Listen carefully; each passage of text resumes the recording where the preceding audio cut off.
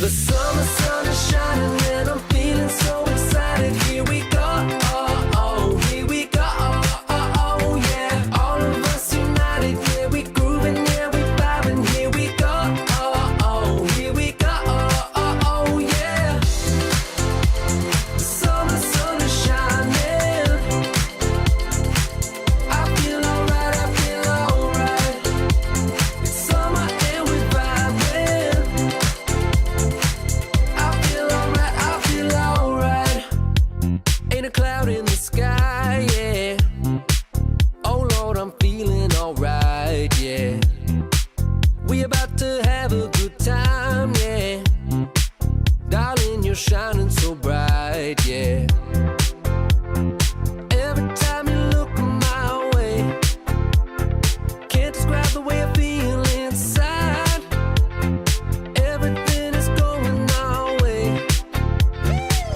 Ain't nothing wrong, cause the summer sun is shining and I'm feeling so excited. Here we go, oh, oh, here we go, oh, oh, oh, yeah. All of us united, yeah, we grooving, yeah, we vibing. Here we go, oh, oh, here we go, oh, oh, oh, yeah.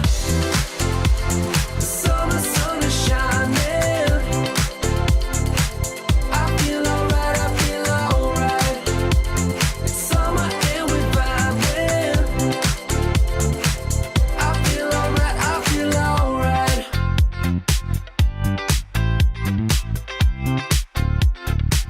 I feel alright, I feel alright.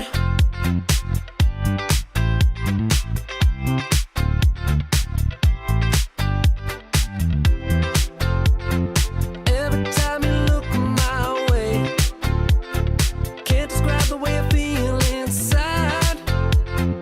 Everything is going our way.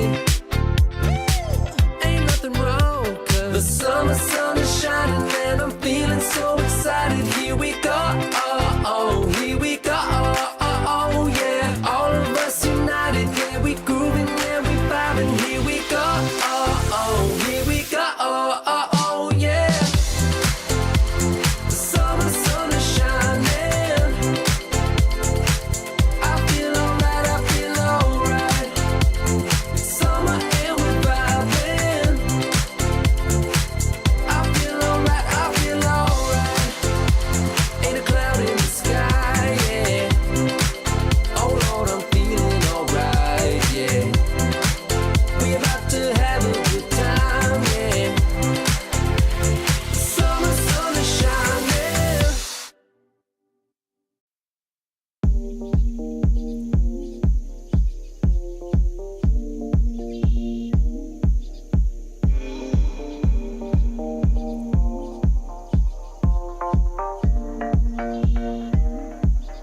Leave it at the door. I don't want no more of this. There's only room for good things here. Chicago came before, as if it don't exist.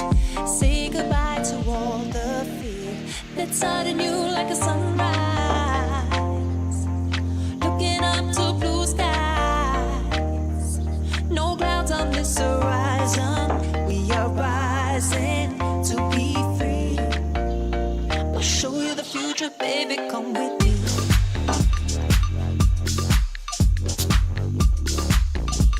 I'll show you the future, baby, come with me.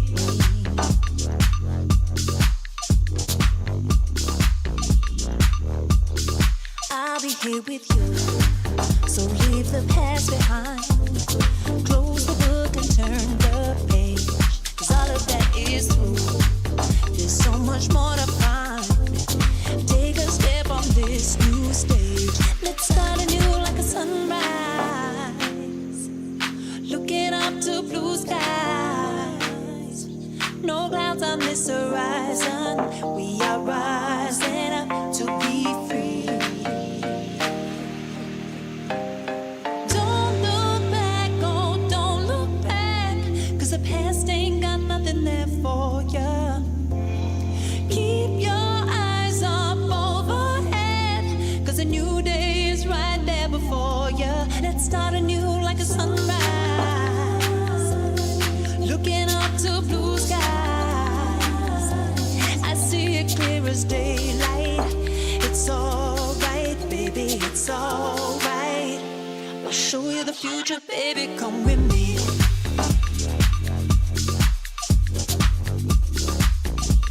I'll show you the future, baby, come with me.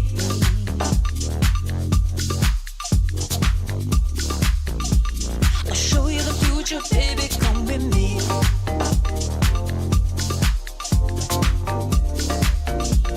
I'll show you the future, baby, come with me.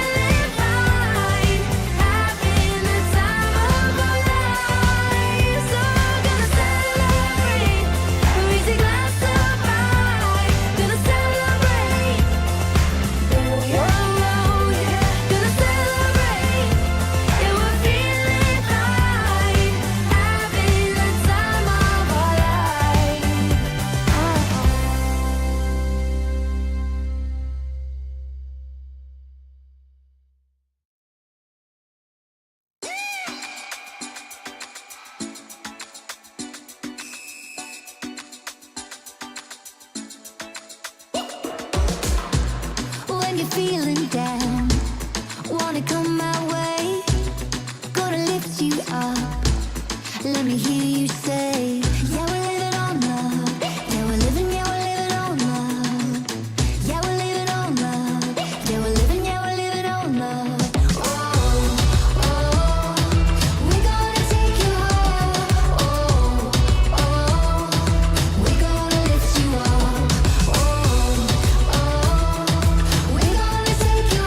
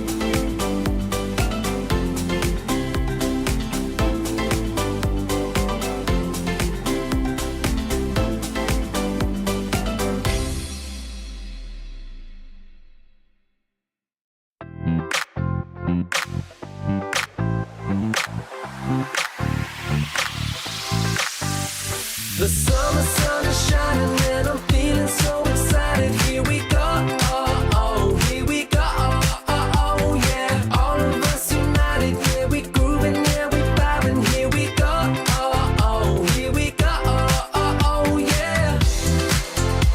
The summer sun is shining. I feel alright, I feel alright. It's summer and we're vibing. I feel alright, I feel alright.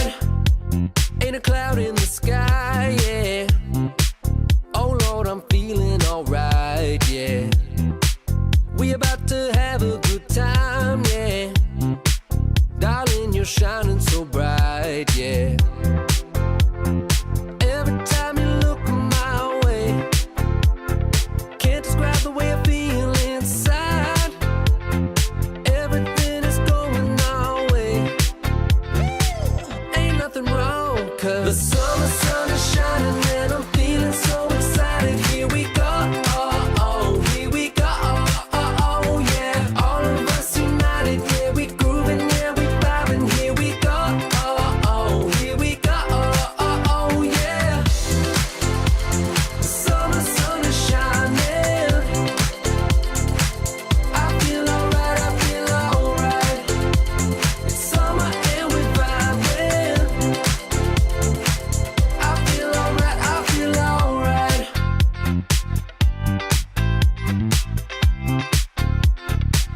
I feel alright, I feel alright.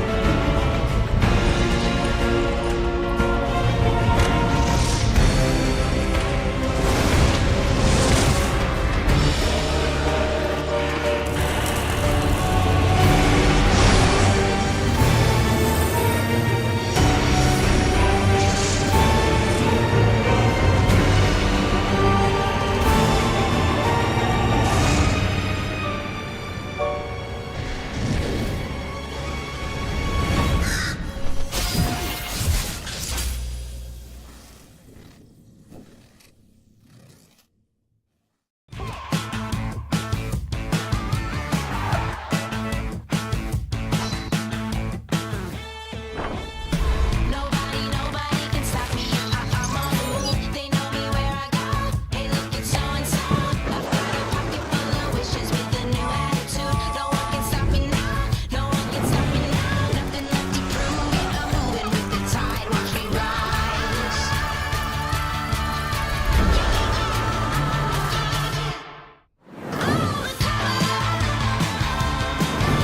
You don't wanna miss it, don't wanna miss it. I'm on the come on. You don't wanna miss it, don't wanna miss it. I'm on the come on. You don't wanna miss it, don't wanna miss it. I'm on the come on. It's about time. It's about time. It's about time. It's about time.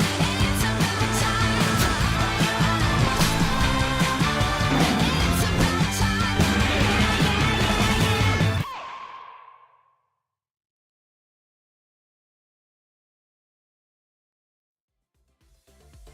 Welcome back to the Ionia Invitational Cup 2023. It is going to be the last day of this amazing event, and it is the grand finals. We are going to be your shoutcasters once again. My name is Giang. With me is Riku. And after the amazing turnaround of events, Riku, we're now here. Cerberus Esports. We have Thunder Talk battling for one last time. I know we don't have the defending champions at the grand finals anymore.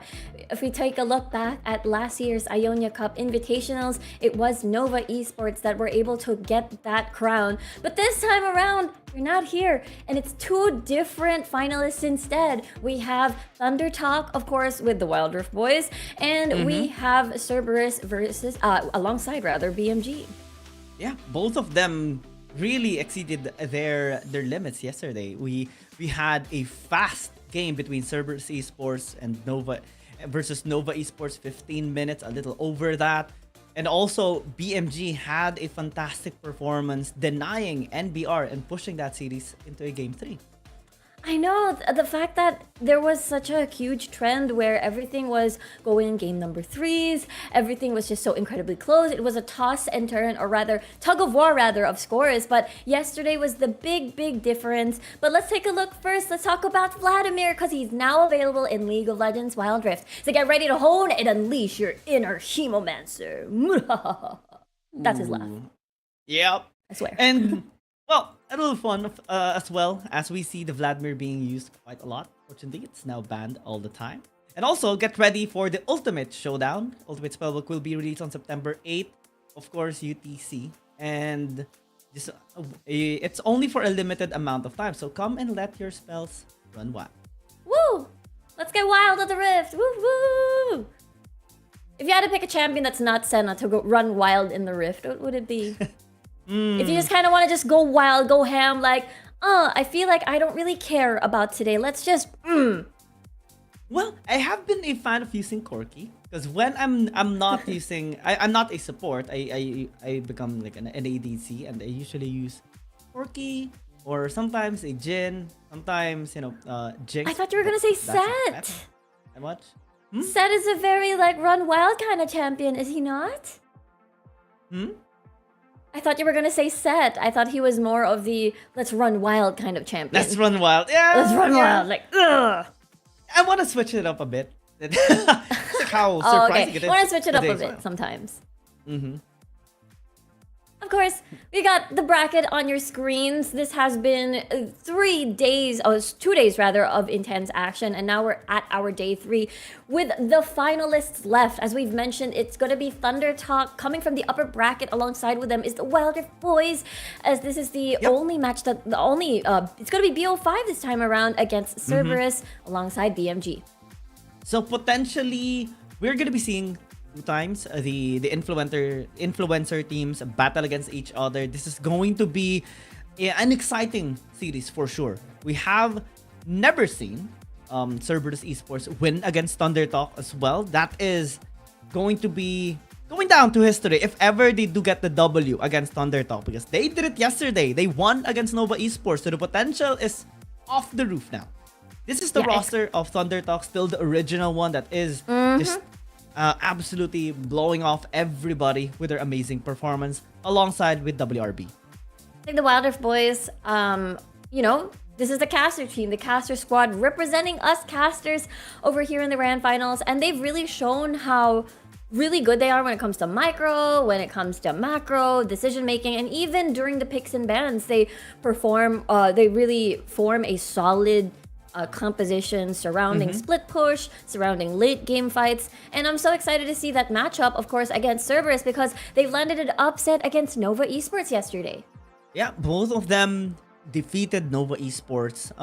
Well, we had the MVP performance of Soil, Naidi as well on the Jax, and here on Cerberus Esports, we saw Y1 out jungling Long yesterday, alongside with BMG, of course, Nidahe on the Gwen, just definitely shredding everybody aside of NBR. Despite their full tank lineup, they weren't really able to make it happen, unfortunately. And now they're out of the tournament. Now we see the top 4 teams, if I can say, top 4 teams here in this finals, paired up, of course, against each other, and will be battling for the best of 5 series. We have seen the development of the synergy as well by these players, just the vibe, softening up, and just overall the bonding warming experience. up with each other like that, like playing games like that.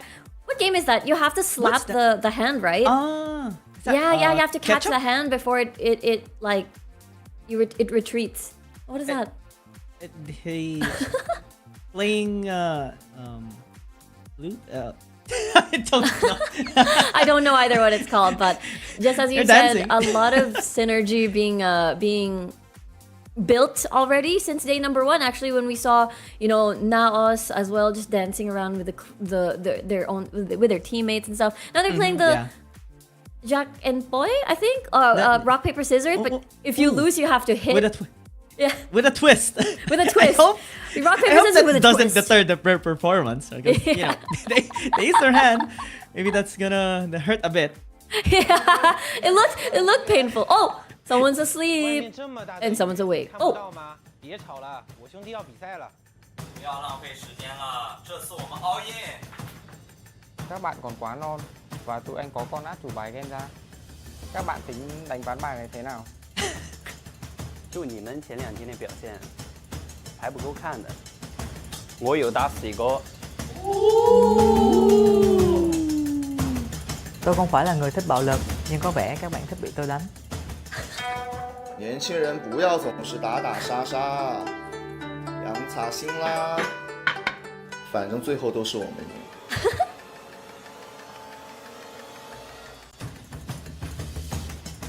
你要这么说，我肯定不服气。我不敢说我是冠军，但我也绝对不会承认我是第二。哇，是梦想和痴心妄想是有区別嘅，建議你乖乖立正挨打。có vẻ như các bạn vẫn chưa hiểu dấu về bản thân. 那我们来给你们上一课。海杯只有一个冠军，这次将会是我们。I absolutely love that they're doing so many random things before they give their lines or their speech. One even had curls. One even had curls and just woke up just to say his even a his line. fan in It's front of him, right? Like a fan is just woke up. There's even one person washing their hands, you know. Washing your hands. Just Right, that's to important. give Washing your your speech. hands. Yeah, while doing the speech. And there's one player talking to themselves in front of the mirror, like, "We will win." Yeah, pep talk. Yeah, exactly Yes. what you need before a match. Pep talk. The best kind of conditioning, I would say.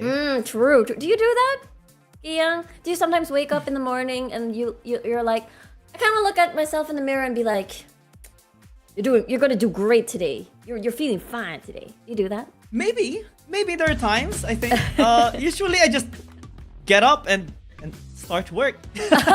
But it is no pep effective. talk. All the pep talks happening mentally. Got it. Yeah, like inside my brain. Unfortunately, I don't have a mirror on my so I can't do that. I mean, that's okay. You can use your phone camera to be like, I'll yes, do that. you got this. Yeah. I'm taking notes right now. All right. Technique. Next time, Next time. place my phone, talk to myself. Yep. Just you gotta take that advice, you know, from these players because they know what's up. They know how to do it. They know how to play. They know how to do the what do you call this? The pre-game preparation. Pre-game pump. No. Pre-game. Like pumping ritual. yourself up. Yeah. Yes. Exactly. Just hype yourself up. Get ready for the action. Fortunately, there's not raining anymore.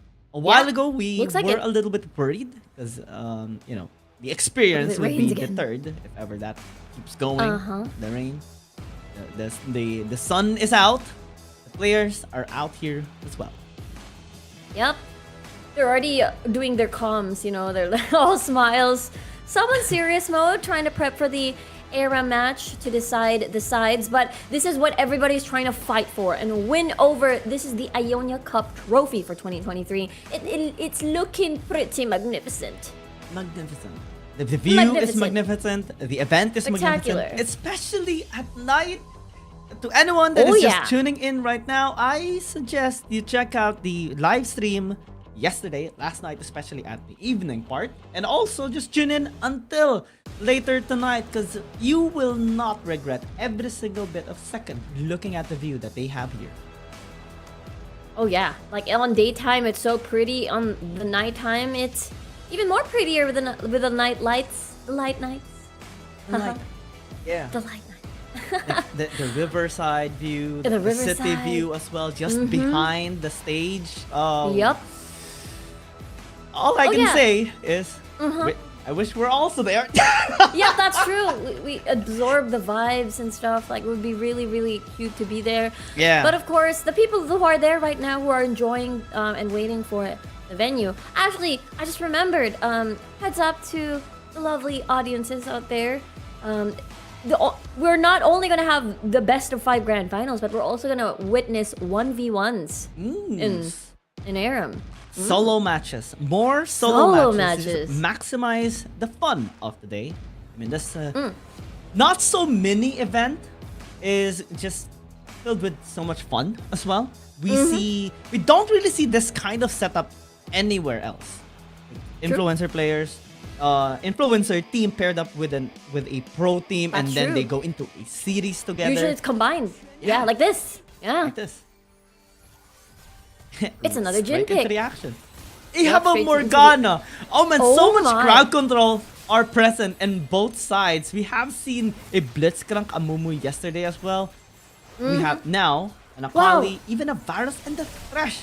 That's good engage. We have a Senna though, so I'm rooting for YOLO here, but They have a first blood already on Cerberus Esports and BMG side. YOLO was so close to his death. Good thing there was a shield in play right there. I think that shield was just from Airy. I'm not sure if... Oh no, actually, he's on grass, so I'm not sure where the shield came from. Probably barrier. Oh dear. I'm saying a bunch of these spells and they don't actually exist. YOLO has a flash and a heal. I just know they got a shield from somewhere. They have the shield, they have a heal, they The have... lantern! Oh, okay. things. Problem solved. Okay. Problem solved. I'm scared That's of how it YOLO lived. on the Morgana. Yeah? Yeah. That's an every ARAM player nightmare. Requirement, yeah. It's so Anyway, good too, because you see- can just do this. Catch is there. And BMM is almost reported as AFK just because of the duration. of that snare. Whoa! Piercing Bye-bye, arrow. root forever. See you later. Yeah. Imagine getting Okay, the thing... an alert of AFK. Yeah, for sure. They have to be because of the Morgana dark binding. No, and that too, the death sentence. Dawning Shadow gonna be used. Missing the target. Shin is still alive as the curtain call is being used by Whoa. Yufan. They're a bit overextended. Oh my. BMM actually secures that kill at the very end. Quite fascinating to see.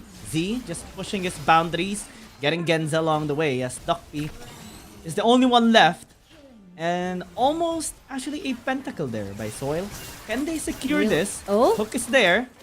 No sentencing of death for the meantime. DYDB is there to get... They want to secure the penta, but it's not possible anymore. As Duckby remains alive for so long before he eventually falls. Finally, the kill actually went through. It's a poison that got him at the very end. Eventually, oh, Chain of Corruptions is not gonna hit 90. I want to point out that the Wild Rift Boys combined with Thunder Talk, the Black Shield is so important with the Snowball.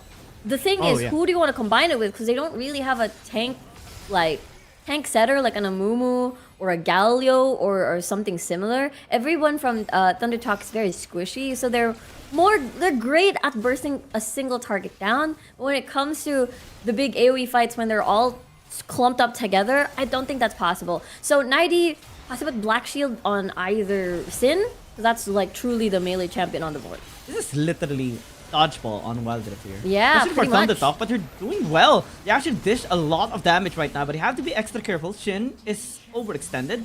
Does have the parry to negate all of those crowd control. DYDB almost gets chunked down to 0 HP.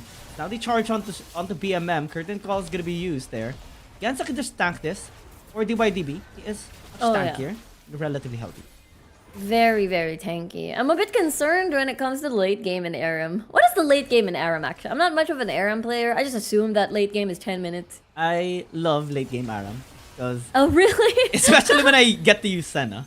Even in here. Oh, I bet. Senna is here. absolutely annoying to go up against a Senna that has full items. Oh yeah, I bet. Dawning Shadow just pretty much covers the entirety of the lane, so really no escape from that one. Like that. Yeah. Oh, Zin just wants to wait before everybody else gets that heal. But yeah, Thunder Talk, very squishy comp, TLDR.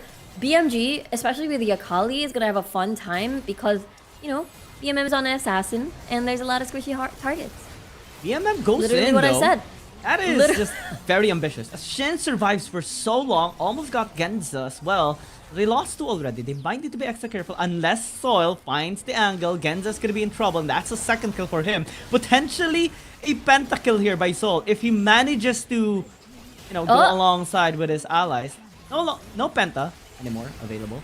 Yeah, But he is trying his unfortunately, best. it's just too strong. The heal, the peel, Will he survive? and the No. root. Oh no. The poison You get to buy is some items, though. ridiculously long. What? It is. It is. There's just so much roots in this game. There's a Death Sentence, Chain of Corruptions. Actually, Varus and Thresh are two classic champions that are in lane together. Because they're both very single target heavy. You get Death Sentence 1, Chain of Corruptions after, and then just kill. BMM has been super confident as well with this Akali. I mean, he is an extraordinary Akali player. And in this I agree. ARAM, it remains the same. I mean, normally we would see some kind of hesitation, a little bit nervousness by some players, especially with this unique setup. Ooh! Wow, that's Wow. a fantastic combo that they got, and Morgana is down as they extend even more Chain of Corruption onto Soil. What? Needs to be Look extra at careful, this. but the Curtain Call is actually doing the job here to zone everyone away from Cerberus Esports. Lost 2, Shin as well, gonna be charging forward alongside with ZS BMM. Contest them, it actually needs to be extra careful. Perfect execution, perfectly executed as he tries to get more, flashes away. He ends up here seeing Arrow. Yeah. Assisted by a They're margin. so low. But it's a You 3 can for just 3. do that shock blast. Snowball. Get in. One more. I don't think Z has his shock blast anymore. It's off cooldown, so he doesn't have the entire thing. Uh-oh. But Zin, however, oh no, too late. Almost hit him with a piercing arrow. There's the snare. There's DYB. DYDB Oh, no. just following up. It has been a back-to-back action as anticipated. But they also anticipated if you are there. Yeah, I think Zin was just trying his luck before because he needed to go back home to base and die anyway. So maybe he was hoping to get one kill before he came back for that extra gold and less presence in the lane. But I'd really like this Thunder Talk composition. They're too squishy, but there's a lot of firepower involved, especially with the Twitch ult. 90. Should be fine. Okay. Still has the Black Shield. Ooh. That damage is tremendous. Still There's a 90 lot. is It's alive.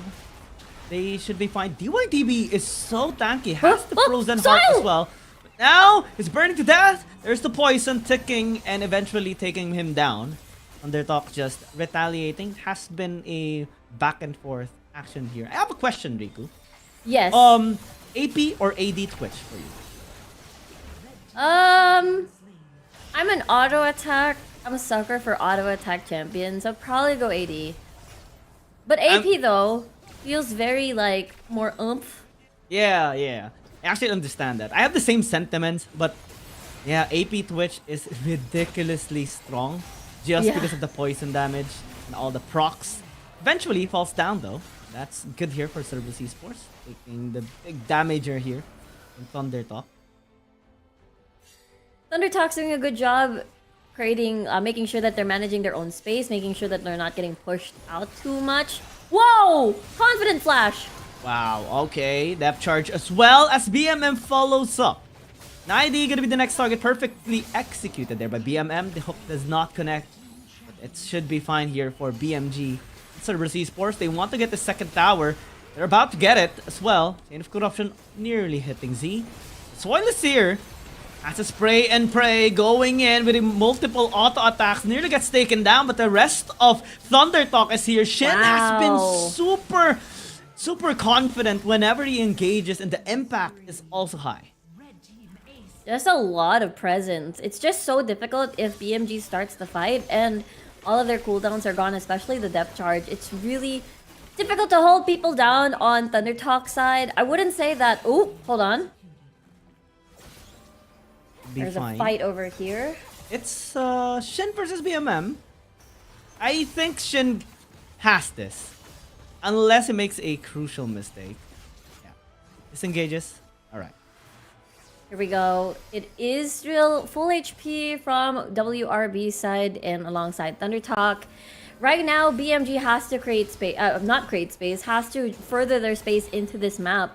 Because even if they tower dive, there's really not a lot of damage dealt on that second tier tower over here in the blue side's team. So they have to do a sneak attack. Even though they're being aggressive with how they're...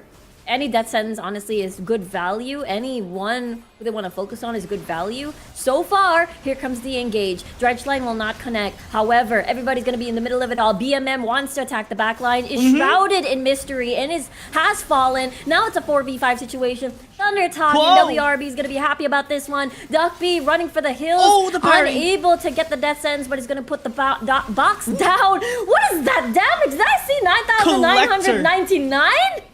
Is that max damage or what? Insane execute damage, especially with the Collector. Now it's up to Duck B saving the that's game. where it came from. I was so surprised. I'm like, why is it 9,099? I was so surprised. Okay, that's where it came from. Okay, Yeah. right. It gets me surprised as well at times. Especially with the trigger executing, or the threshold rather, of the Collector. Sometimes it doesn't work, but when it works wonders. It's instant. Yeah, it's like, it's lethal. It's dead. It's done. That's Genza for ya. Dealing a lot of damage. But even if Thunder Talk and WRB are losing, air quote, losing all their members after a fight, they're still able to take down objectives. So Cerberus has to catch up. Yeah.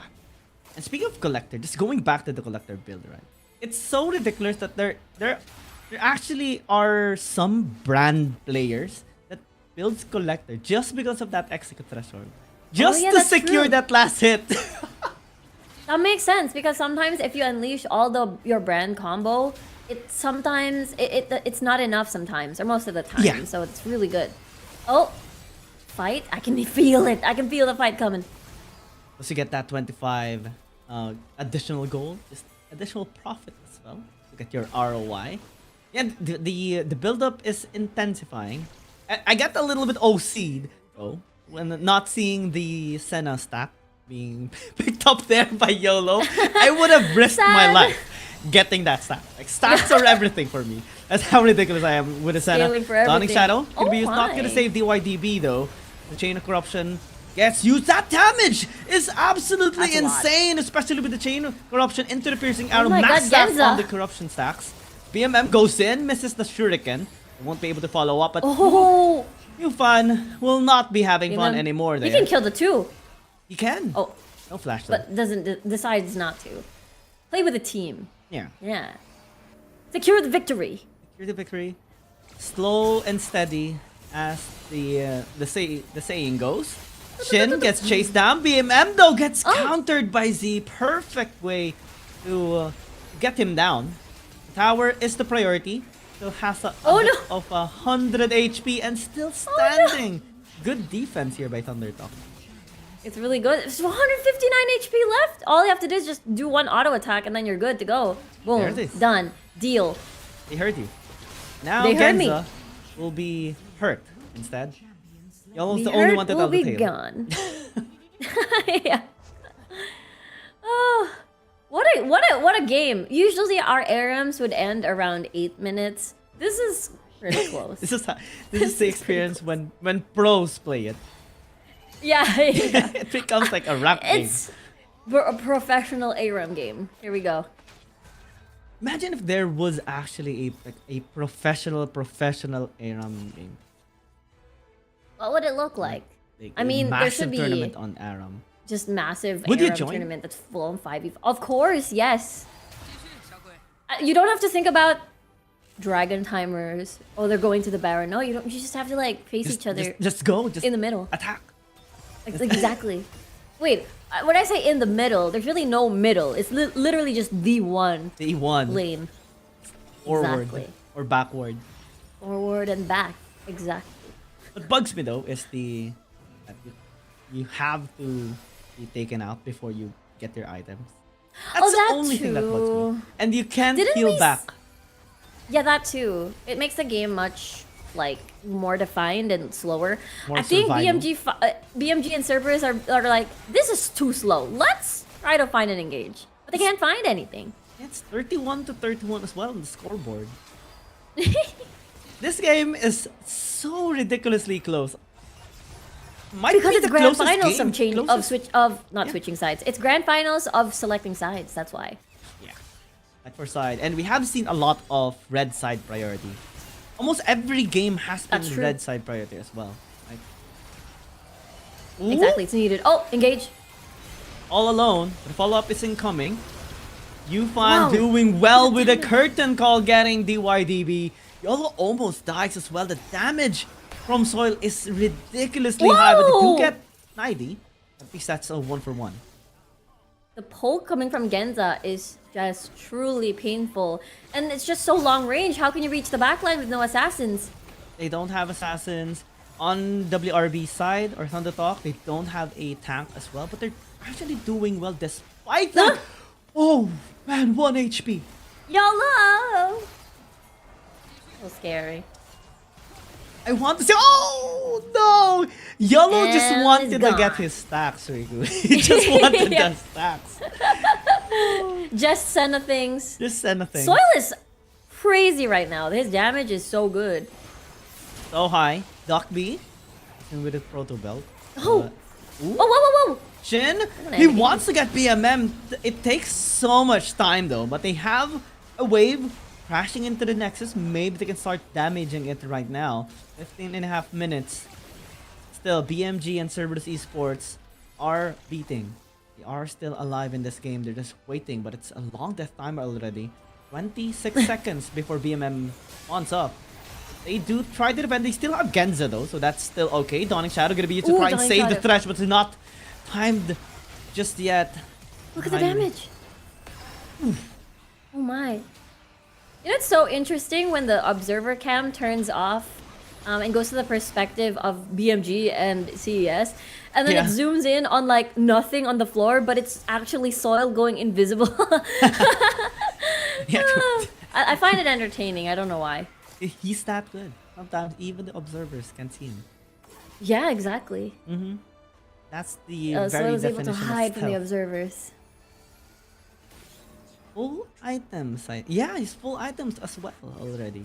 Has the Rune and 77-11. Shuriken. That's the only AD item that he has. Yeah. Just for more auto attack speed. And more stacks.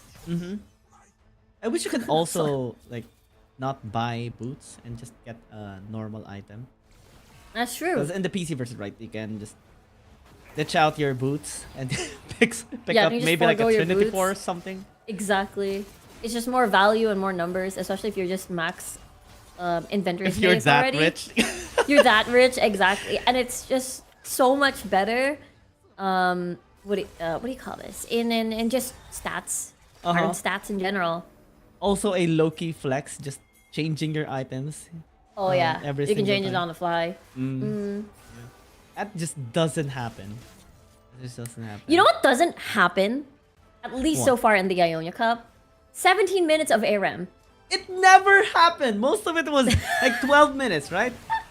12 minutes. Yeah, the slowest game that we had on ARAM, at least for the Ionia Cup this year, is around 15? 14? Yeah. Around that. This one can... I'm This is not even gonna be ridiculous. surprised if it reaches more than 20 minutes. The pace has been quite slow, but it's intense still. The intensity of It is. these two teams is still very high, but they're just playing it really safe as well. They don't want to lose. Definitely. Choosing red side is the utmost priority, and neither team wants to give that away. It's just so important in countering. Here comes the curtain call. They go in. Shin is leading the team right now and is doing a really good job getting DYDP until the very end. He's holding his own though. So No low. way. He's still alive. How is that even possible as BMM infiltrates the back line? Now they have 2-for-1 trade. They go in, the flash. Flash out by Z. Still alive. Do they have wave clear? I think they have from the Morgana. It's kind of on the shock blast. And the soil as well is just okay. So we'll have to see because that's 4 against 3 with Z half HP. Shock blast. Oh, maybe they're fine. Tormented soil. Also the Twitch abilities. Yeah, you're right, Riku. The wave clear is really high on WRB and Undertalk side. Same goes for Cerberus Esports and BMG actually. You have a lot. Oh, spray and pray. You have to be careful. Almost there for YOLO. Just so much. This is just 19 about minutes. 20 minutes. Okay. The reason why a lot of these teams are giving much importance on this ARAM match is because it's the side selection on the line, it's grand finals on the line, it's $80,000 on the line, it's 87,000. That's almost, plus. Like that's not the plus. exact number. It's higher than 80,000. It's just approximate. That's a almost lot. 5 million pesos. Yeah. Oh, is it? Wow. Wow. Yeah. Actually, you're right. Huh? I should have like converted that. I actually I'm a fan of food. That's almost like 5 years or a lifetime of food. Oh! YOLO is Oh my down! gosh! DYDB as well. This might be it. Thunder Talk. WRB, they need to be extra careful though because BMM is still there. But only for a short time as they got him as well. Genzo! Oh!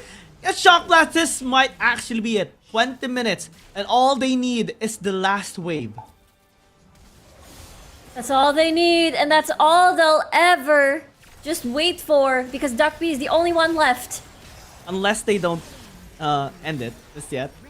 It's like, UFan I guess doesn't they're want to not end. ending it. Okay, he will. Oh, never mind. Okay. We are ending. I thought he would be like, nope, we're not ending yet. Oh my god, the expressions of Thunder Talk and WRB, they're like, oh, 20 man, that's a long ARAM match. 20 minutes. Almost 20 minutes.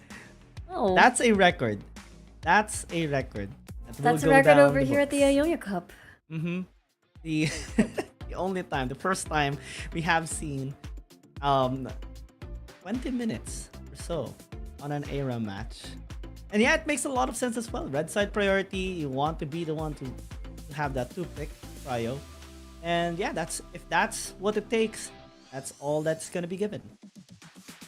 I know. I think I do think, based on my memory, it does feel like red side has been winning a lot more versus blue side. I think it's what do you call this? It's because of that, the two pick priority, the able to counter basically in the draft and see where it goes. You can just whittle down the bands and then your opponent is stuck with just the first pick and you get two. We've seen aggressive first two picks, like having a Jax Fiora, having a Camille Fiora in literally the first two picks of red side. So we'll see. We've seen it not work, by the way, because it's such a greedy draft just to deny and put that on your draft. Just so many very resource hungry champions. So maybe people will take a book out of the Nova draft from yesterday and be more careful on getting a lot of these late game scaling champions. Oh on yeah, their draft. I mean, yeah, it's important to take like late game scaling champions. Resource heavy champions are there for a reason, but if you have too many resource heavy champions, that can be a detriment. And that was a hard-earned lesson for Nova Esports, in which Cerberus Esports had the better draft. I actually want to commend them once more before we start the series because of that amazing composition that they built up despite the target bans that they received from Nova Esports. And now I think they're really prepped up for this matchup. I don't think many people expected this matchup to happen, just given the fantastic background already of these CN teams. But we're happy to see this. Again, it's very reminiscent of the Wild Rift League Asia Season 1 of this 2023. Wherein there's an APAC team against a CN team. And this time, it happened again. Different teams though. We have Thunder Talk and Cerberus Esports to be helped out by Wild Rift Boys and BMG. Yeah, I'm so excited about this Grand Finals matchup, mainly because I do think Cerberus is very prepped against Thunder Talk. They showed their prep against Nova yesterday. So I have a lot of confidence for Cerberus coming into this matchup because it does feel like their strength lies on the early to mid game. The struggle against a lot of these top CN teams is always the first objective, the second dragon upwards. Usually the outer perimeter of pre-late game up to late game. Or sorry, post-mid game up to late game. So at this point, there's already like a 10k gold lead most of the time, and it's very hard to come back. That's the reason why we're seeing a lot of games where people are not fighting, because they know if they fight, they're already behind. They know that they'll lose because of the gold deficit. So the biggest question is, how do you even make sure that the early game doesn't snowball out of control? One thing is that we usually find out is that tower trading, a lot of the matches that we saw that ballooned into 10k gold deficits is that 3 outer turrets already taken, but no trades whatsoever. Cerberus Esports managed to do an amazing job by making sure that they trade, not only trade, by the way, get all of the objectives. They got Rift Herald as well. So I think it's so important to make sure that they win early game fights, because that's where they're good at. Yeah, that game of Cerberus Esports and Nova Esports started off so well for Cerberus Esports. The Dragon takedown through the steal of Y1 and also that RH denial of steal to Long. Exactly. This is perfect. I think if they can pull that off against Thunder Talk, then I mean anything's possible right now. I mean, they have defeated the jungle god of Wild Rift. might as well Oh, just yeah. take on Thunder Talk as well. And it's just a tone setter of, okay, Cerberus can definitely, it's not a zero possibility, even though we know that Thunder Talk and the CN region is incredibly strong. It's not entirely impossible for Cerberus to, you know, take this home, take this back, and become the Ionia Cup 2023 champions. The thing is, though, Thunder Talk is just so good at taking care of their lead. After they've made sure that they have 5k gold lead, it's so hard to either even it out or just turn the tables in general. They're so good at taking care of their lead. They know where to go and what to do to make sure that they further their lead even more. So I do feel like this matchup, Cerberus has to win that early game and then just nail it down. Nail that lead down and make sure you don't lose it. And just keep fighting and fighting and fighting. Because we saw how Nova Esports, when they get a bit frustrated, they want to keep fighting and just get gold through fights instead of through farming, right? Like they felt like we should have won the previous fight. Let's fight again. Let's try. Let's even out the odds. But no, so I think that's Cerberus just has to take a page off of that book from yesterday and hammer it down. And it's every single player of Thunder Talk that's that really completes the roster. Like they're very independent, but their synergy is also equally as deadly. X-By shines a lot, Shin as well. Z is the outplay god of mid lane that even contested the likes of Anra 9. X-By had history out jungling Long already during the past tournament.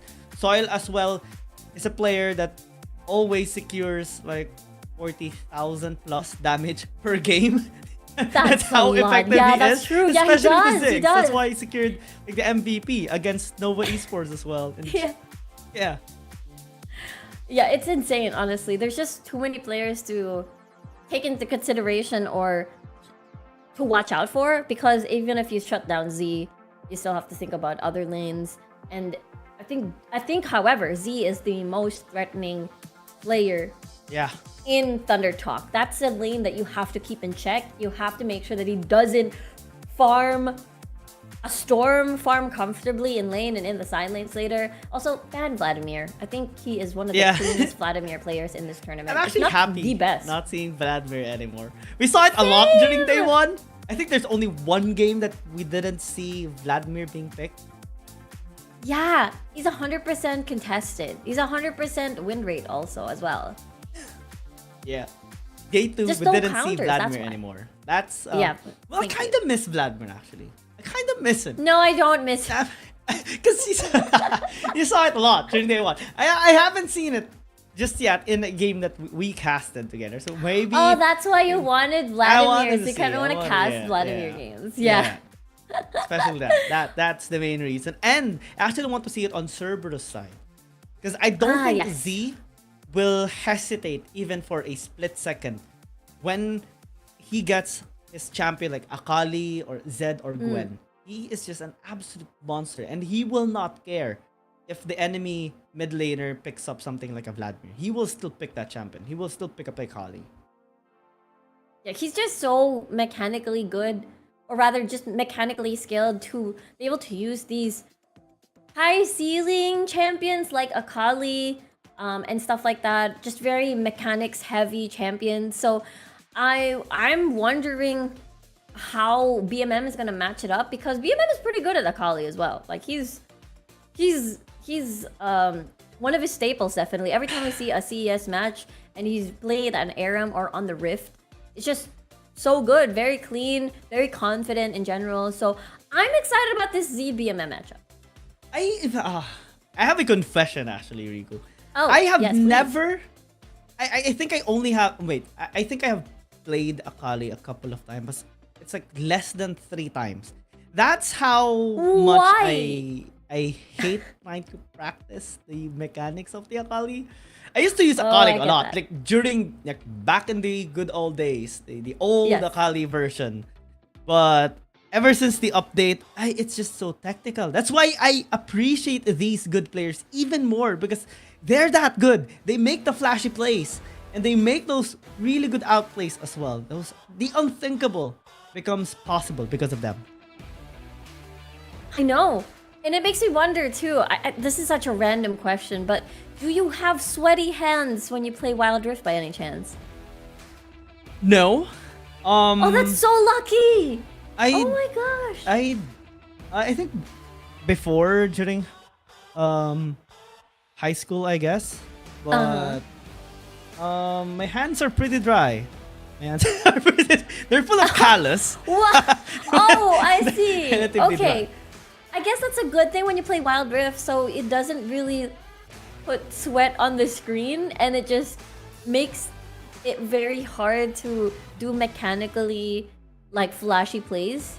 Because that's what's happening all the time when I play Aurelia, Akali. I really like playing those champions, but the problem is if it gets so intense in a 1v1 situation, my screen is kind of low-key wet and I can't push buttons. It won't input. no. It won't input. And I know it's a common. I know I'm not the only one who experiences that, but I'm sure chat can relate. Some of you guys can relate to that. That's why I know there are finger gloves. Yeah. Have you bought to them? play?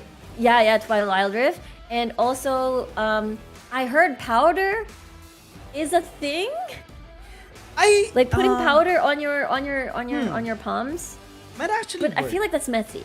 I've actually bought the gaming finger gloves before, but not because my hands are sweaty, but I think it looks cool. I think I look like a pro just using it. So it's the esports mobile esports equivalent of like It's like you have a getting your really cool gears. motorcycle. And Yeah. then, yeah. And you have those gloves, those riding gloves. Yeah. It's like going I into the agree. gym. You have your lifting belt. You have your really fancy water jug, stuff like that. Yeah. It's exactly that, right? Oh yeah. So imagine you going over to your friend's house and then, yo, let's play Wild Rift, and then everybody brings up all of their phones out, and then you, okay, hold on, bro, and then you just pull out like the two finger gloves from your pocket, and then you zip, and you zip, and you wear it. I won't Okay, I'm just ready, bring bro. out my finger gloves. I'll bring out the phone cooler, the extra fan, the extra charger, the power bank. entire, I'll like, be setup. packed. Oh my god. The teams Is this are the packed as well. equivalent? They're here. Yeah. You have everything. It seems that's like the equivalent of like a gamer desktop setup with RGB lights, except you have it on your mobile phone. Amazing. Yeah. That's just theoretical. I don't actually have. Oh, okay. Like you're just imagining. Yeah, I'm But just imagining. It looks You're cool. just I think. imagining. But here we go. It's the grand finals of the Ionia Cup Invitationals 2023. Cerberus Saigon, hailing from Vietnam, up against Thunder Talk from the CN region. And Vladimir, we are so happy to see Vladimir banned right now. Yeah, Fiora as well. I'm actually happy seeing the Fiora being taken away. Finally, we see a respect on this recently buffed up champion. But even without the buff, this champion is really fantastic in the solo lane. And Camille as well, gonna be taken away here by Thunder Talk. Looks like we're going standard. Potentially a double marksman prio here by both teams as well. And things are looking fresh, looking good. Yeah, it seems standard right now. I'm just so happy. You're right that Ziggs and Varus are out of the table, which means we might go for the usual double marksman composition. Not centered on wave clear duty, but basically heavy on the team fight part of things. I like this Gragas first pick because it gives a lot of mystery. You don't know where this is going to go just yet. But for Thunder Talk, this gives them priority on getting the next best thing, really good scaling, which is Kaisa. That means there is still that Zeri available later on. Oh, please lock this. Yes, please. yes. I'm so happy. Yes. Take it. Take it. Just Take it. lock it in. Lock it in. Z will love this. Absolutely love seeing this Akali not being banned. You don't let Z pick up the Akali. You just don't leave this champion open. Because he is a beast with this Akali. And it's a good takeaway, deny as well, on BMM side. Oh, yes, please. Okay, the Kazakhs, if this is locked in, I'm so excited about this. Sorry, Zeri, we'll talk Lock. about you later. But Lock. Kha'Zix is the pick by Y1 yesterday that was able to get victory over Nova Esports. Yeah. Because the way that it works is that you pair the Kha'Zix with a global champion, and then you're able to invade the enemy jungler and make it a 2v1 situation by having a Shen or a Galio. The biggest question is, does Thunder Talk acknowledge this and remove the Galio and the Shen at the second phase ban phase rather? Because, well, they have removed the Ziggs already, which we saw being used by BMM yesterday against Nova Esports. The Cassidy didn't gonna get banned away, so that leaves either the Shen open or the Galio open. But given that the Gragas has been picked up, this might be the support already. We Yeah, that's true. don't really see the Gragas being put in a solo lane or in the Baron lane that much for Anywhere other teams anymore. aside from Nigma Galaxy. I think they're the Yeah. only team who actually pulls or attempts to pull that off. Yeah. What I want to see from Thunder Talk is they need an Alistar on their end, because they need disengage if they want something to slow down the pace of the game, because we know Cerberus likes to be aggressive at early to mid game. I'm actually perplexed that the Galio is being banned, but then again, it's one of those things where the Gragas is already your support, so might as well just remove the disengage champions on the board. I suppose this is an Aatrox jungle. Akali, we still don't know, because the Kai'Sa can still go towards... No, actually, they're lacking a support. I think the Alistar would be perfect here. I'm actually confused right now on the priorities of Thunder Talk, because, well, Volibear most of the time gets picked in the jungle, Aatrox as well. Sometimes we do see it in the Baron lane, but I think maybe they're taking that risk already, anticipating that maybe Cerberus Esports would pick up a tanky top laner, which right now is coming into play. The Ornn is being hovered. They're happy with this exchange, I think, for Thunder Talk. And they're just ready to pick up the Alistar later on as their last. This is gonna be an Ornn top, if I'm guessing correctly. Because usually when we see Ornn, it's either at the bottom lane, at least for this tournament. There you go. You mentioned the Alistar. It should be selected because you don't want Braum. I think Braum is pretty decent versus 3 melee champions, but that's just 3 melee champions. It would be better if there's 4 melee champions. Yeah. So I think the Alistar is pretty good on this. Wow, 4 melee, practically 5, because Kai'Sa is very, very short range. You're expecting her to use Killer Instinct Everyone goes aggressively in. into the enemy and be on your... Yeah, to be very, very close. So this Thunder Talk, TT, doesn't stand for Thunder Talk. It stands for Tower Tive. Tower Tide? I kind of forced it in there, but please just take it, and everybody. Tower Tide. takedowns. Tower takedown. Oh, yes, that one. Tower. I'm trying to think of more words to use. Tower. Tower. Thrive. No. I Tower made it worse. thrive. I'm sorry. Let's just leave it at that, I suppose. But basically what they're going to do is they're going to tower dive constantly. They have the ability to do so. It's just so tanky. There's also the initiation coming from the Volibear. It's just, and the Killer Instinct follow-up. It's just so good at tower aggro jungling. On the side of Cerberus, you know what? Let's go into the Rift before we talk about it.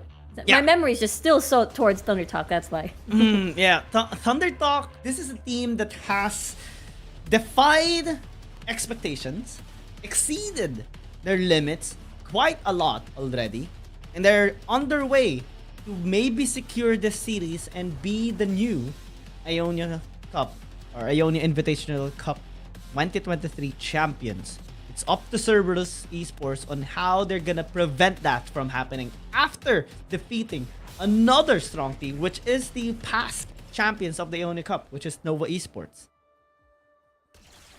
Imagine Cerberus is the ones that took down, and as well as, of course, BMG. Able to take down the team of NBR and Nova Esports combined. And while they do not have a similar comp, I was actually hoping for them to have either a Shen or a Galio on their end, but instead they banned it out. I like this Karma pick as well. Instead, it's gonna be just AP damage on the bottom lane. It's not really as effective of a wave clear. It's a quite short range for BMM here on this Karma, but it still does the job. It still clears the wave with the cask of the Gragas. I'm a huge what if person. I like thinking about theoretical things. And one of the things I have thought about is, what if the Aatrox alongside with the other old champions was actually here on Wild Rift? The old Olaf, the old Fiora. What if those champions, like the previous versions, were actually here? That would have be been amazing. so I think fun. that game mode would probably be called Legacy mode. Where Legacy mode. Yeah, Legacy mode, where you just play League of Legends Legacy, and all of the old, even the old art, when you load into the Rift, is old hold on, Urgot, Amumu, Sadamumu, Annie, old splash art, and even the music is gonna be different, like old music. The Rift is gonna be different. The old Rift. The old Rift. Oh. The old Rift. Yeah. Yeah. Make it happen, Riot. Legacy League of Legends. You're dropping gold right now, Rico. Dropping gold ideas here. Riot might be listening, and if they are, we're gonna be happy with that. If they integrate it. They dive on top lane though. That's first blood here for Thundertalk. Perfectly executed, as now it's X by tanking the tower. 2 kills in an instant. Perfect way to start this game. Do you remember what I said earlier? Tower time. Tower time. Tower time. Exactly. So this is the composition that we were hoping to see, and I'm so happy Thundertalk is doing this. So there's just a lot of dive potential from Thundertalk. If you do not have priority in lane, if you're forced to be under tower, this is exactly what's going to happen to you. If you don't have wards to anticipate this, actually, no, it doesn't matter. There is a ward there. They're just going to dive through. They have access to your tower, and then they have a lot of damage and tankiness to even juggle tower output. So this is what I like to see from Thundertalk. I almost call them Thunder Tower Dive. time. Tower time. Oh! Ooh.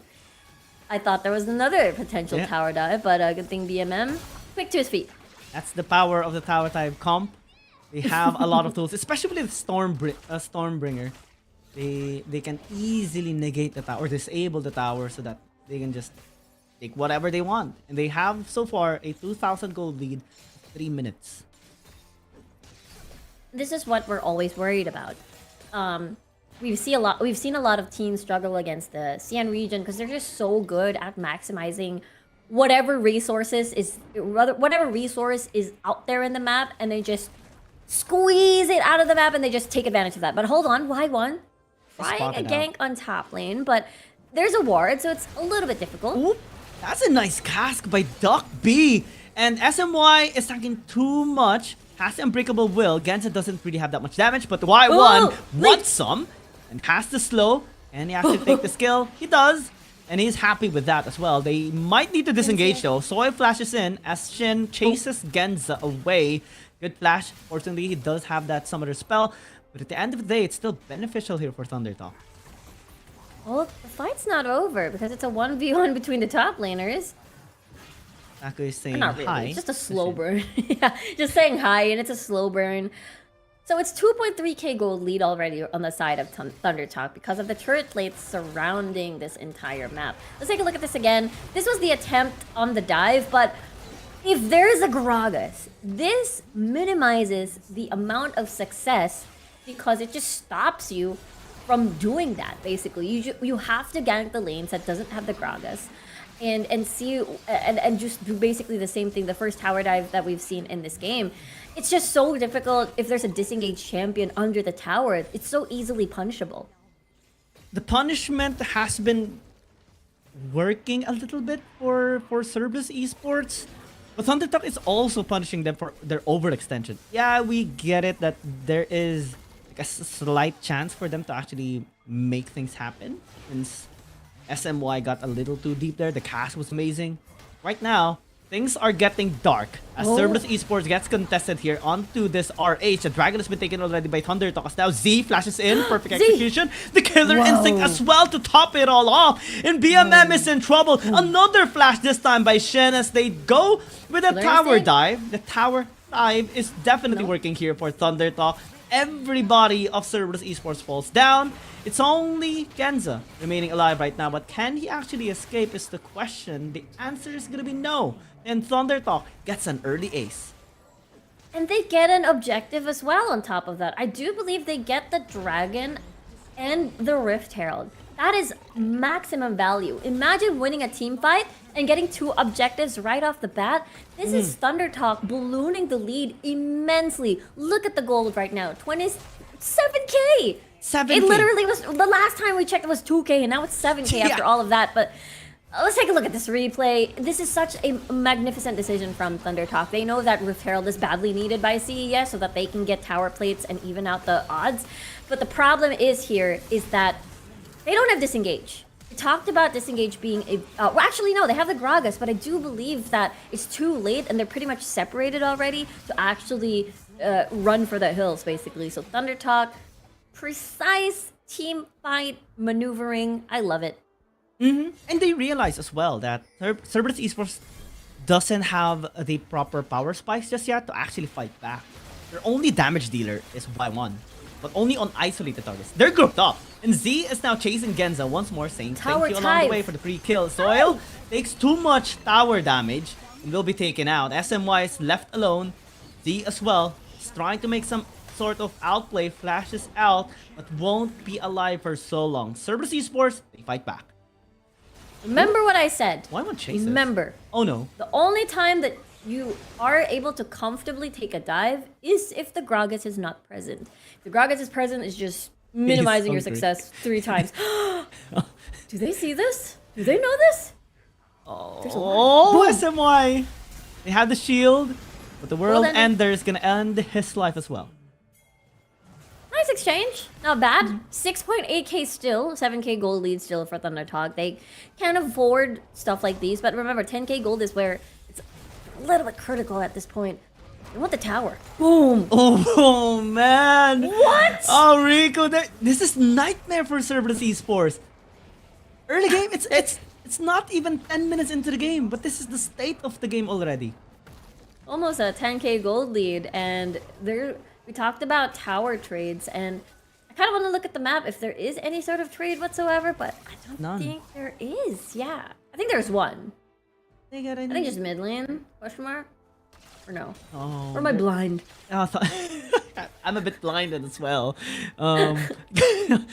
Especially because of the flashy plays that Thundertalk has been making consistently here in You're this gonna be game. blinded. That's the thing. Blinded!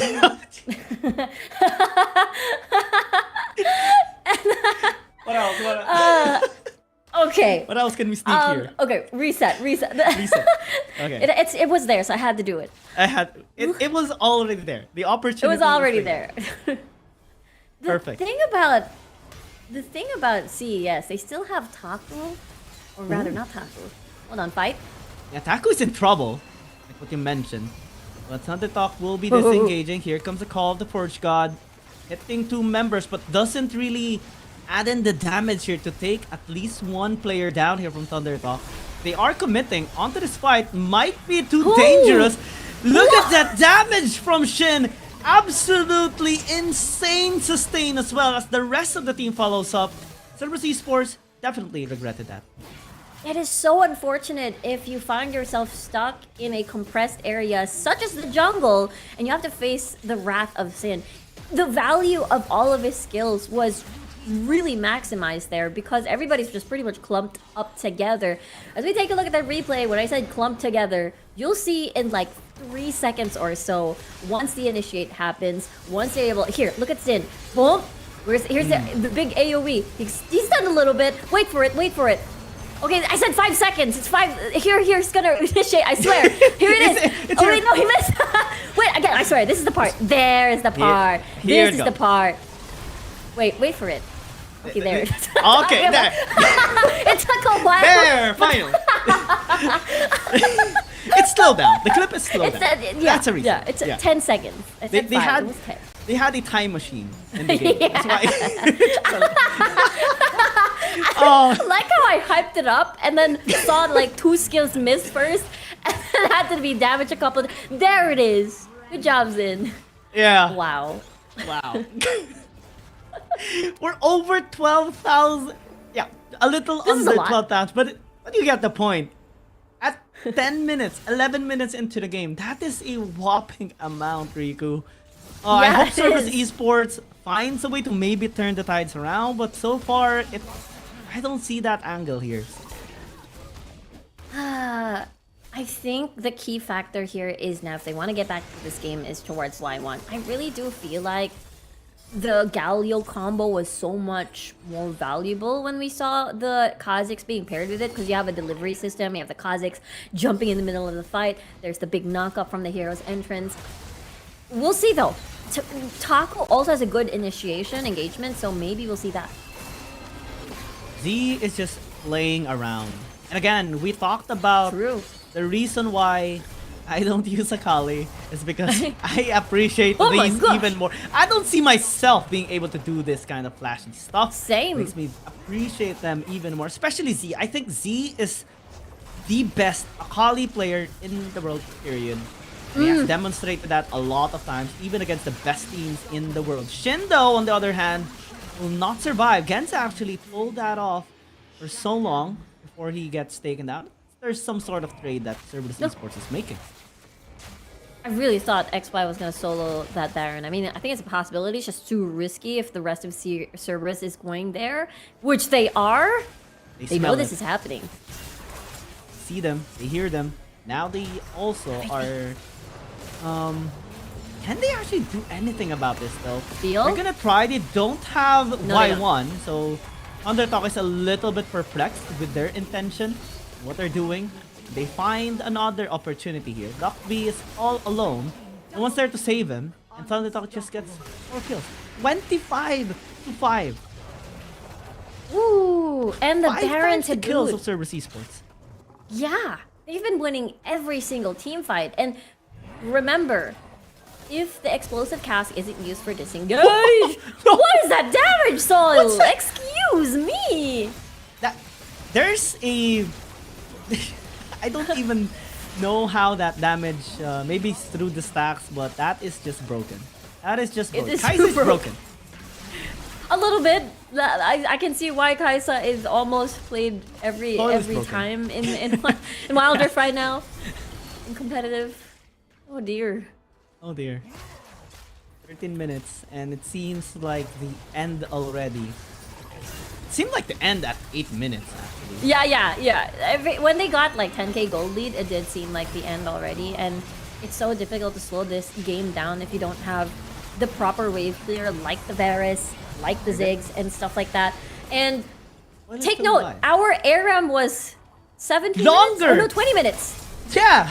How is this even happening? Yeah, the ARAM game was longer than this game. That's how dominating Thundertalk is right now. This game number 1, and they're just closing this at 14 minutes. I'm speechless. That was pure domination on Thundertalk. Thundertalk, the Thunder Dive comp that we saw is just so powerful. If you don't have priority in lane, then you're just very susceptible to these dives. We saw a bit of, retaliation from Cerberus with the Gragas being dove twice, and they're able to turn things around after that. But it was already too late. I think the 8k gold lead, 5k gold lead was enough for Thundertalk to keep hammering down this gold deficit, and they can afford to lose 1 or 2 fights. It's fine. They're still able to get the lead when it comes to turret plates, kills, farm, because they got priority as well. Imagine if you get priority, it's so difficult to just you lost a lot of weight. Remember that first dive? That was 10 caster minions, and you get dove upon. So much XP and gold lost after that dive. So just overall, Thundertalk taking advantage of their composition. Well done, well done. They had the perfect way to start the game and the perfect way to take control of the full game as well. That is why Thundertalk is so scary to go up against. They play things so methodically. They are very, very hard to counter. It's so difficult to take away their champions because they have a vast champion pool as well. And the way they have outdrafted Cerberus Esports is perfect as well. They anticipated the Ornn being picked up. That's why they blind picked the Aatrox. And if actually, I just want to add this. I think Cerberus Esports might have had a better chance if they picked up a bruiser or a fighter top laner instead. Oh yeah, true. It did feel like everything was taken off of the table. Maybe a Riven for Taku, perhaps, because we didn't really know where the Aatrox was gonna go. But let's check out the MVP. It is going to be S by the leader of the Tower Dives. Oh yeah. The the initiator here of Thunder Talk. Yeah. You got that? You got. Yeah. I got that. Wink, wink. 50% kill participation. I actually thought it was more. It looked like 90. It looked like he was involved in there. every single dive. Yeah. This Huh. felt like more. Maybe it's not involved in... Oh, I think I know why. I think it's because some of the fights were started by the Alistair, I feel, and then him is just somewhere else like farming. Probably that's why. Well, that is just game number 1, everybody. We still have more games to go. Again, this is a best of 5, and for game number 2, Riku and I will just hop in a short break. You're watching the Ionia Invitational Cup Finals, and we'll be back after this one.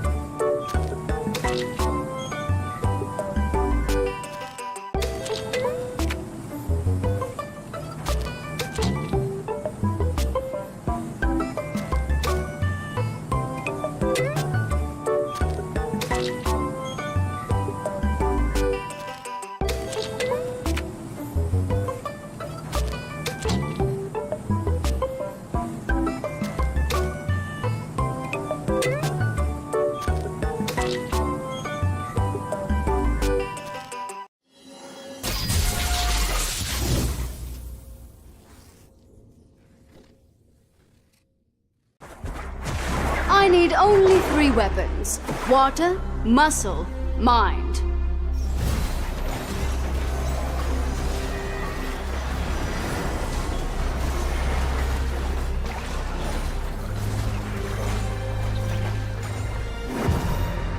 Water to me!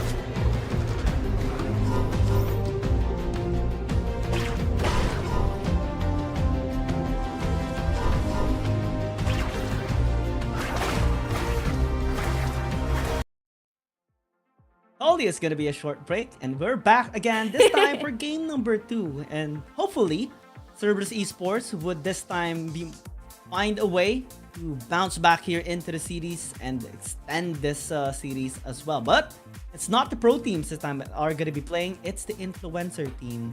And yesterday, we saw them performing really well. BMG actually had a fantastic game against NBR. And Riku, I'm excited for this.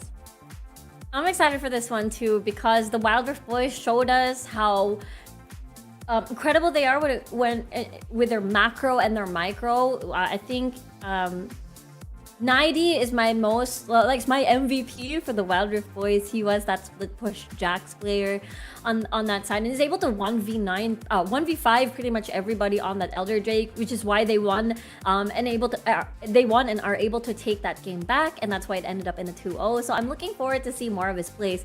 One thing, you know, for the viewers out there, just give a heads up, since, you know, we've been seeing a lot of these BO3s.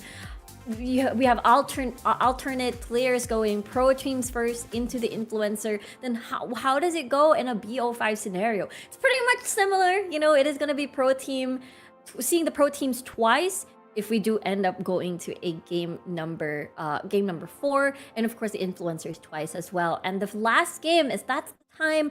If we do end up in a game 5, that's the time we get to see the unrestricted roster changes. If they want to go full pro, if they want to go mix it up a little bit, or not. I assume it's going to be full pro at the end. Yeah, that's what the pro teams are usually doing, right? When we reach BO3s, game 3s. It's usually full pro, but unless they're gonna want to spice things up in that game 5 with everything on the line, because with regards to the prize pool, right? We talked about this a while ago. 80 plus thousand US dollars for first place, and the second place gets 1/4 of that value only. That's the difference of winning as the champions and winning second place.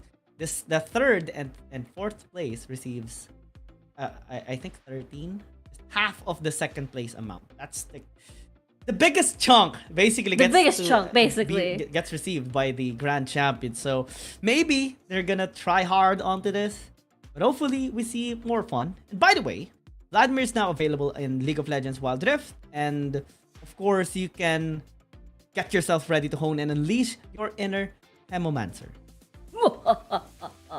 That's his laugh. And of course, get ready for the Ultimate Showdown. The Ultimate Spellbook will be released on September 8, 2023 UTC, only for a limited time. So come and let your spells run wild. Run wild. I saw Thundertalk run wild at Cerberus Esports as well a while ago.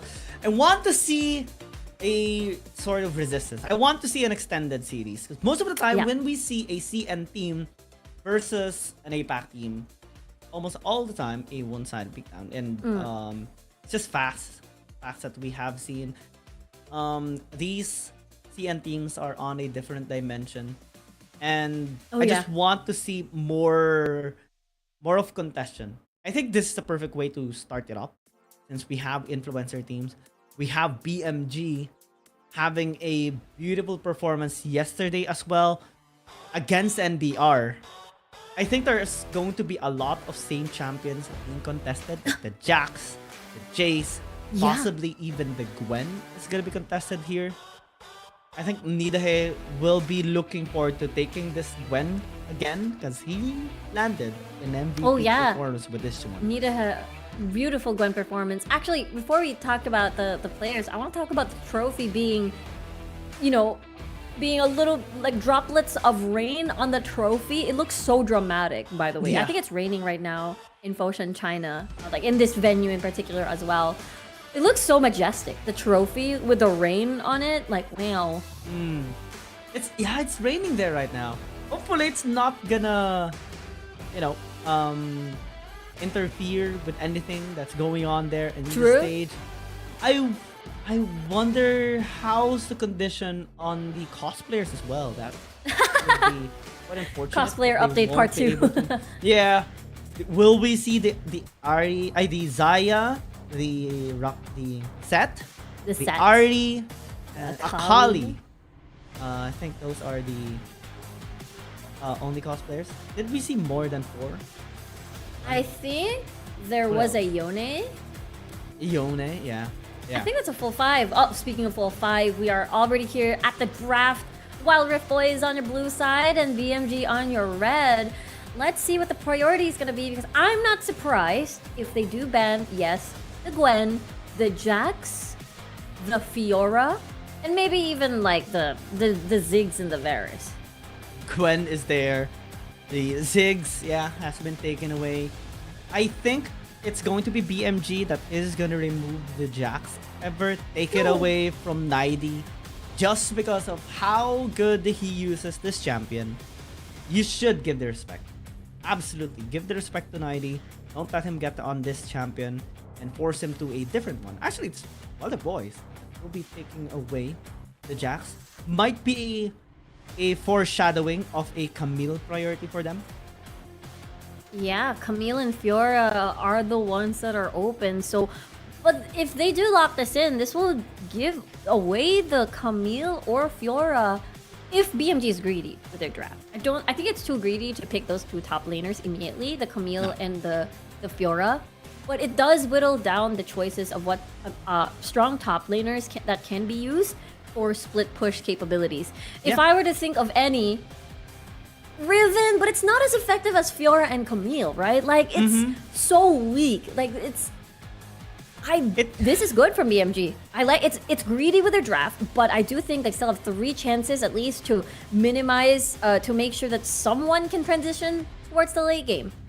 I mean, Riven has been buffed up lately with the recent patch 4.3b, which is being used right now, but not enough yet to be prioritized. It's not a scaling. Unfortunately, I It's miss not a the late game days scaling where we see champion. Riven a lot. I actually miss it. Same. It's so flashy to watch, but I look at Riven the same way as Irelia does, where they're pretty compared to the late game top laners or solo laners. They're pretty stable. Like it's like they have a very straight trajectory no matter what phase of the game you're at. You don't really fall off, but you don't really scale high like a Fiora or Camille does for split push. So the Garen is okay. My biggest worry is that they don't have any answer for late game split push. So Wild Rift Boys is just basically saying we have to win early to mid. If late game comes, we have no answer to the 1-3-1. They need a late game scaling, an additional late game scaling champion here to be picked up in the mid lane. Possibly if they're gonna be able to flex something like an Akali in the mid, just like Z, channel his prowess. Maybe they can have that kind of angle here against BMG. But so far, I am liking more the composition here of BMG. It shows more potential for me, especially because they have split push, they have a good engage, they have good disengage if ever through the chain of corruption, and now as they pick up the Alistar, this just adds in more frontline power for them. It's so hard to deny an Alistar going in just because of how tanky he gets. But we forgot this actually, Riku. I forgot about Vladimir is so. How can we forget about this? Yeah, we got used to the fact that Vladimir never gets used since yesterday, and now Wild Rift Boy is like, ha ha ha, left this open, we'll take it. Okay, BMG can pick Kassadin here. I know we keep saying that. Whoa. I don't want to celebrate too soon. I want to see a Leona, please, please, please, please, please, please, please. Okay, if it's not a Leona, it's a Leona! Whoa! Yay! Yay! I'm so happy. This is a newly picked champion from, at least from Ionia Cup. We haven't really seen Leona being picked at all. I am just wondering with the synergy here, because this means they don't have disengage at all. It means this is an all-in type of composition. I can see the potential of dive as well. It's not as strong as what we saw from Thunder Talk, but I can imagine the Leona going in, Killer Instinct going in. You've got the pool as well to just deter any tower aggro, and the Kazakhs can jump in as well. Garen is pretty tanky. This still doesn't really address the concern of a 1-3-1. I don't think they will address that anytime soon or at all in this draft. So they're definitely banking on very good skirmishes and really strong 5v5s. For BMG, however, the 1-3-1 is really the strongest part of their composition. Yeah. All they have to do is survive the early game, the mid game, which is very possible with the Alistar. Your 3-man is with your Alistar. You just push people away from the tower if they dive you, and you're good to go. Isolated fights would suit BMG better. Group top fights, WRB for sure. And that's going to put in a lot of problems here for the matchup later on. Especially objective taking. I think Wild Rift Boys have this in the bag. BMG, it's up to YOLO, up to DJJ as well on how they are going to initiate these side lane pushes, because it's super complicated. It's not as easy as it seems just pushing the lane. No, you have to be always always aware of your surroundings, always aware with the map, always coordinated with your team, make the proper adjustments if ever there is going to be a rotation towards your side, and also just keep the opponents in check. They might go into your place, or they might start an objective taking that can actually bait you out. So we have seen this being attempted by a lot of pro teams as well, but the success rate isn't really that high. I like what you brought up, which is you have to watch out for what the other enemy team is going to do, because we talked about the tower dive. I strongly feel that the Wild Rift boys have a lot of tower dive, but also this comp from BMG, they have the volley bear. They're able to get priority in lane, because the thing is, Kai'Sa's pretty good wave clear, but you have to actually stand close to the minion wave, and for that to happen, you'll stand in range of the headbutt knockup combo coming from the Alistar, which is just so risky for you because you don't have disengage. You are with a Leona, so it's a very risky comp that they're running on paper. So they have to initiate first if they want to get success in their composition. Yola's been doing really well in this matchup against Naidy. It's a good way to start, not getting bullied by the Garen, and later on just slowly building after that. The good thing about picking the Camille is actually two things.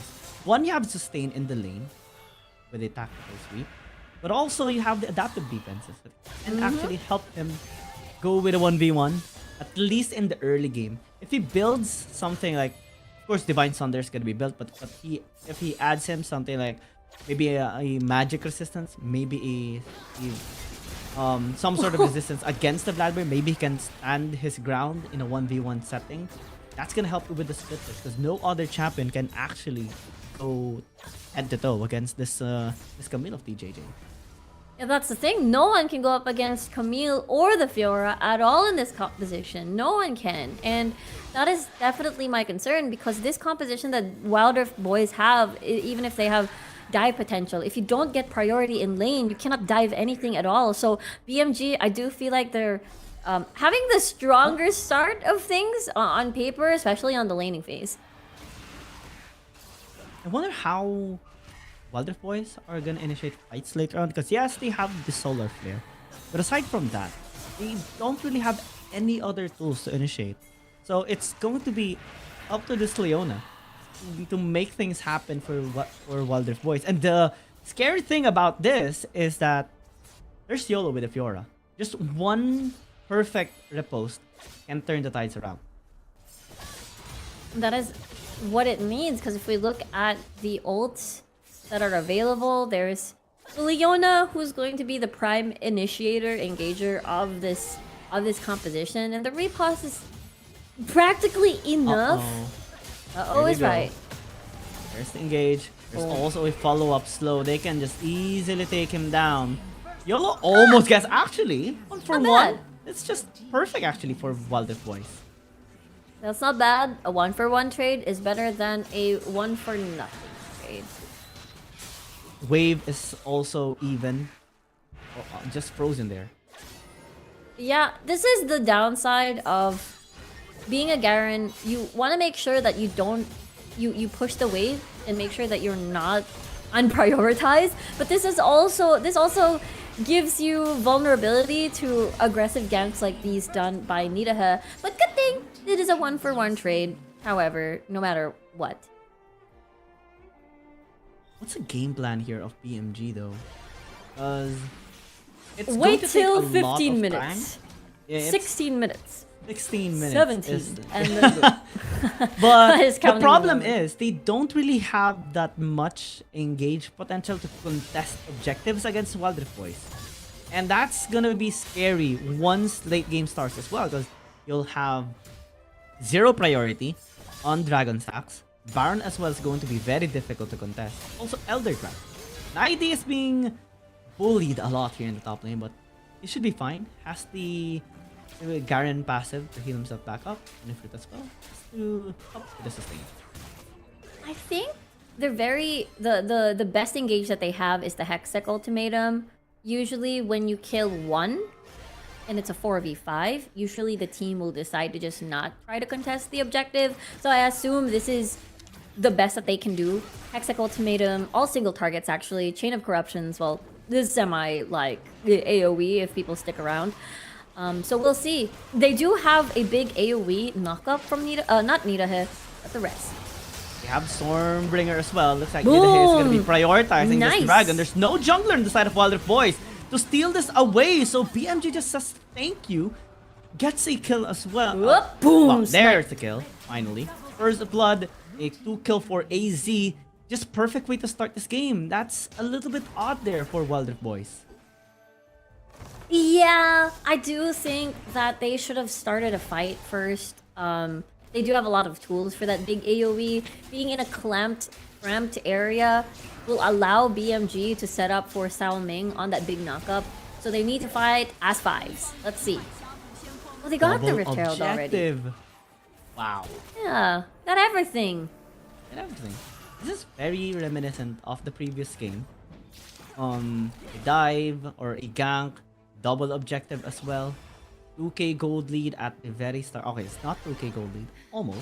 Actually, almost is. It's almost there. It's still close.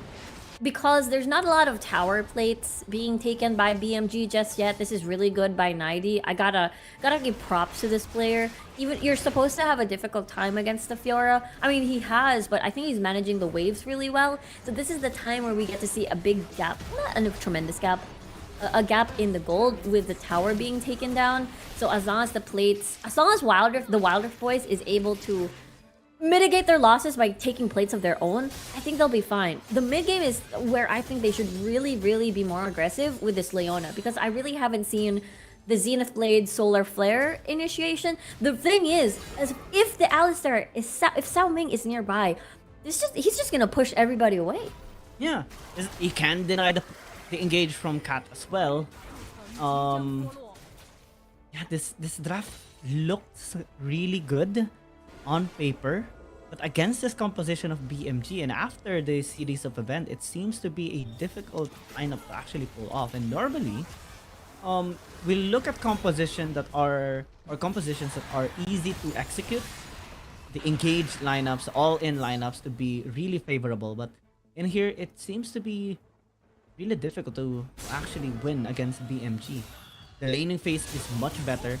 The objective takings are more efficient for BMG as well. And as the time goes by, it's going to be a lot harder for Wild Rift Boys to start getting some wins. Exactly. They have to speed up the process here. This is gonna be another dive. I'm afraid for 90. Yeah. Stormbringer Tower will not help you, 90, at all. That is a long duration. Finally, he is able to escape for a brief amount of time, but the Hextech Ultimatum says otherwise. And yeah, Pima is just gonna be happy with that. Yufan as well, being chased out by AZ. Piercing arrow to the face. That's another kill for BMG. This is pure chaos. You know something's up if the AD carries are fighting each other. Whoa! Yeah. What? There's a lot of maybe grudge moments there. yeah. Like, oh, you killed my AD carry. I'm here to kill you too. Yeah, that was a long extended Zenith Blade because of the flash. So take a look at the replay. I think this is not. Oh, the 1v1 Chain of Corruptions. Just everything. Auto attack into a piercing arrow. Just Killer Instinct for the shield. This is just painful. Varus at the early to mid game is just so painful, honestly. Especially you get the stacks into piercing arrow. It's just so good. Zenith Blade max range. Oh wait, no, a flash wasn't used at all. I thought the Zenith Blade connected into a flash. It's not. It's still pretty much long range. I actually thought so as well. Yeah. Like, well, it's just a 1-for-1 trade. It should be okay for Wild Rift Boys. There's a Leandris Torment being picked up by Yufan. I wonder if this is going to be equally effective as they intended to be. Maybe they're just gonna go with a Void Seeker spam. Aiding, going in alongside with Yufan with a Killer Instinct. They lost the Leona. Now Yufan is only one left alone. D has a different objective here, which is to just back away and survive. Naidi is being ignored for the entirety of this clash, and since he's all alone, just seeing an opportunity to get one more kill. Now we see a 7,000 gold lead, Riku. This is a lot from BMG. They're really good at taking care of their lead and hammering down and to keep it even, keep ballooning it up further and further.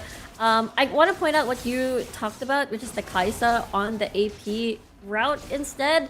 I'm wondering if this is alright because while they do have really decent AD damage already from a Ding, they already have magic damage, a good magic damage source already from the, from the Vladimir. So I'm a bit concerned with the consistent DPS damage, if you will, the auto attacks rather, especially when we put towers and objectives in the fray. I know Kha'Zix is really good at objectives and knocking just anyone down in the late game. However, that's in the late game. So I'm just worried in team fights with their damage. Oh, wow, YOLO just YOLOing there.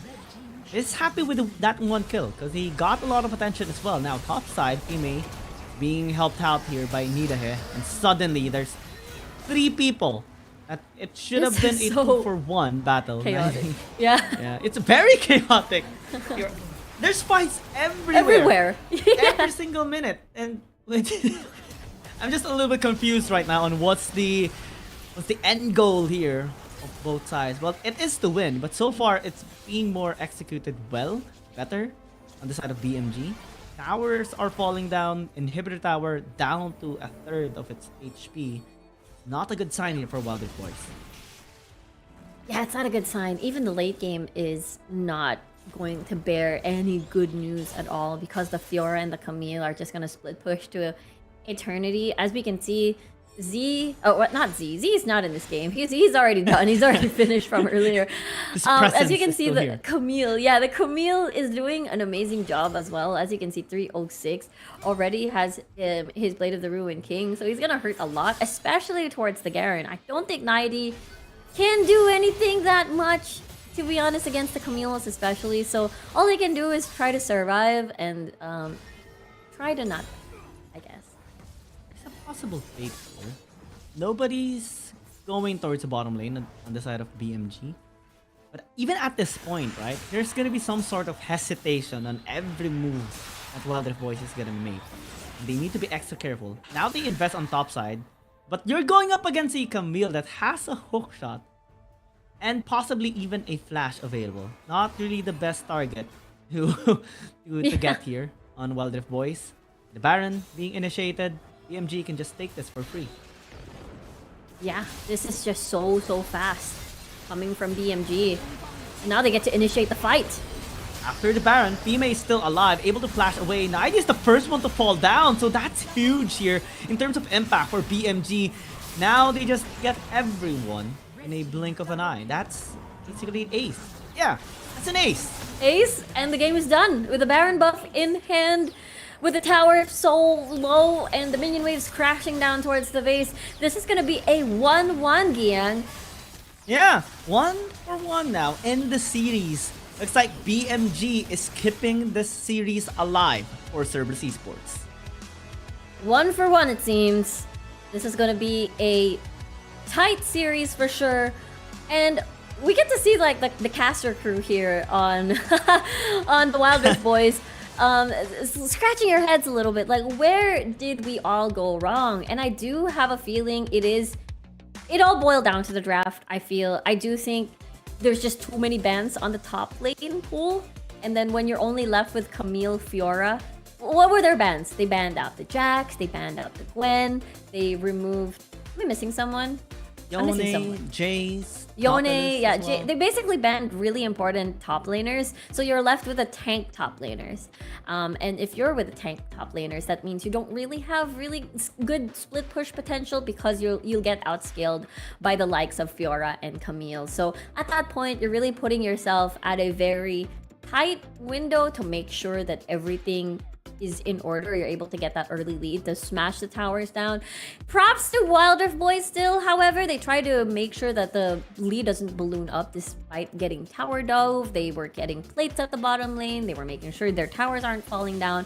But at the end of the day, the composition of BMG is just so solid. It's just so good. They can really help transition towards the late game, which is the Varus, the Alistar, so good at denying any engage from the Leona whatsoever.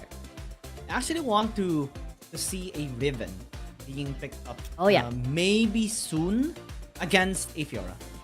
It's one of the usual matchups that we have seen even in the Wild Rift League Asia Season 1. It was recently buffed up as well.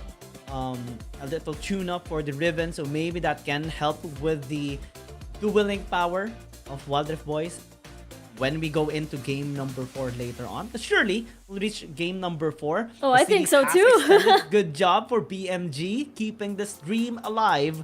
And Cerberus Esports might be needing their help here. And they have helped extremely well. YOLO has performed so good in this game. We saw stability in the whole lineup, whole roster here of BMG. And yeah, we might be a little bit nervous here for Wild Rift Boys. We saw some head scratches. We saw some frustrations here and there. Hopefully it's not getting into their nerves or their minds. It was a faster game as well compared to a while ago. Almost a minute faster than game number 1. It's crazy how our ARAM match today was still the longest compared to the Wild Rift matches we had. We went 20 minutes on our ARAM match, by the way, BTW for those of you that just joined us now. But taking a look at the post-match scenario, we're going to take a look at our MVP. It is Pime, which is understandable. He was the Camille earlier, 77.8% kill participation and did not even die once. This is a Camille that will use Hectic Ultimatum and dive you, and he did not die once. That's insane. Wow, yeah. He was always there when they needed him and always survived till the very end as well. He got matched up against a Vladimir, a champion that is highly prioritized as well here in this current meta, but didn't face him at all. That's just perfect. Just perfect performance. And we're gonna go back to pros versus pros. I'm excited about that one. The series is gonna go. It's gonna continue. And before that as well, we're just gonna hop into a very short break. And I think the series is going to be paused for a while. We also have one more mini event for you guys. We have the solo matches set in store to increase the fun of this Ionia Cup. But before that, we'll just hop in a short break. Rico and I will be back.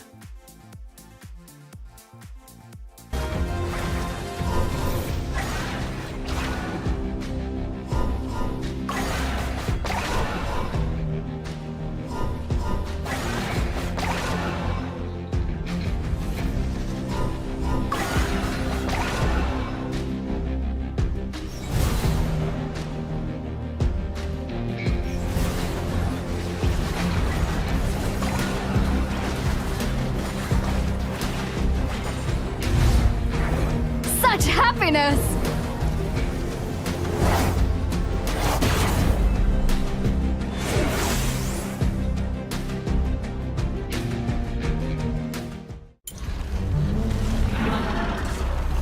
Name's Horn. No further pleasantries needed.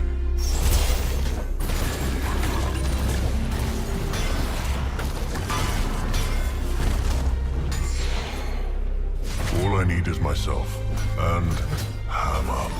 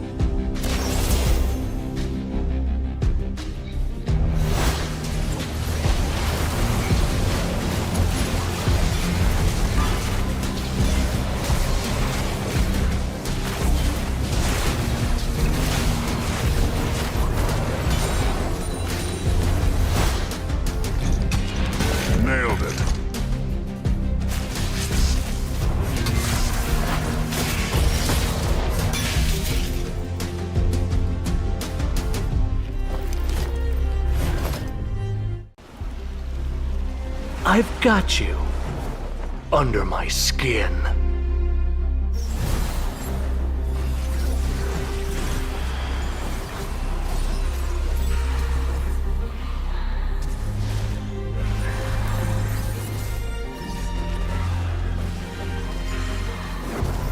Deliciously vain.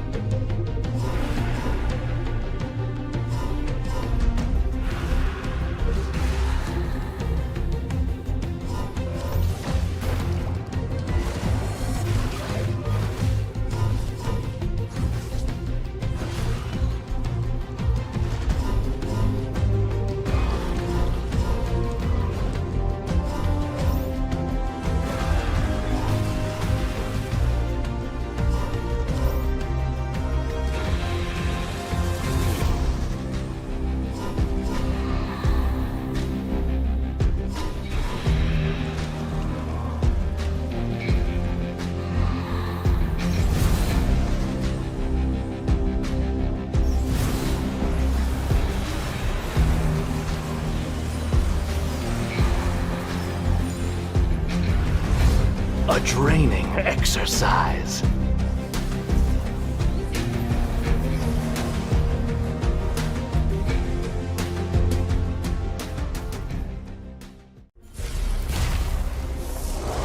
I split mountains with my roar.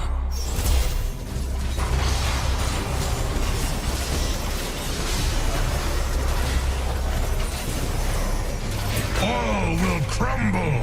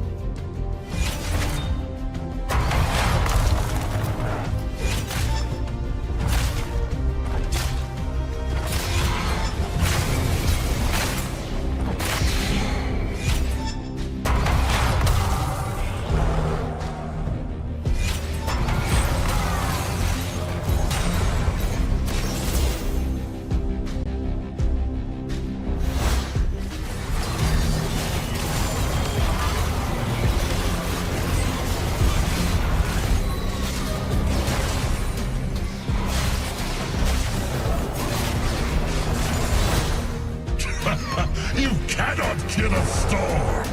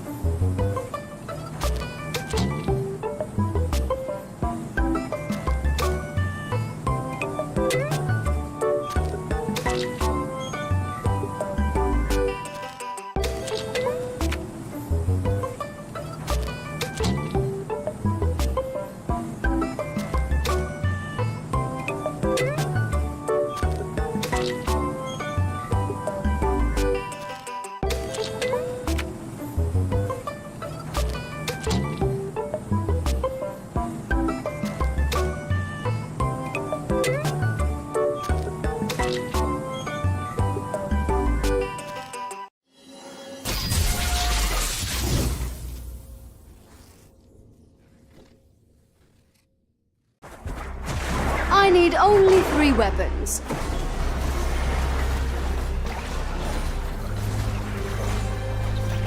Water to me!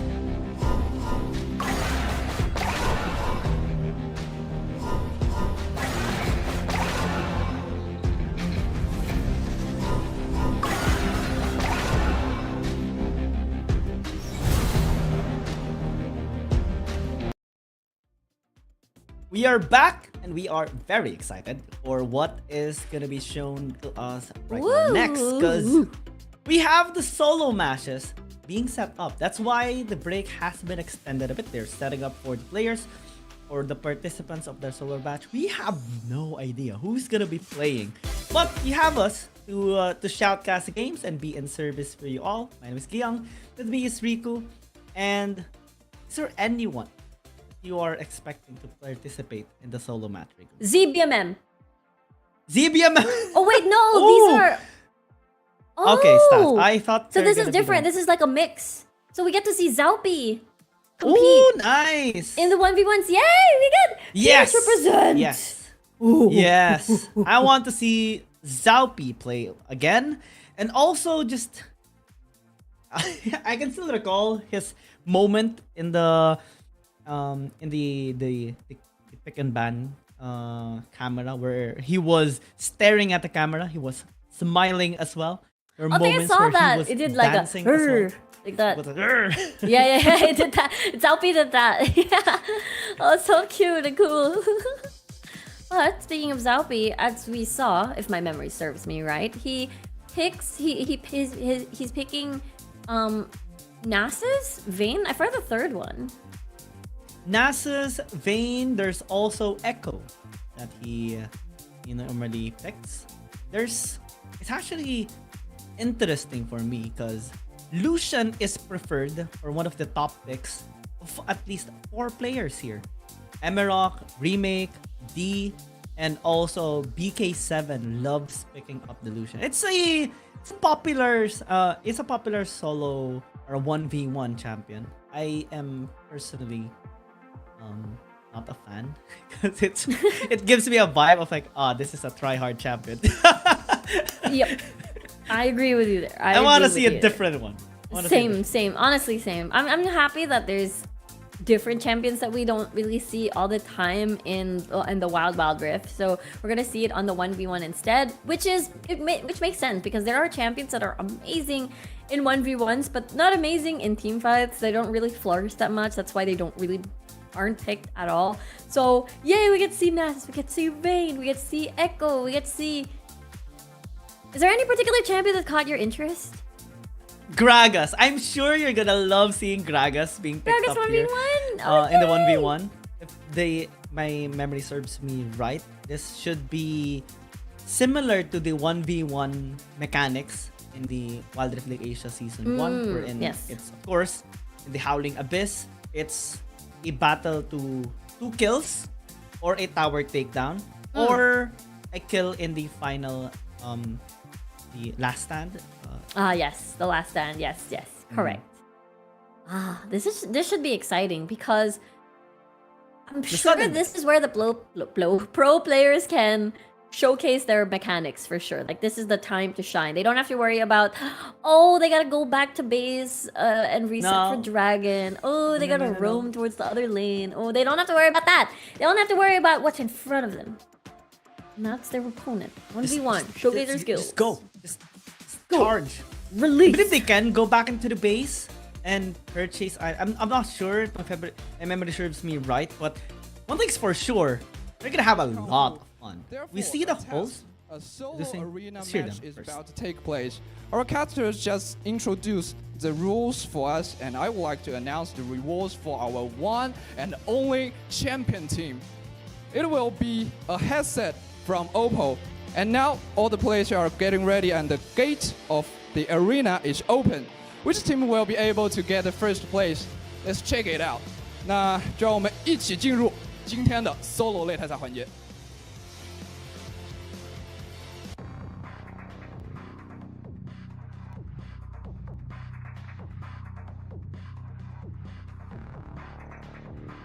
Vents.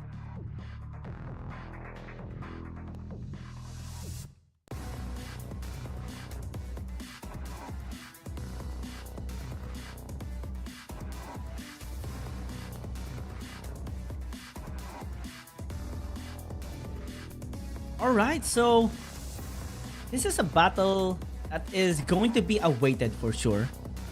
It is the prize is going to be an Oppo headset. I'm actually curious what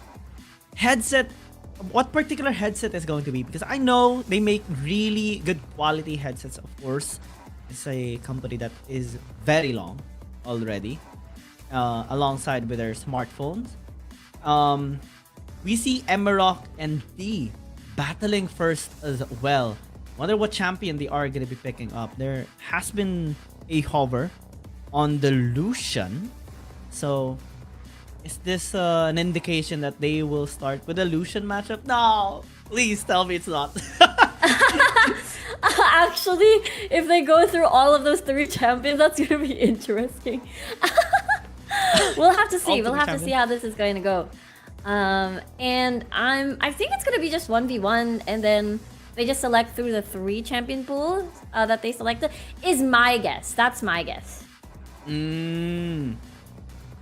I hope it's not like the only champions that they can use, because I would love to see more different champions being picked up here in the 1v1. I believe there are other champions that you can actually fully utilize. That's quite fascinating to see as well. There are players that are... Oh, no. Oh! I was seeing like a Lucian icon. I was like, oh man. Okay. They're gonna try hard in this game 1. Makes sense. You get to win your team the first point. And actually, my thoughts are Ruby Crystal actually works a little bit better than picking up an AD item. You get to yourself additional 150 HP compared to the 10 AD that the longsword provides, and that actually helps out in the initial exchanges. Fancy that we do see the stats as well. There's an additional hood that we see. Emerald takes a little bit more damage though as the ignite gets used. The exhaust does mitigate some of the damage that D has been trying to make, and through the piercing light, that's how they usually poke out each other. Emerald has to be extra careful though. Doesn't have the exhaust anymore. But what's fascinating for me is that he picks up the barrier instead of the flash. That will give him a little bit more survivability, I would say, against D. Unless D initiates perfectly. Oh! Piercing light misses though. He might actually be in trouble. Fortunately, Emerald doesn't have a flash, so D will survive for the meantime. We'll be able to go back to base. Just reset, gets his HP back to full health, and go back into the lane. Emerald will also go back. Pick up possibly the build path or the black lever. That has been the pattern that we do see in the 1v1. Actually picks up the steel cap. That's much better.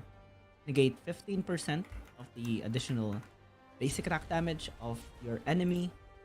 Have yourself now the longsword as well, compared to lifesteal boots. Oh my gosh, they're rolling. But looks like it's Dito that's the one actually winning here. Yeah, I like the difference in summoner spells, which I'm sure you talked about already. It is the ignite versus the exhaust, which is exhaust is actually very low key effective against burst damage in general. So I think I'm on Emerald on this one, but the more aggressive stance is towards D. Obviously, D is winning the trades right now, the pokes right now.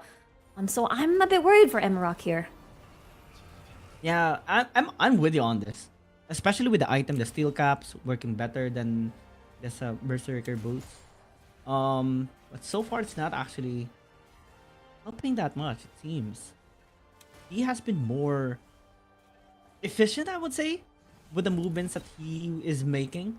He almost got first blood actually a while ago. The only problem was he missed his piercing light, and it hit the minion instead of Emerald.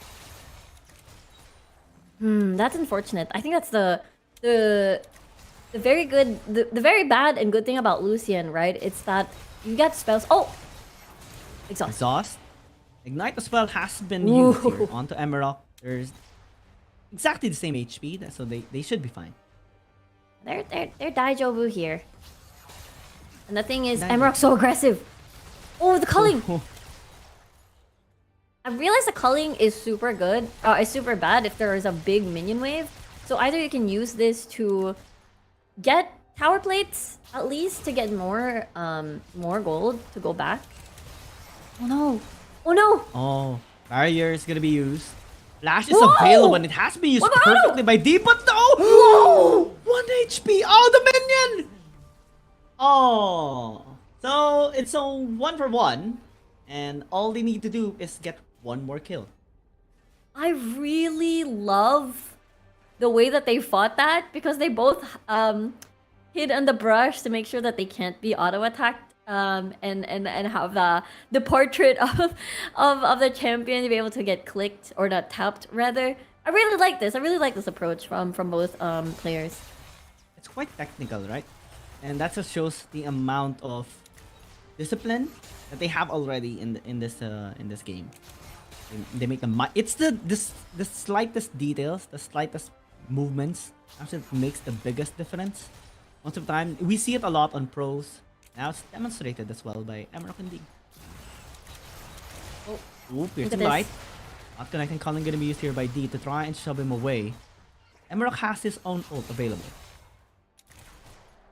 I really like how Emerald has been playing this 1v1. He's always going to initiate and dash aggressively when he knows that the life pack is about to spawn. This gives you control of the life pack, and this gives you the initial trade damage, if you will, because this is a mirror matchup. We all know what the skills look like. The only time that it gets more it diversifies is the itemization. Black Cleaver the same. The boots are different. We all know armor boots versus lifesteal boots. So I love this. I love the healing mitigation coming from Emerald pickup, which means he's really itemizing against this build that D wants when it comes to sustain in the lane. Yeah, D has a more one-dimensional build here on his side. Focusing on damage, has to sustain, but it's slowly being mitigated here by Emerald. So that the execution is calling. So he needs to be extra careful this time. Maybe a bit of armor would suffice to try and reduce the damage that Emerald is dealing onto him. Because right now, we see one thing consistent, and that is Emerald shoving the wave against D's tower. And right now, he might actually secure a kill, and that's the win! Well done by Emerald here. It all started with the divergence in itemization, lifesteal boots versus armor, and he really built against that. Really well done. Gets the first 2 kills. Obviously, he knows what's up. He knows how to play this champion against I got this. Okay, help me actually, my memory. We got this. We literally started. Emerald won against D. Yeah. Yeah, D. Yeah, thank you. Because it's just one letter. Yes. I kind of panicked as well. Me too. It's D. Oh, there's an interview on the stage. 需要对手的需要队友的努力，还是自己就可以1穿3了呢？So the first question will be congratulations for your victory first of all, and is there any confidence that you can finally win the prize sponsored by Oppo? Think.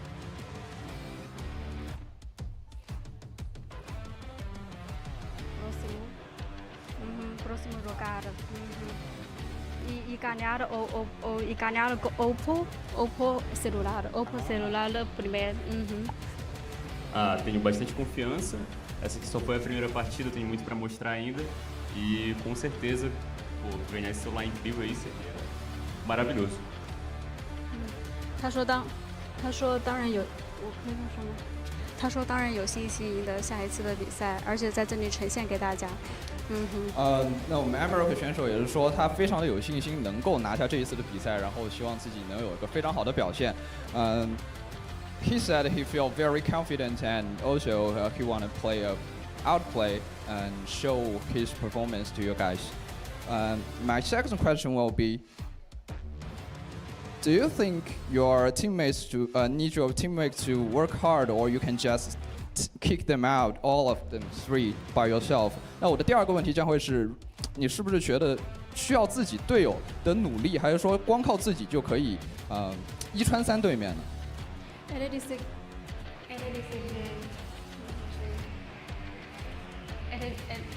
这有声音出来。Ele disse que você conseguiu solo ganhar com 3 campeonatos.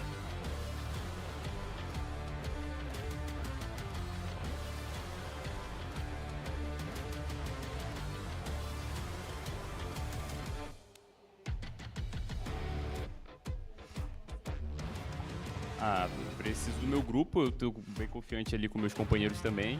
Eu acho que juntos faz mais sentido pra gente conseguir a vitória.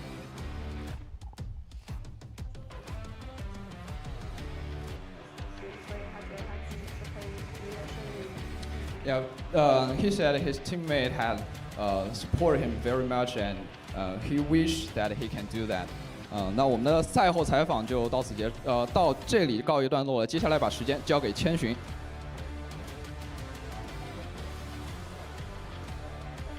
好的，感谢优好。那我们败者方呢，同样也要接受一下采访。来吧，我们 WRB 的呆呆。其实首先我想问一下，今天 WRB 你们是通过什么样的方式推举了你来打这个 solo 赛呢？就是队长的任务，就队长。昨天晚上我们比赛打完结束之后吃饭的时候，突然过来跟我说一句那个明天要打个 solo， 你上吧。我说啊，他说我已经把你交上去了。我说那怎么办呢？就这样。感觉还蛮草率的。那其实，在今天这一场比赛开始之前呢，我们的3位解说对于你的卢锡安是给予了一个非常非常高的评价，但是很可惜这场 solo 赛是比较遗憾吧？你有什么想说的吗？对此？我只能说那个解说老师高看我了啊，我那个也没这么强的实力啊。好的，那也是再一次感谢大家，我们还是在一个比较轻松的氛围当中结束了我们的赛后采访。那接下来的话呢，我们的第2场 solo 对局马上开始，战局如何？让我们一起来看一看吧。Now it's time to have next challenger.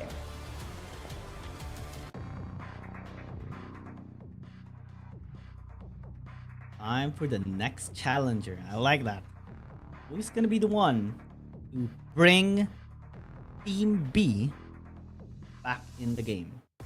But it's Emerald that actually started this game, this matchup with a win for Team A as his teammate still, and he said a while ago that he would love to rely on his teammates, Yanwei and Remake, of course.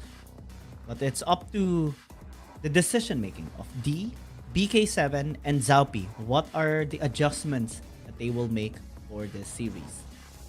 That is indeed the question here.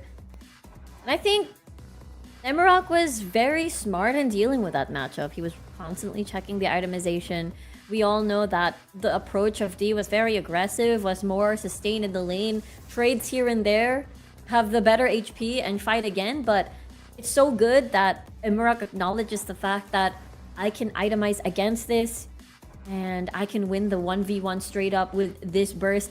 Lucian already used actually, so possibly we might see a Lucian versus Renekton, Akali versus Renekton. Akali versus Renekton should be interesting. Okay. Interesting. So once you use a champion, you can no longer use it again. Possibly. I mean, I'm just having that thought. Oh, it's the Renekton next. BK7 will be the one playing this time around instead of D. Interesting matchup as well. It might be a Renekton versus Renekton. A matchup that we... actually, we don't see the... I don't think I have seen this matchup yet. The Akali versus Renekton? Yeah. I think we can hypothesize, honestly. I think for the Akali and Renekton, it's going to be difficult for the Akali if level 5 comes around, because Renekton can be really tanky. The thing about the Akali is if you cycle through all your skills, usually if you don't have a lot of items, it's what's the word? It's lacking in damage if one cycle of skills, because you have the stun from Renekton, so you basically already lose the trade because you're stunned. You can't auto attack or do any skills if you're stunned. So I do feel like the play for the Akali to win is to poke, make yourself untradeable, make sure you don't go all in right away, and then once you see that the HP is lethal, that's the time you can comfortably go in. I don't think you can fight the Renekton head on. The tankiness, the stun, the sustain is just too much, especially early game. Renekton was the early game king way back. So it's very, very difficult in this sort of scenario. So I wanna see how Emerok plays this one out. And one of the things that made Renekton stronger as well is the buff that he received a little earlier, the removal of the shield, so you cannot even pick up something like a barrier here for BK7. And once Emerald gets to hit that Ruthless Predator, it's basically done. Even if BK7 hides under the shroud, AoE damage is still there from Emerald, especially with the Dominus. That Dominus level 5 is the key to everything here. Emerald is going to be strong. The strongest spikes of level for Emerald is level 3, level 5. BK7, I can say that level 1 is actually decent because you can keep poking Emerald here with your first skill. The problem is sustain, because remember, Emerald has Conqueror. Yeah, Conqueror and level 2, he does have some sort of kill pressure already. Once he picks up Slice and Dice, and he does, you have to hide under your shroud. Emerald actually takes too much damage though. Needs to be extra careful too.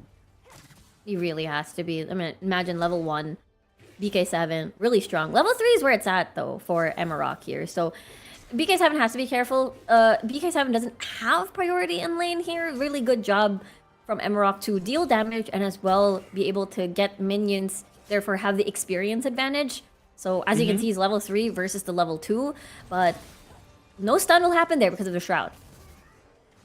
At level 3, we talked about this earlier, and this is where BK7 needs to be most careful, especially looking at the rage stacks here of Emerald all the time. And if he sees the rage stacks getting close to half, you need to keep your distance, because that's when Emerald will strike. Absolutely, every single time it's up, he will strike. He will try to immediately trade you. Not even trade, like just deal a lot of damage. I love this pickup from Emerald, by the way. It is going to be the magic resist boots. And I really like this because, again, we all know that actually looking at the items, it's the armor boots now this time around. I like how they're both itemizing against each other. I think this was a mirror approach now compared to earlier, where it's more of a what you call this, direct approach for things. Is more of sustain versus defense, hard stats of a defense. So I like that from Emerald, and as well as BK7. I actually think that Emerald will be building anti-heal as well against BK7, especially as there's a footwork, possibly a Rift Maker will be picked up here by BK7 as well to increase the survivability. He has been playing this really effectively as well, winning the trades, and Emerald jumped down to 40%. Oh, is it me or didn't get the heal? Did he or did he not? I think he got it. Okay. It was so little that I didn't notice. Yeah. I thought he went out of the circle and didn't get the heal. Happens to me sometimes as well. Yeah, it happens to me too. Did I actually get healed? Or Did I not? It's so negligible to the point sometimes. I mean, I don't even notice. So it's going to Level be 5. Blade of the Ruin King by Emerald. It's good. Maximizing the DPS, having the proc as well of the BRK. BK7 keeping his distance every single time, just chunking his HP down. Exactly. That's This is how how you would BK7 is win. supposed to win. By keep poking and poking and poking. Emrock, he has to go ham. The thing is, BK7 knows that if the slice and dice stun is there, you just dash away. Mm-hmm. Oh, the trade. That's the thing that he has been doing. Just Mhm. shuriken out and just keep on poking him when Boom. that slice and dice is not available, when the rage stacks are down as well. And Emerald is kind of Okay. feeling the pressure Dominus. right now. That's a Dominus being Ignite? used. Ooh. Dash is available though. So he has slice and dice soon, I feel. He doesn't have flash anymore, however, but BK7 has flash, so this is critical. Mm-hmm. I don't think Emerald can Stun! actually get a kill here. He is in tower's range. But the tower damage as well. Not really the best condition for Emerald to secure first blood. BK7 again just maintaining his ground, focusing on the scaling, because later on there's gonna be a point in time where Emerald is gonna fall off, and that's where BK7 will strive. It's good too that we have the mask being acquired as well. That means it's good health damage, considering that Emerald, once he has the Dominus on board, that's when he is more tanky, and therefore that's why BK7 is itemizing around that. So Emerald as well, wanting to sustain on these fights with the Blade of the Ruin King, especially that it's so difficult and BK7 keeps poking you out and keeps maneuvering through all of these fights. And microing you out. Oh, that's good. That's good Actually sustain. goes in. Mm-hmm. Perfect execution is no longer available. Emerald is so low. If BK7 had ult, that might have been it. I think so too. Especially that he's trying to hold on to the Dominus as well. But BK7 is so extended. He has Dominus on. He has Uh-oh, flash. this might be bad for BK7. Fortunately, still has a perfect execution. I don't think this is the best angle to go in. Backs out instead, clears up the wave. We'll go back to base. This is so close, Kiyang. I don't even know who's gonna win anymore.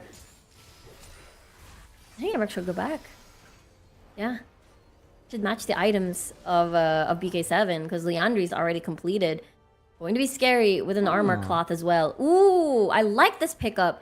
An additional shield against the magic damage that's about to go down from BK7. So this is good. Even the mantle picked up as well. This is Emerald doing the same thing that he did earlier against D. I think this is effective. Yeah, he can build possibly the Malmortius, maybe Visage as well. Just build those MRs to negate the damage of BK7 because eventually he will lose energy, and that's when the Akali is at its weakest. Right now, there's no Shroud. Goes in, but it's taking too much damage as well. Needs to respect him. And since it doesn't have Dominus as well, that's not really the best time to go in just yet. Yeah, it's too difficult. There is exhaust, however, onto Emerald. So if BK7 goes all in, then that's the time you can deny burst damage. Oh, exhaust! Oh, Exhaust. perfect timing. Has Oh, these no. on. It's That's so scary hard moment. with the Shroud. You just buy so much Yeah. time. Oh, dear. How many minutes are we in? Oh, nice stun. Oh, yeah. Emerald, Oh! 1-for-1. Slowly but surely, the tides are turning. It's now leaning towards BK7. This is all so close. I cannot even imagine. Again, I thought the matchup, I thought it was going to be Renekton favored on level 5. I mean, it was for a moment, but for BK7, there's just so many outs for BK7 to play around, especially the Shroud, and it just ruins the combo of a Renekton. I do think BK7 is doing this matchup really well, just making sure that the, the Shroud is always ready when Emerald dives in. Doesn't have that much resistance anymore. It's the damage of BK7 that we see slowly growing as the game goes by. Not really the perfect sign here for Emerald. We have the sudden death as well. Starting right now. This is the decider. who will win? Void Staff, we have Leandris, we have the shield as well from BK7. Perfect way to sustain himself, but the area is going to be reduced. They'll be forced to come across as just attacking each other. I'm trying to look at the Void Staff now acquired, or that has been acquired for a while now. And this is a lot of burst damage on the side of BK7 already. I do think this is going to be a BK7 win because you just keep poking and poking and poking. Again, aside from kills, one tower down is also an access to victory. So BK7 is being very patient. Oh no, here it goes. The circle of death. You're going to be forced to fight. The circle of death. It's closing in. They see it. They feel the heat already. BK7 looking to be more confident in this scenario right now. Takes a bit of a third damage though. Not really the best way. That's going to be interesting Well, you because cannot Emerald recall can use... anymore. Is it gonna... What? Oh my gosh. What? What just happened? No way! No way. No way! Wait. No way! Wait! Did he forget wait. it? No! No! What just happened? No way I'm that shocked happened! as well! Riku! No! One more. What just happened? I want to know Didn't too. just happened. What? I don't think I think it was it's like a spur of the moment kind of thing where I want to go back for the items and didn't realize that the circle of death has already spawned. Oh, No! But I think I know. No! I have no words actually. I think everybody shocked themselves as well. Nobody's as shocked as BK7 and Emerald. We saw the expression of 欢迎各位 Emerald. 来到我们的胜方采访环节。那也是先恭喜 Emerald 选手啊，这个1穿3的成就已经完成2/3了。那我想问一下 Emerald 选手，就是在使用这款 OPPO Reno 10 Pro 加手机的时候，比赛的体验是怎么样的 ？My first question will be, how is the experience of using this phone for the battle? Primeiro, parabéns você ganhar. Ok. E como você acha que usar este celular para jogar? Obrigado pelos parabéns. E eu tô tendo uma experiência muito boa. O jogo é muito fluido, eu consigo ver a qualidade gráfica do jogo, consigo entregar o desempenho. Então, pra mim, tá perfeito. 他说用这款手机，它的这个分辨率非常的高，然后反应也比较快，就是挺好的。Yeah. He said this phone is really easy to use and the whole experience is really smooth.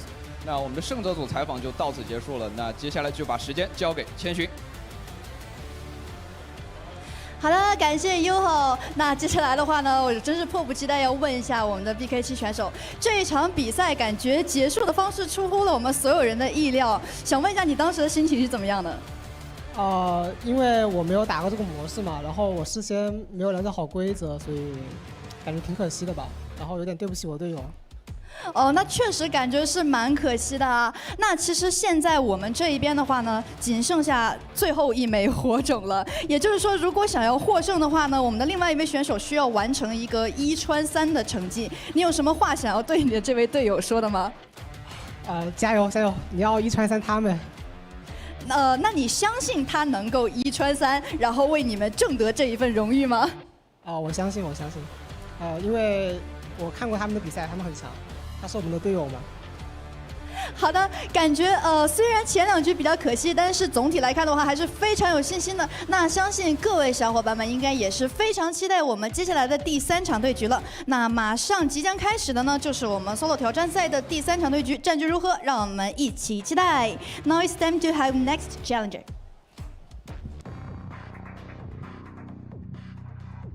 You know what, Riku? I'm fine with what happened. Because Me too. now is the time for the hero moment of Zaupi. Zaupi It's up to him. It's up to him. It is up to him. I believe in him. There's a Vayne. There's the Nasus. There's a Nasus. There's the Echo. And an Echo as well. Which is really good for getting your health back on an Echo. Very high sustain champions. Really good dual potential in general. So Amarok has been on a roll, by the way. Winning twice. What is that? the only Winning champion twice. left again for Emerald to use? It's the Zed. Ooh, this should be fun. I do Shadow think Assassin. Shadow Assassin. It makes me wonder what would be a better matchup for the Zed now that Zaupi is aware that this is a Zed matchup. Definitely not the Vayne. Not the Vayne, for sure. I think the Echo is better. I think the Echo is such a good matchup for Zed. I think it's because you can poke him yourself. The problem with that is the mana sustain, because the Zed of course doesn't have mana, so he can use his shurikens for days. But in terms of level 5 counter, it's so easy to counter the burst from the Zed with your Chrono Break. You also have the Chrono Break ownership to just deny that death mark damage. Exactly. I'm a little bit perplexed to see Zaupi not having the usual mood that he is in. All serious face for him now. And I do get it. Pressure's here. Everything's on the line. It's up to him to get the win here for Team B. A lot of pressure onto Zaupi. And I'm sure these players enjoy showing off at the 1v1s because this is where your mechanics are highlighted, your game decisions, your itemizations. Okay. We see the typical Zaupi. Yeah, the Zaupi show. Dodging skills. Showing us his mechanics already. That's how he will dodge the shurikens. Exactly. Do you sometimes you play Wild Rift and or any other game, then when there's a moment that you have to dodge, you also physically dodge? Happens to me. Me too. I bet. I super bet. Like, you kind of jolt yourself on your chair. I think I see audiences playing Wild Rift as well. Or am I wrong? They have like their heads down on like looking at their phones. Question mark? That's a cute raincoat as well. We have Oh yeah, that's true. pink, yellow. Zaupi just vibing, and Emrock is just like cracking his neck, like, oh, time to get a yo. Oh, that makes me want to crack my neck as well. Oh, it's relaxing. It is relaxing. What will? Okay, it's a Nasus. It's a Nasus. Huh. Okay, I get it. Have tankiness, have sustain, but there comes a point wherein the Zed can just deal millions of damage for that death mark. And well, maybe we have a premonition on his movements later. He was dodging earlier. Maybe that shows confidence. Maybe maybe that's it. You know, like that's it. I have an inkling of what he plans to do, honestly. So what he's gonna do is, you know that thing on the ground, what's it called? Not the siphoning strike. Is it the spirit fire? The spirit fire, yes. Yeah, the spirit fire. You keep using that spirit fire to keep poking. At least that's the laning phase. Well, of course, it's the laning phase all the time in the Howling Abyss, right? So that's what he's gonna do. He's gonna keep poking. And if the Zed goes near using the death mark, he is going to wither. And that is your gap close, basically, because it doesn't make you dash, but it makes you really much faster because the other one's slower. And you do have that big sustain, right? From the what's it called? Is it Fury of the Sands? What's it called? Yes. Yeah, Fury of the Sands. Yes. So Fury of the Sands for, of course, sustain. You have a lot of resistances. You have better attack range as well. So let's see. Wow, that skin is just absolutely insane. That's Supreme Cells Zed skin. It looks so good. I'm not so sure because I don't have that. Me too. I mean, I'm seeing it right now. It looks really good.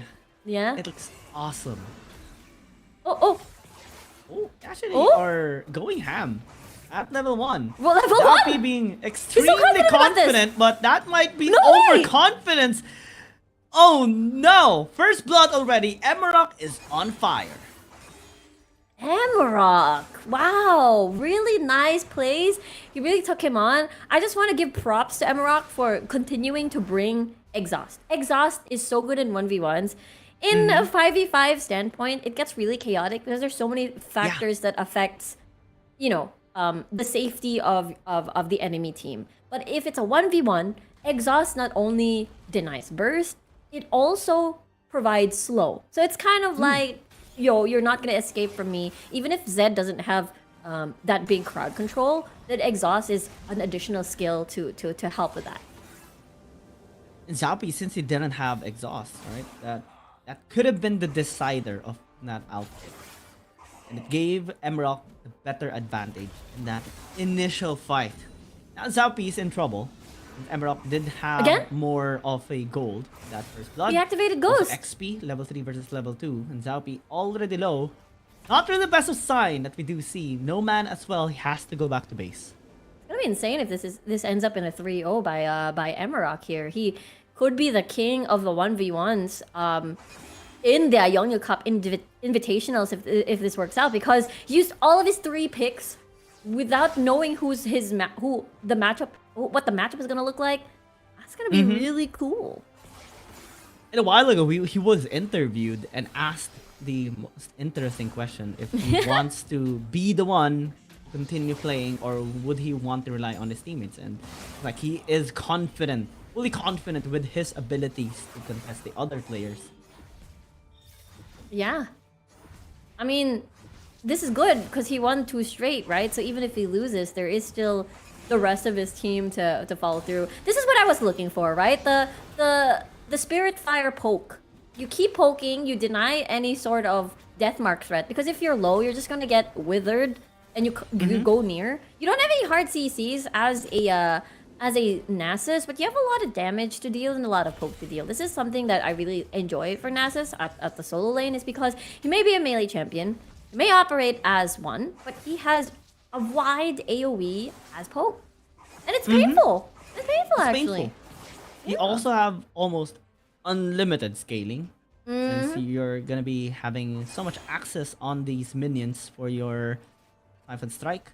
And you can just continue to increase your damage, maybe build some armor as well to negate some of the damage here of Emerald. That's gonna help him with the matchup, but the Black Shield is gonna reduce that. Yeah, that is gonna be helpful in the 1v1s for sure. For Xiaopi, all he has to do is poke with this. Oh, he has a Sheen. Makes the Q auto really painful. Oh, very painful. Night is still ticking. Xiaopi has to be patient before he gets. He won that trade.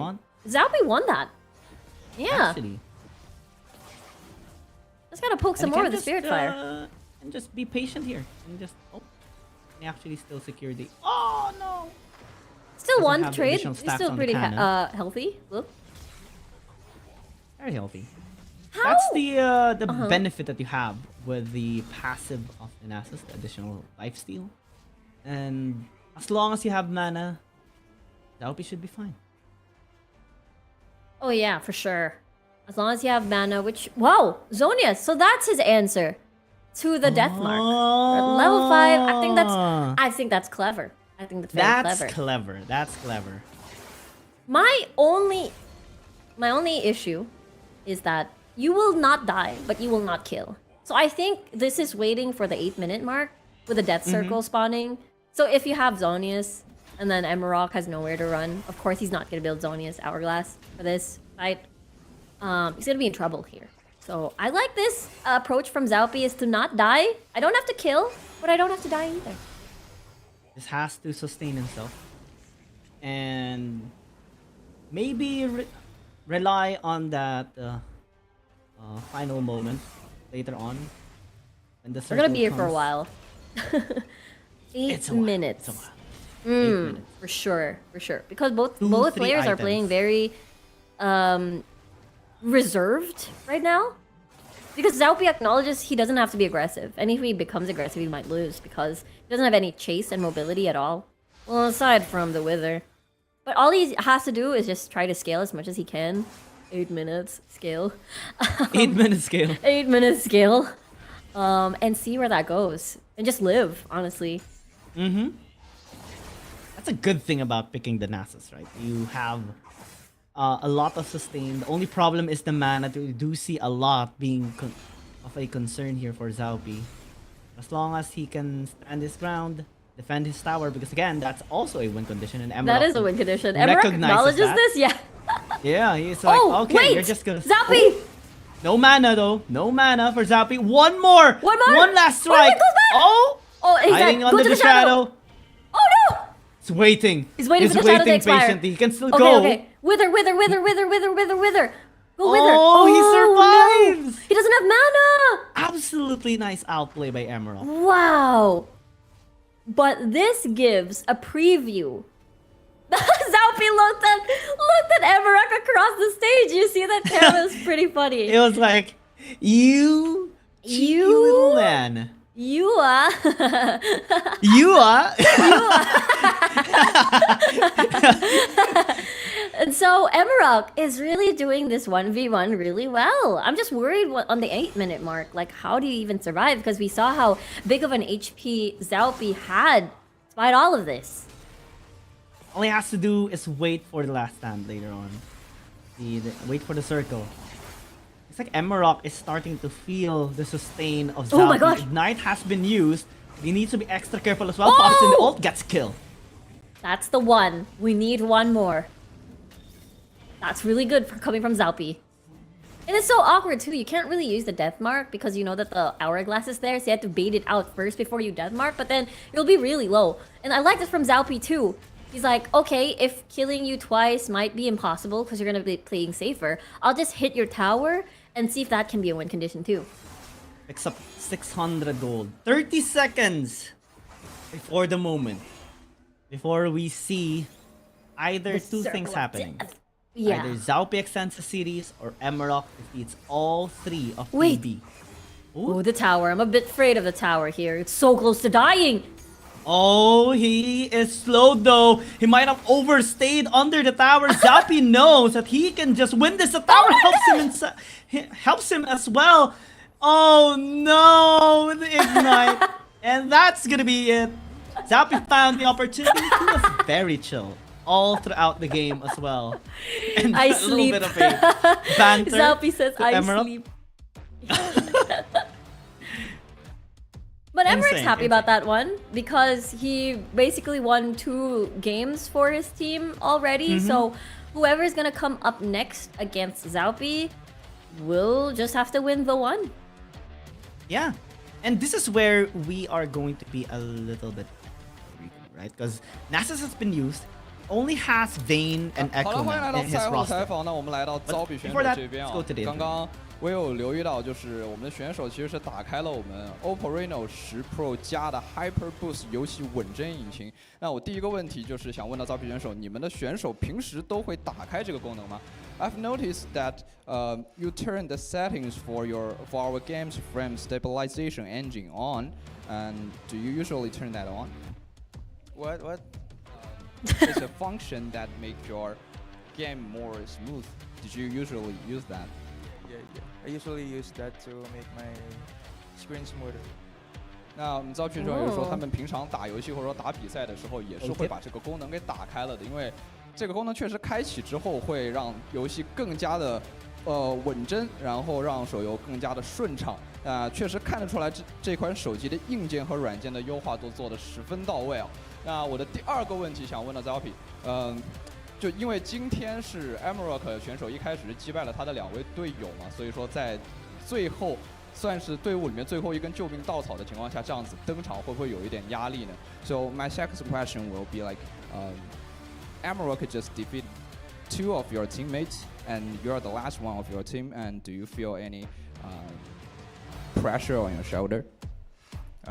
No, because I think I can take them all. You think you can take them all? All right, that is really confident, all right. 那遭遇选手也是给出了一个非常非常自信的回答，说，我并不认为我作为我们队伍第3个登场的有任何的压力，因为我觉得我一个人就足够了。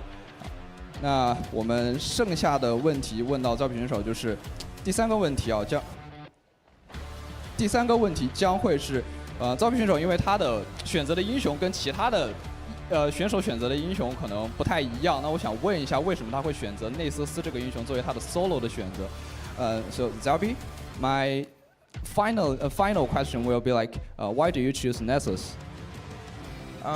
It's a mistake, honestly, because we thought that we're gonna play the KOL, like the switching. Yeah, that's why I chose these heroes. But you win in the end. So, Zalbi 选手的回答是，因为我一开始以为是可能要3个英雄这样子轮换的打，然后所以可能一开始没有理解到这个意思啊，所以最后面选择了内瑟斯。不过总的来说，他的结果是好的，最后赢下了这场比赛。那我们胜者方的赛后采访就到此结束了。接下来我们把时间交给千寻。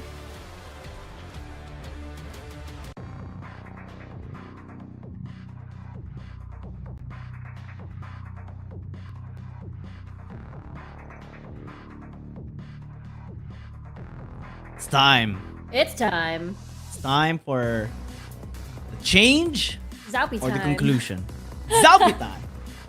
He has Vayne and Echo left. Yeah. Yeah. Either way he won. He in the zone as well. He is in the zone. So that was like didn't intend to get this line of Nasus. champions. Oh yeah. The Nasus, the Vayne, the Echo as well.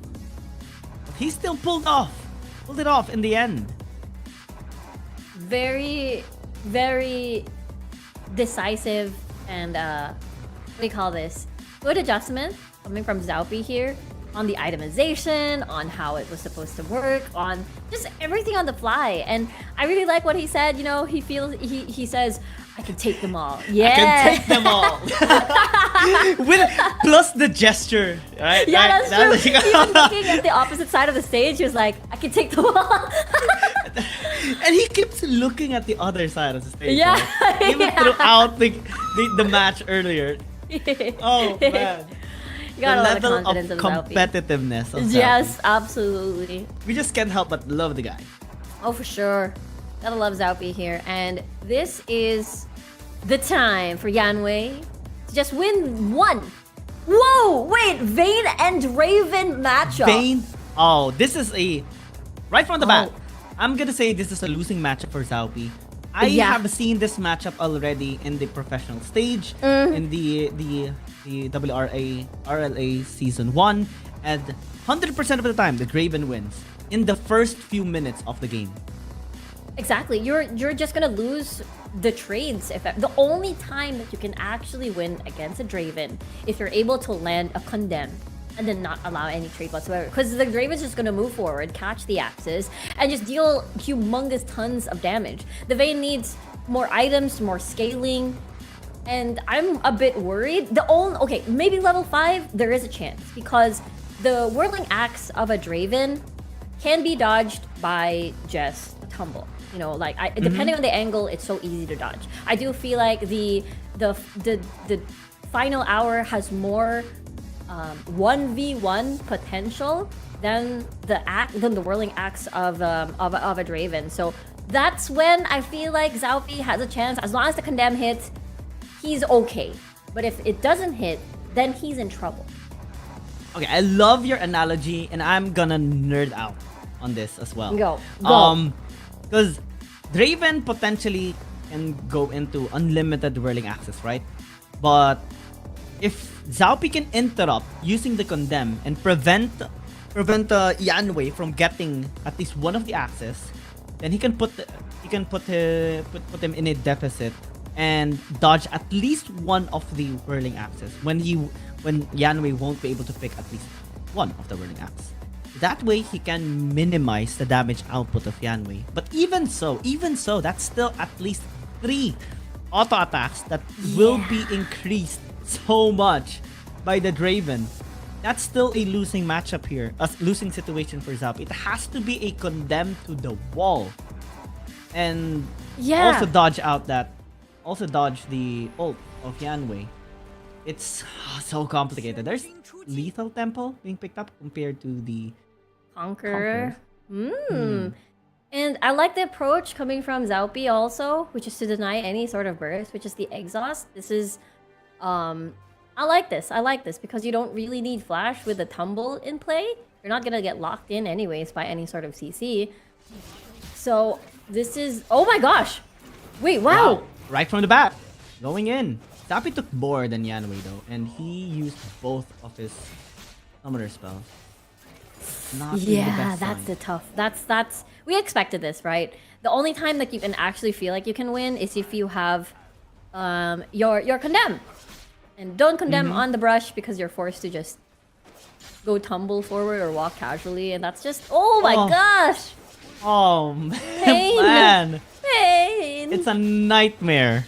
It is. It's a nightmare. It really is. Oof. I'm gonna be a pessimist saying this, but I've said it a while ago already. It's basically the game already. with Yeah, this yeah. matchup alone. It's okay to call it this soon because Spade is spade. look, there's no wave clear here. Yanwei can just keep knocking on the tower. At this point, he doesn't even have to kill Zaupi. He can just keep hitting the tower and win the game because Zaupi is just too low of an HP. Oh, there And it that's is. first blood. Yep. Yeah, it does feel like Zaupi had to do that because the tower's gonna go down anyways, so might as well be aggressive.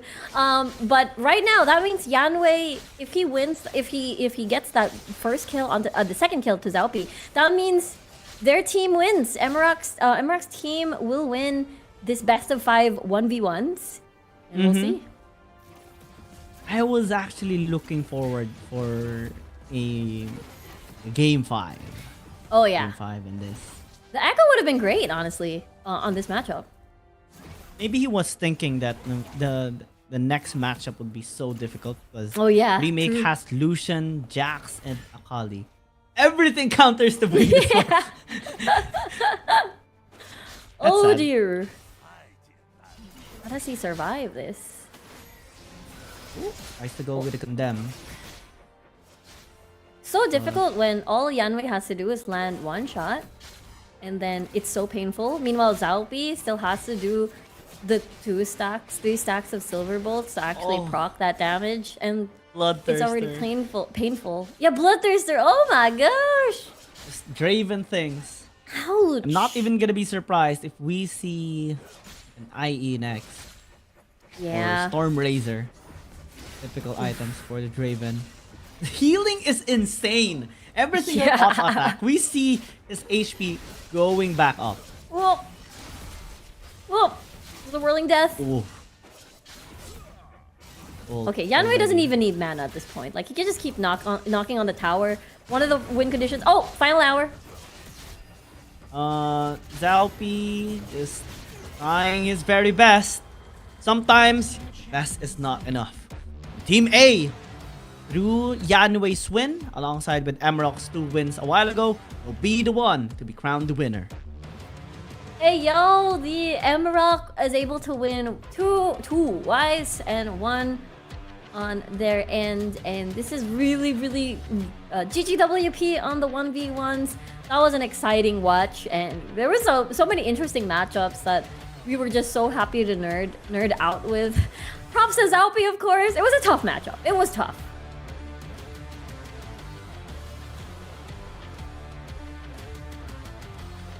It was tough, but equally as fun as well. That's true. At least he managed to win the previous matchup, took down and shut 恭喜 down 三位获 Emerald 得 a 了 while 我 ago. 们 solo 擂台赛的最终胜利。接下来也是有请三位来到我们的舞台正中间。 Okay, congratulations on your victory and please come to the stage, guys. Woo! 非常不容易的非常精彩的一局 solo 赛啊。倒也没有很不容易。是还行吧，就是差一点点1传3了。过程还是非常跌宕起伏，非常的有意思的。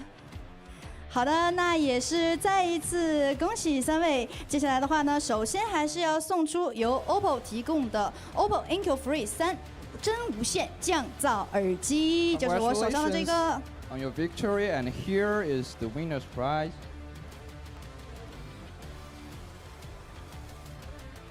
再次恭喜三位，可以给我们的镜头稍微展示一下我们来之不易的礼品。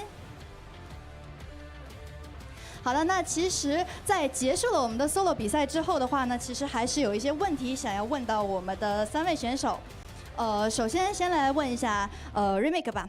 其实我们 solo 赛之前也是打了这么久嘛，在比赛进行的过程当中，其实我刚刚偷偷摸了一下我们用的那个手机，感觉一点也不烫哎，就不愧是配备了 Reno 史上最强的散热系统，能够有效降低手机的温度，稳稳量住强悍心。其实想问一下，平时你们在打比赛和训练的时候，你觉得Reno 的手机给你带来多大的帮助呢？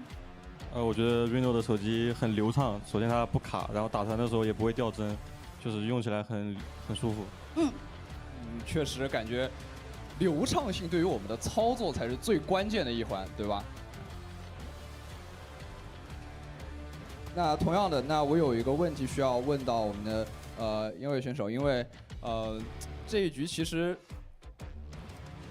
差一点点，让你们的队友 Amarok 是完成了1传3。那如果让你给 Amarok 今天的表现打个分的话，你会打多少分？肯定打满分，好吧？满分。对，最后一场有点可惜，本来应该可以穿3的，只是有点着急了，不然的话很有机会，好吧？So my second question for Yanwei is, if I have to let him give a grade for Amarok's performance today, out of 10, how much will he give? So his answer will be like he will give 10 because that is really close because Amarok could take 2 of their opponents out of the stage. That's really great.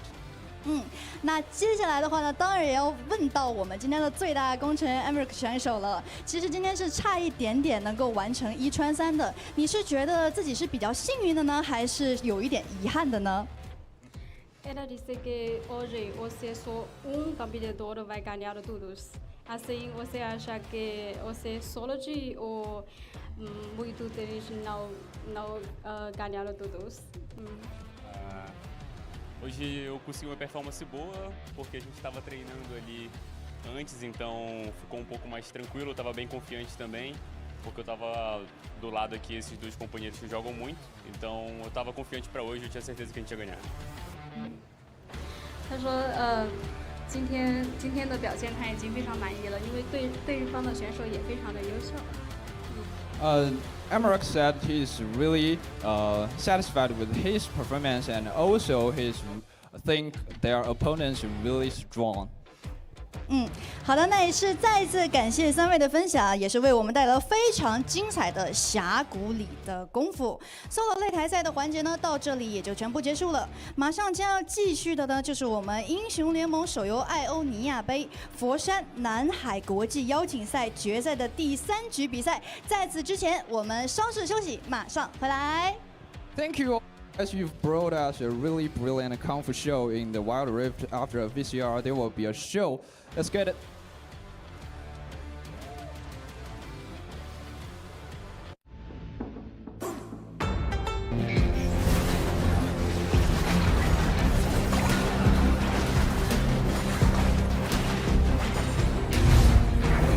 Such happiness!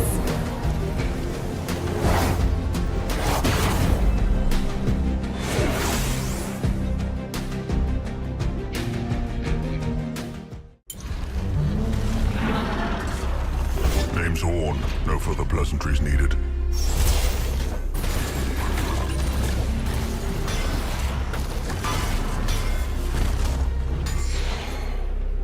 All I need is myself and hammer.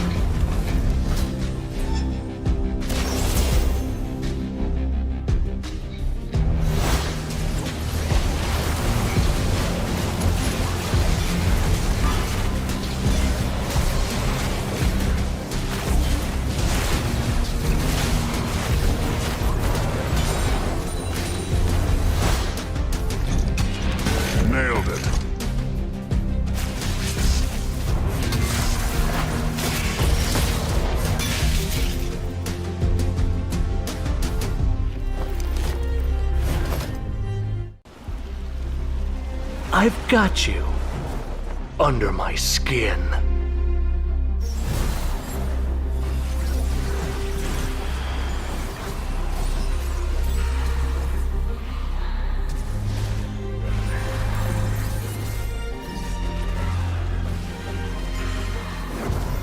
Deliciously vain.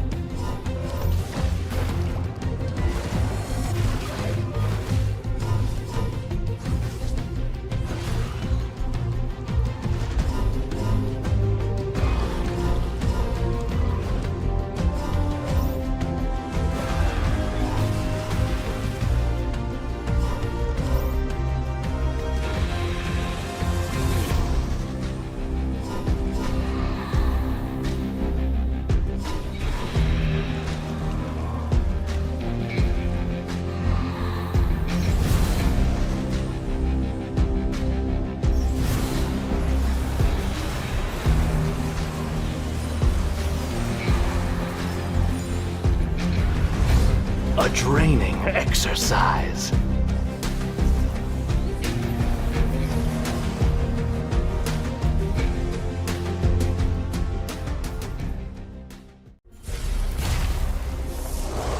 I split mountains with my roar.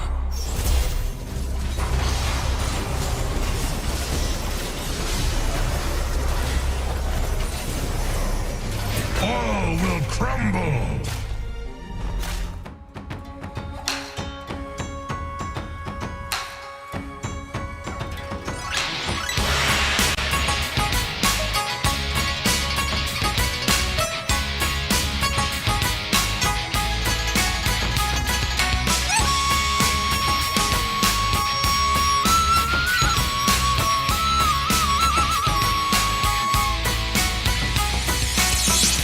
光永远四季如春的西樵山脚下，看一看一代宗师当年的身影还在吗？换一幅心事乌龙的画，蓦然转之下，如今有位青年用热血把功夫传天下。一生与夢相伴，銘記初心血不變。南海武功之鄉，舞出經典。入海笑會出一陣陣陣風。一身正气成败于手中，内外兼修，一人爱与你相逢。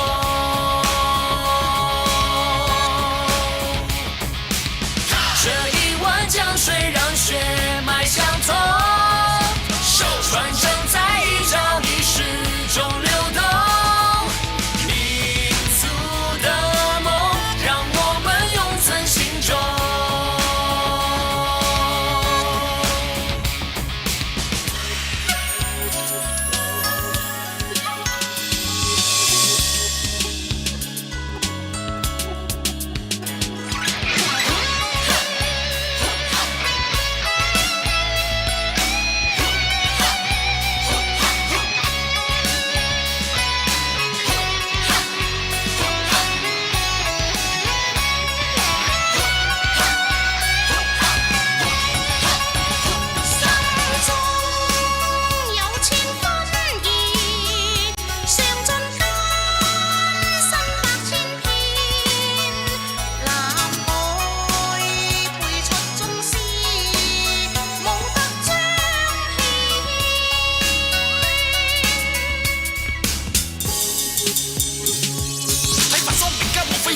可以問這個，令到天下響隻西東 Chinese 高呼好威風，每一個名字，每一個拳風，代表嶺南武功，彰顯文化大同。百年滄桑休戚與共，一股作氣源強國夢。我哋呢一代最年輕嘅中國人，千年古鎮說豐年，大灣區裏頭發展，共同嘅功夫。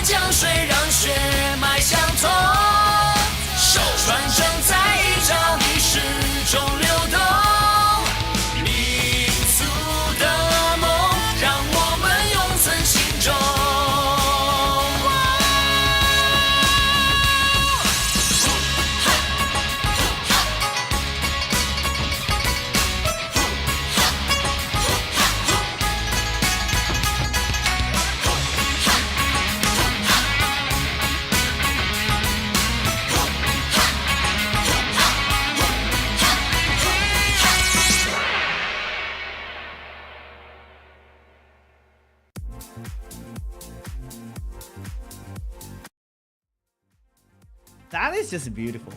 Wow. There you go. Beautiful. A magnificent demonstration, and also just a performance to represent the culture of China. We saw a lot of references there as well on martial arts. I've heard as well Wing Chun being said. But what does that and mean? Was demonstrated. It's a martial art that was derived from a Shaolin temple in that's so southern cool. China. There are movies about it as well, like Ip Man, and it's just fascinating. There's a lot of substance in that whole performance alone.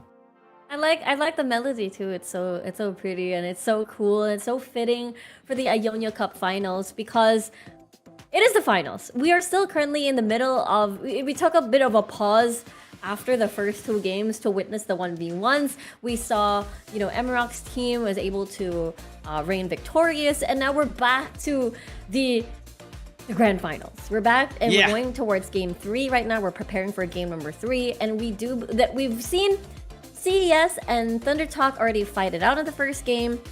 It was BMG in the end that won. That's why we're going for a 1-1. And now we're back, possibly, to the pro players fighting again. That's the perfect way to refresh what happened earlier, Riku. To all the people that are just tuning in right now, yes, we are on the grand finals. Yes, the series is still ongoing. We just had a short break through the mini event here at the Ionia Cup.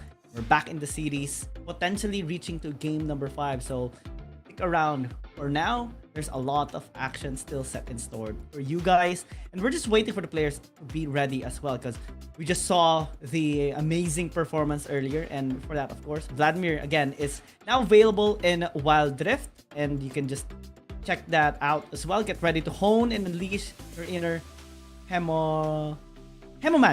I still have difficulty in saying that. Hemomancer, yeah. It's like hemoglobin. Yeah, and of course, get ready for the Ultimate Showdown. The Ultimate Spellbook will be released on September 8th, 2023, of course. So it's only up for a limited amount of time. So go, release the Ultimate Spellbook, or let your spells run wild, rather. Because there are a lot of mini events on Wilder. One of the mini events that we just really loved was the Earth Force.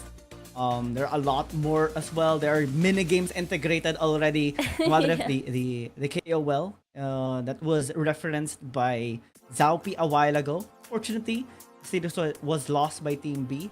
And congratulations to Team A. We just finished the ceremony of their winning a while ago. So they will receive the Oppo headset. As always, fascinating. Just to spice up the event even more. We saw the cosplayers as well on the stage. Yep. And it's a good thing. Looks like the weather condition is not negatively affecting their performance. Still, they're being able to do what they want to do. Yes, for sure. I do have a question for you, Gian. I like how I always put you in the hot seat here.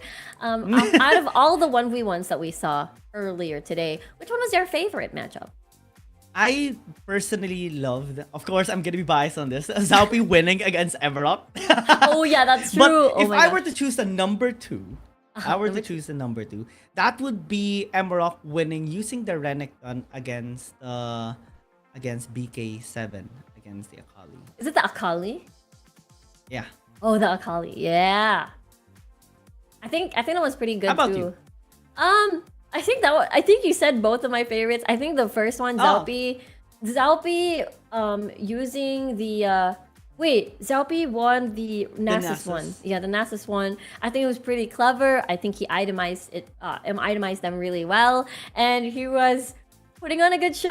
I mean, that's what 1v1s are all about. Not only showing your skills, being able to show off your mechanics, but also entertaining the fans, the fans from the region, and just basically just putting on a good show. For me, my second favorite is probably the first one. I think I really liked the Emerald versus D. I think it's really fun because it was so close. They were itemizing off against each other. But as we get to see and check out on stage, it is going to be the pro players versus pro players. And that's going to be really exciting. It's time! It's time! It's time. I wonder who's gonna get the red side priority this time, because like what you mentioned earlier, right? And this is something that we have observed for the entirety of the tournament. Red side wins more than blue side. That's true. And I think because it has the ability to take just really two good picks, if you whittle away the top lane pool and the top lane pool in general, because there's only just a few things to ban. Honestly, you ban out the Jax, you ban the Gwen, you ban... Am I missing someone? I'm missing someone. Sometimes Fiora. Sometimes Fiora, but usually when you ban the Jax and you ban the Gwen, you kind of are forced to just... If you're blue side, you're forced to just pick Fiora or Camille. Yeah, Fiora or Camille in your blue rotation. But the problem is some people want to prioritize one of the good wave clear champions. I guess it depends for Cerberus, but honestly, this gives red side an opportunity to pick Fiora and Camille at the same time in one single swoop. That's what the blue side should watch out for. Yeah, I mean, I'm excited for this. I actually want to see Aku this time be the one to pick up the Fiora. I think they since BMG won earlier, side selection might actually be on Thundertalk side, because I believe losers decide the side they want to be in the next game. That means Thundertalk will be on red side and Cerberus will be stuck on blue side, and that's not really the best condition you want to be in right now. Yeah, our predictions are correct, Riku. Cerberus Esports on blue. If I were to change one thing on their draft earlier, that would be a different mid lane champion for BMN. Oh yeah. I don't like the Karma personally. Me too. Really I love Karma, but not like that. Yeah. Not like that. Yeah. Let's see now the bans, however, removing the magic damage dealers immediately. No wave clear. Not the king of wave clear not going to be available. Vladimir, I like this ban. They don't have to deal with that. They don't have to counter against that. They don't have to fear that. We talked about the funnel of bans against the top laners, which would starve the top lane pool, going through the tank top lanes instead. So I like this Varus and Ziggs ban as well. This would mean that we're going for the more traditional double marksman route. The Zeri. Oh my gosh! These are all top lane bans! Yeah, this is exactly the same bans in game number 1 as well. But I'm happy to see that we don't really get the actually I'm fine with the Zeri first pick. I think there's a lot of options already on the support position. Gragas a while ago was prioritized by Cerberus Esports, and then Thundertalk picked up something like the Kais, and then later on the Akali for Z. That's gonna be the same as well. Oh my. It's a nightmare to see Z on his favorite champion. And it is. Cerberus Esports, they need to have an answer for this. What I want to see about, what I want to check out for Thundertalk, for Cerberus, I want them on a Galio.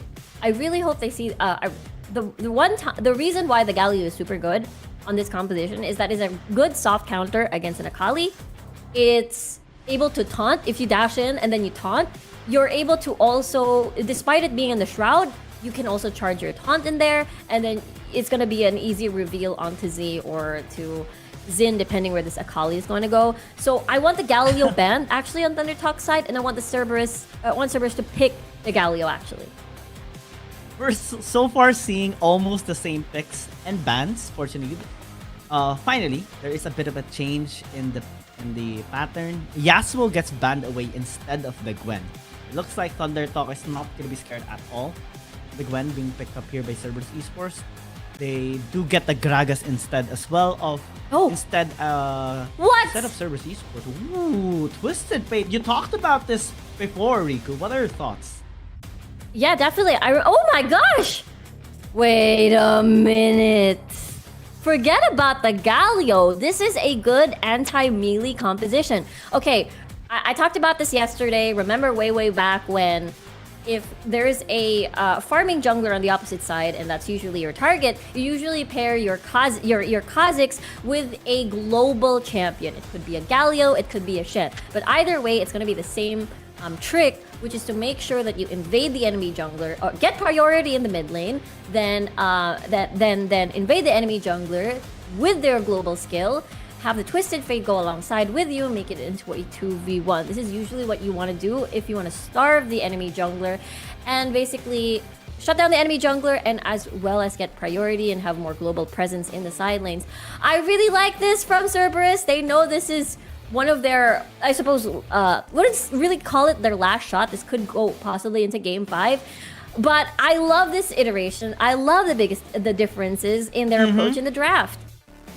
Yeah, I love the Twisted Fate. I love the Yuumi pick of Cerberus Esports. They have an answer to Z's Akali now, because the Destiny will reveal Z on his Akali. Yuumi, as a utility support, can help out Genza later on to be able to kite the members of Thundertalk, and through the front line of Cerberus Esports, particularly the Ornn and the Kha'Zix, maybe they can find a way to provide a platform for Genza to strive. Because Thundertalk still maintains the usual composition that they have, a relatively similar one. The only difference is the Garen, honestly, and the Gragas, but still, they have a lot of initiating tools. They have also that divine, the mass injustice to get that first kill. And that's what I'm worried about, right? Because if you have a Garen on the opposite side, it's also a very good anti-assassin because of that silence. One thing that I fail to acknowledge, however, aside from the Twisted Fate, I like this. See, this is what I exactly mean.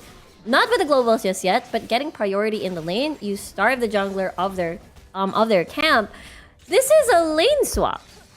Never seen it in a while. They're actually making really good adjustments as well. They realize that, okay, Cerberus Esports are going to invade. It's going to be a lane swap.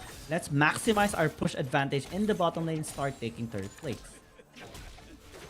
It's interesting that because it's going to be a lane swap, I do feel like the Volibear can just steal the red camp at the bottom side of things.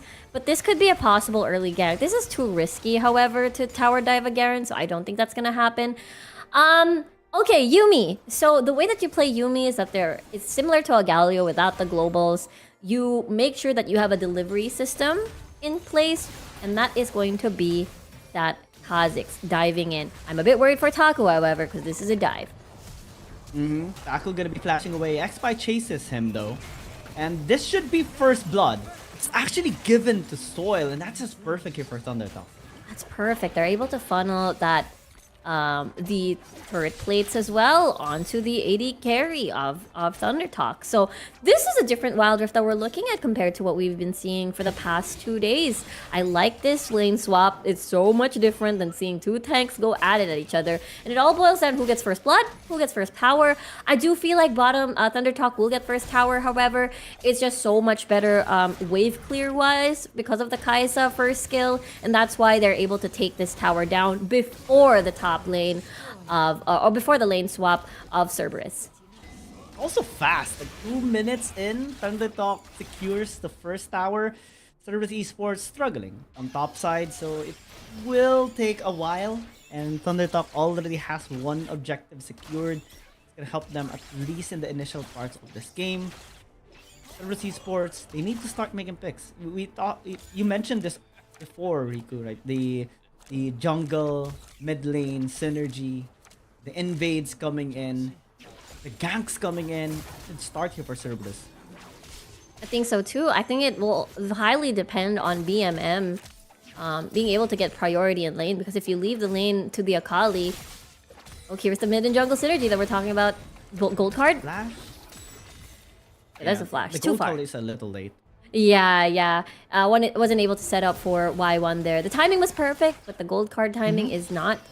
One thing that I'm looking forward to is around the 5-minute mark, how will they interact as a squad. When I look at it from a 5v5 perspective, I do think the Yuumi, the Yuumi and the Ornn makes it so strong for Cerberus to actually take 5v5s. However, the Thunder Talk composition is also good at just exiting the fights because of the explosive cask. So I'm a bit worried for Cerberus if they're able to find the fights that they actually want.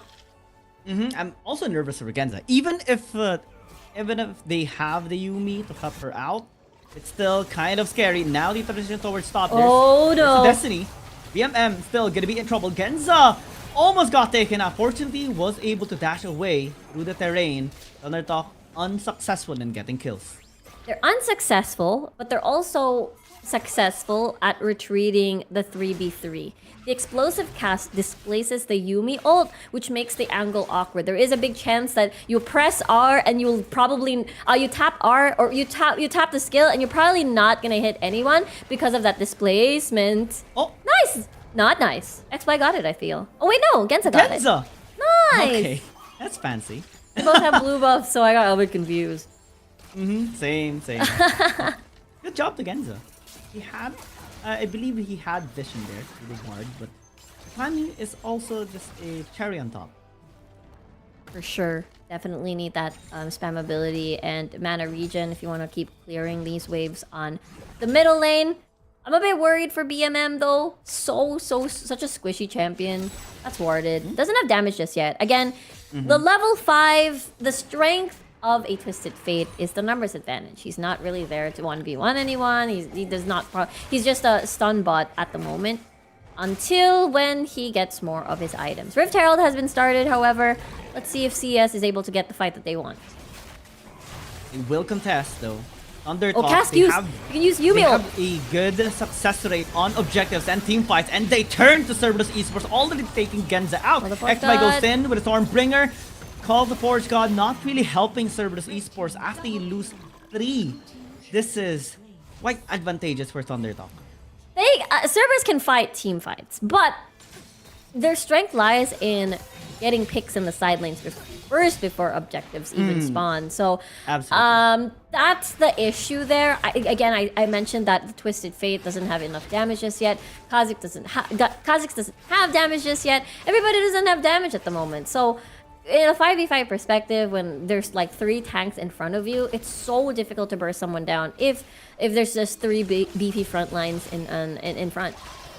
Cerberus Esports should look for picks before team fight, right? That's what you mentioned earlier. But the problem is they're not really finding any picks just yet. They have 0 kills. Thunder Talk secured 3 just earlier, aside from the first 2 that they got in a while ago. Through the RH, they managed to bash in another tower this time in the mid lane to increase their gold lead to 5,000 as we reach towards the 7-minute mark. And Dragon hasn't been taken just yet. Cerberus Esports, they have to contest. They can contest. They have to contest. The Twisted Fate can actually teleport and make into a 4v5 if he's in range, but he doesn't have priority. So looks like the Akali can actually go down and make it a 4v5 instead. Oh. Destiny is gonna be used, but only to reveal Cerberus Esports is not successful in taking this dragon for themselves, and slowly but surely, Thunder Talk is now grouped up as 5. BMM a little bit late to the party, but it's already over. Thunder Talk has celebrated the victory already, securing 4 kills this time. The point of a Twisted Fate, right, is for the ability to make it into a 4v5, but if you don't have priority, Z was able to walk manually from top to the river and still be able to catch up to that Destiny teleport, because the range at this point is not that far. You still have to walk. See, Z is like literally right behind BMM, so it really removes the utility of being able to get to a position first if you're not able to even get again that priority in lane to be first on that place. Yeah, BMM wasn't even able to do anything in that fight. Oh, okay. He was able to escape. Soil has 7.3k. That's 2,000 up from Genza. That's how fed he is. That's a lot. That's a lot of kills already. Oh, XY. Oh, no. He just came back to the lane. And he is already dead once more. With the perfect execution. Y1 is going to be next. That's good. Captain Drain. Genza as well. That's 3 kills. Again, Thunder Talk is just partying right now. And it's deja vu. It's like game number 1 is just happening again. Yeah, after them getting the Rift Herald, because they've already gotten First Blood Tower and all the plates in the world towards Soil in as well as the bottom lane, SMY rather, after getting that Rift Herald, it was an easy 5k gold lead, and now it ballooned up to 10. The thing about having a Yuumi pick is that it's a buy one, take one for free. Kill one, get the next. And it's so easy to whittle down that number after that happens. So honestly, ThunderTalk is doing an amazing job after that lane swap and keeping up with their lead. 703 right now. Onto their Kaisa. Wow. And literally, no deaths in ThunderTalk. 12-0 right now in this game. No tower secured yet for Cerberus Esports as well. It has been an absolutely clean game by ThunderTalk. This is why they're just so good. I mean, we already know their capabilities, but they continue to show it every single time as well.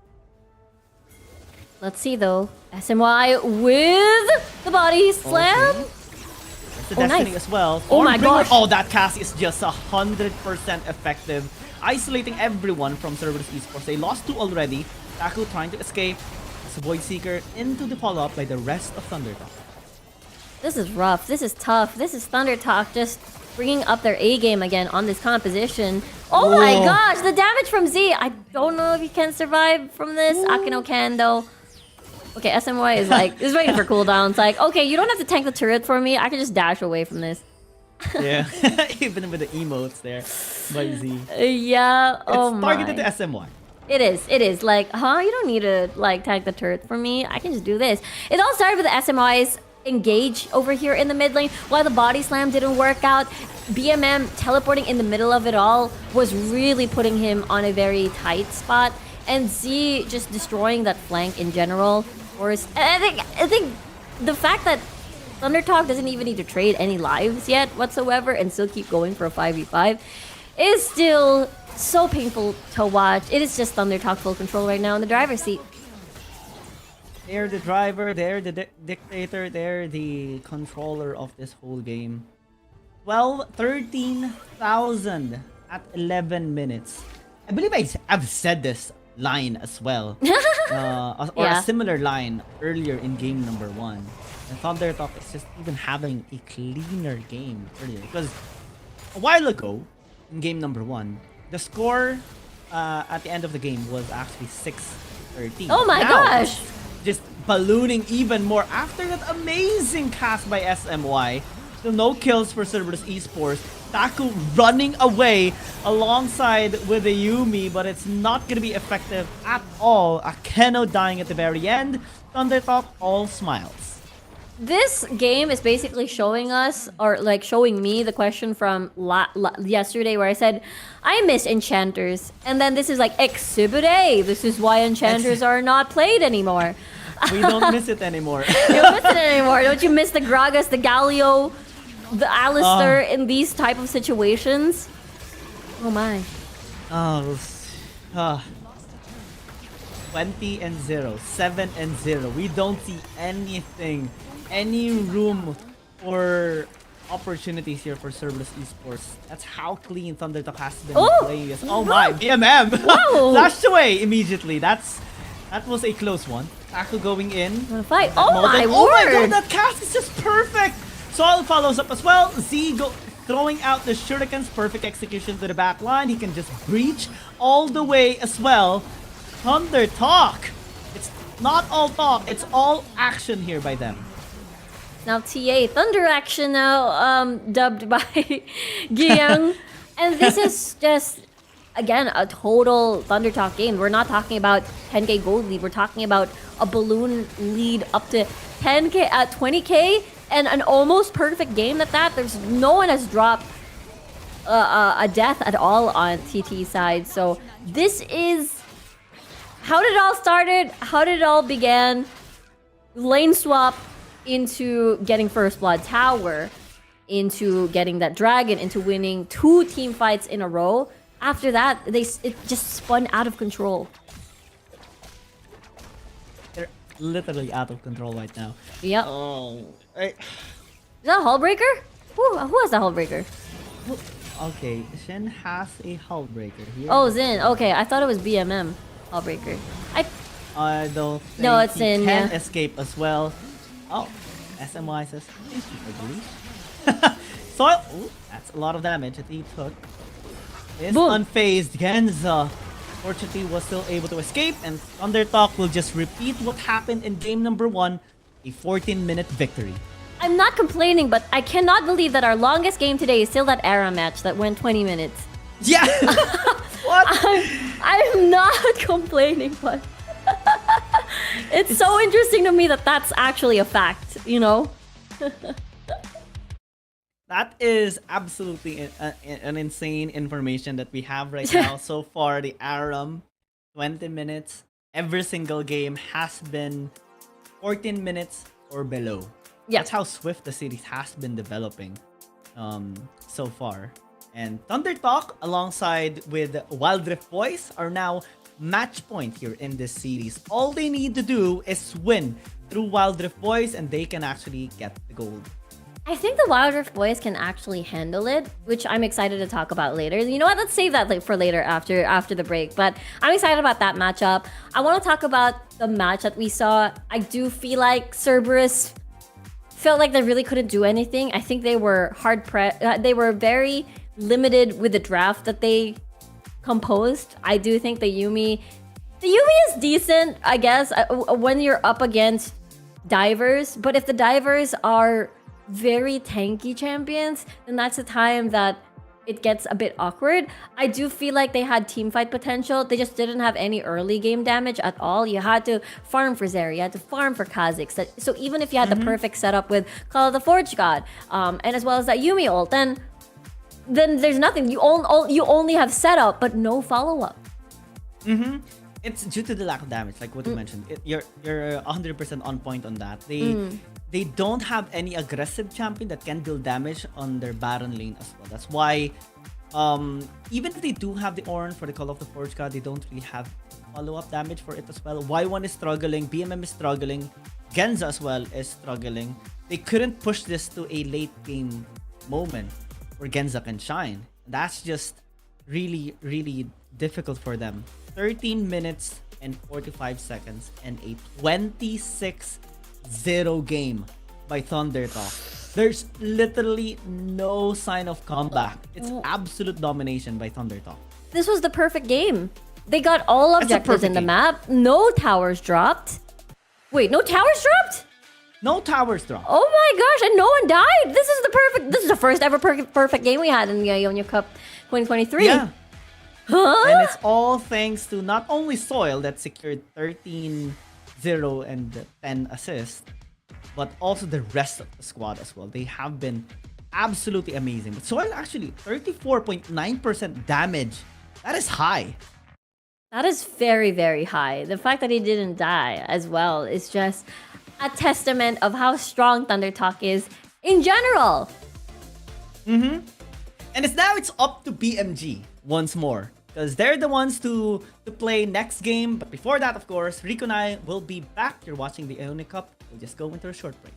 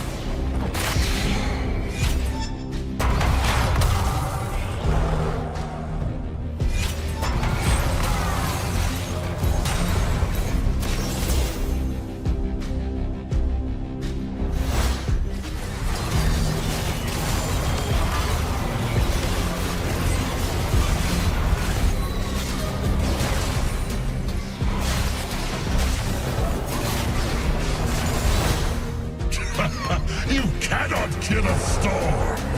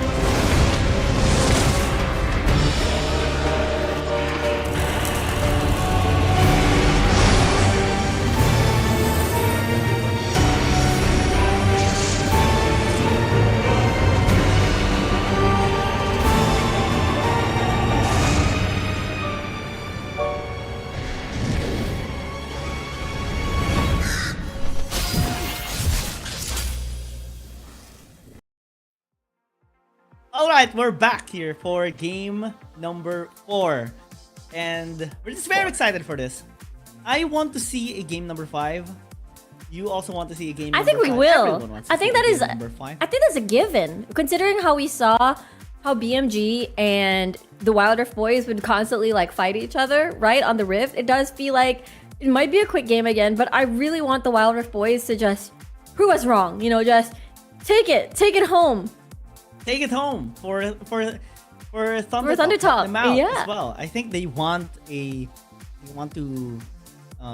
redeem themselves as well against BMG, because that game was similar to the wins of Thunder Talk as well. They had a dominating game, 13 minutes and 22 seconds, and an 18-4 scoreline in which Pime landed the MVP. So, two things first. Right? Okay. Twisted Fate and Yumi, not really the best options, and Thunder Talk proved that earlier. And maybe it's not just a Vladimir that can pull up a win. There needs to be some sort of synergy being developed from the team to maximize the potential of the champions as well. Yeah, I do feel like the draft from earlier was they put themselves on a very limited amount of resources for them to actually deal damage. So maybe for the Wild Rift Boys this time around, maybe they don't want to trap themselves again when it comes to the damage department. And the issue always that we constantly encounter is that how do you slow down such a big snowball coming from BMG and Thunder Talk? I think those are the two biggest questions here. But of course, if the Wild Rift Boys win, then this is match point already pretty much for the Wild Rift Boys and Thunder Talk. But for BMG and for Cerberus, their journey is not over yet. And we're able to reach game number 5 if BMG wins this, which is what we saw earlier. They won against the Wild Rift Boys. Yeah, Cerberus Esports. I can't believe I'm saying this. Cerberus Esports is relying right now on BMG. This is just a fascinating turnaround of events. Pros right now are depending on the influencer. That is how important this game is for BMG. They need to keep winning. They need to keep pushing or extending this series to help out Cerberus Esports in the end. Game number 5, we have a different mechanic there, right? It's it can be a mix between the influencer team and the pro team in one lineup. Yep. I think it's very detrimental for the Wild Rift Boys. A lot of pressure on them. They've won before in a very convincing fashion. I do think it will be reliant on the solo laners for them to actually win. I think Nighty is a very, very good solo laner. I think if you put more resources onto him, give him a champion where he can carry in the late game, which is the question is always that, will you even reach the late game? Because I think the Wild Rift Boys is really good at Elder Drake contestation, Baron Take contestants, and stuff like that. So we'll see. I can hear the music already. I can see the coach talking to the players. It's pick and ban's time. It's pick and ban's time. It's the same position as well as earlier. BMG gonna be on Fed side, Wild Rift Boys on on blue. Interestingly enough, this will give a bit of an advantage towards BMG's side, since they do have the priority for picking up the Fiora or pick up any champion actually here for Pime. A while ago, he landed the MVP using the Camille, and also YOLO had a fantastic performance using the Fiora, and both of which are being respected right now through the bans. And this is something that we're gonna be excited about, Rico. I see your reaction as well. The Jax for 90, it's on.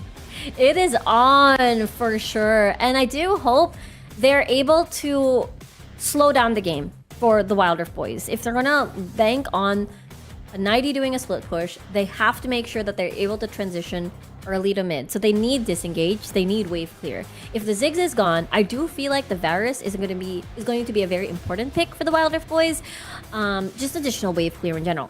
BMG, wait a minute. Vladimir. This is actually pretty interesting because they invest now 2 champions for late game. So this is a ticking time bomb for BMG essentially.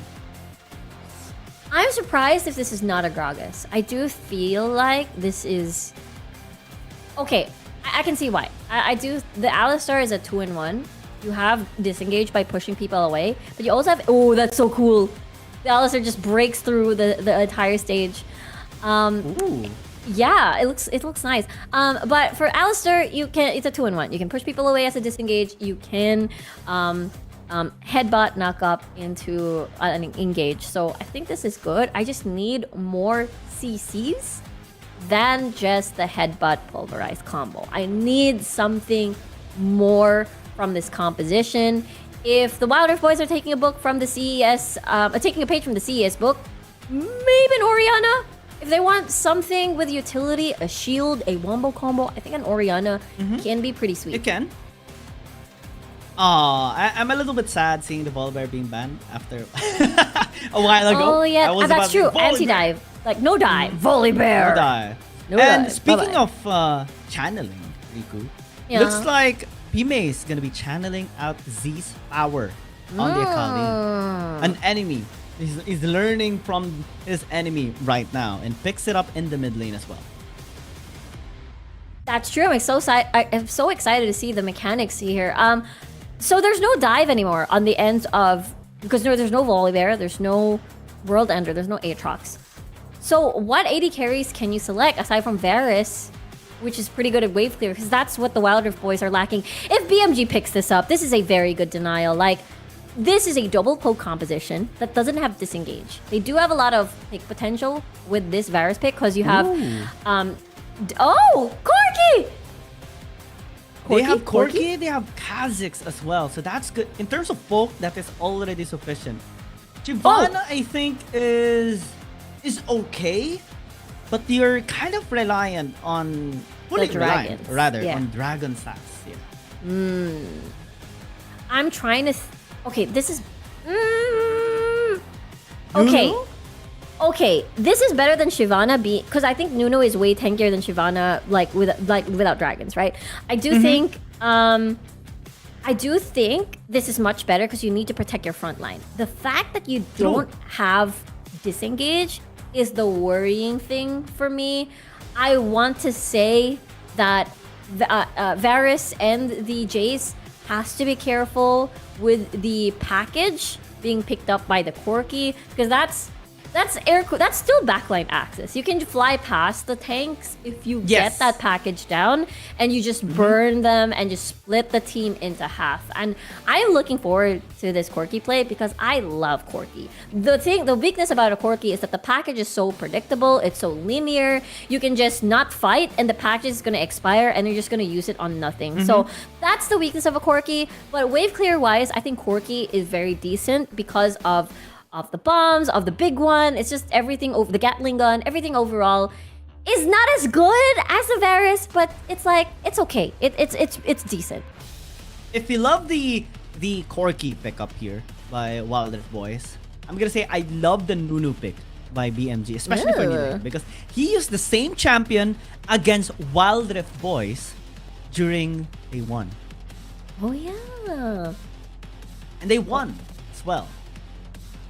That's scary. BMG seems to be very confident with their picks, honestly. Oh boy, here we go. Are we gonna be seeing a game number 5 rather? I'm so used to game number 3s. Game number 5, or will the Wild Rift boys take it home by making it into a 3-1 for Thunder Talk? Let's see. It's up to BMG now to carry the team here of Cerberus Esports. They have a really good composition. A little conflict here in the bottom lane. Start things off. A supportable battle. Lazy and Yufan just helping out. Oh, it's just level 1, so there's no headbutt pulverize combo just yet. What I like about the Corki Alistar combo is that once you get the pulverize, YOLO going around in circles. Once you get the pulverize, you're able to dish out so much damage after once Corki reaches level 5 because you have the rockets, you have the Gatling gun. The Gatling gun is very painful, by the way. Especially for sustained damage. Late game scaling of Corki as well is almost like the best. Especially if you have some sort of peel. And speaking of, there's a big, huge purple snowball here in the bottom lane. Let's need to hit engages. Cat might get taken out. First blood by BMG, but a trade actually here happening. Yufan. Oh, it's an execute! Unfortunate for Wild Rift boys. No wonder it's still 0-1. Oh dear, this is tough. Clear the wave. Clear the wave, my friend. Oh no. Just level 4. Yufan's stuck. He's stuck under this is the rough. tower. Cat is here, but a little tad too late. Flash away. Pime survives. Nidahe is gonna be fine, so that's a clean execution by BMG. So many low health targets. BMG knows the jungle pathing of the Kha'Zix. So imagine if he was at red side of his if he was at his red buff, that would have been an easy dive, an easy cleanup, probably a triple kill for the Kha'Zix. Imagine the timing of this dive by Nidahe and the fact that they overstayed as well with no punish. Imagine. No punish. It's so jarring. But let's take a look at this clean dive once more. Again, there's just so much damage. They're squishy. They already received chip damage earlier from their 2v2. So we'll see if Aiding is able to do something. But the problem is he is spotted. No way. That's another gank. 23 KDA of soil, by the way. That's rough. That is impressive. That is impressive. A professional play as well. Yeah. Professional play. That's nuts. Okay. Nidahe? Chilling. Oh, Wild Rift Boys probably wouldn't think that. Probably wouldn't gank That's twice, a problem, right? though. Like, no you way. You don't have like an explosive Capclos. Yeah. It's like a Garen charging into you, basically. Yeah. From a brush. That's true. It's like, oh, I'm here. Oh, back away. Good thing the Corki has Valkyrie, so that's a good gap maker. Let's see where Nighty's gonna go. Oh, he's just gonna eat some honey fruit. Will heal to sustain himself. Yellow crashing the wave. He has been very efficient in the laning phase as well, not being bullied at all by the Jax. He's the one taking full control. Mid lane, PMA might actually be nice. aiding ganks here as well, and they secure a kill. Really good kill, but they have to be careful for Nidahe. Nice. Here, D is being saved by aiding. Flashes away, should be fine, but here comes absolute zero. Absolutely lacking though in terms of execute damage. And Wild Rift boys, they got 2. Yo, I don't think BMG really calculated that trade. They wanted to do it a 1-for-1, but it became a 2-for-nothing. Let's take a look at that again. Pime, remember, is a very vulnerable. Once you dive in, that is it, basically. You put yourself very vulnerable. I love how D is able to bait that out. And watch this. Aiding blocks the snowball. Him instead is gonna get knocked up and just block the snowballs away from D. And that hit, takes a turret shot and gets one kill. Gets that one hit from D. Really nicely done. You could have channeled it 1 second longer. Yeah. Even half a second would have been enough to take Aiding down, and he would have been alive to walk away for that 1-for-1. Now, a lot of people grouping up here into the mid lane. It's 5 minutes already. Objective spawned up. Dragon is available. BMG starting it off. Let's see here. It's gonna be a handshake of objectives. This is a good call. Anyways, the package is alive. I do think that BMG should be careful about this. Oh, there, package used already. There's no fight anyway, so it's fine. Be fun just having it as an extra insurance if ever BMG contest. Since there's no contestation, actually I would give this to BMG since late game scaling is a priority as well for BMG. And as long as they manage to defend their towers from the RH charge, they should be fine. I think they will have a lot of damage, but the poke wise, if they get engaged upon, that's the weakness of a poke composition. If you don't have space to even land your skill shots, then what is there for poke?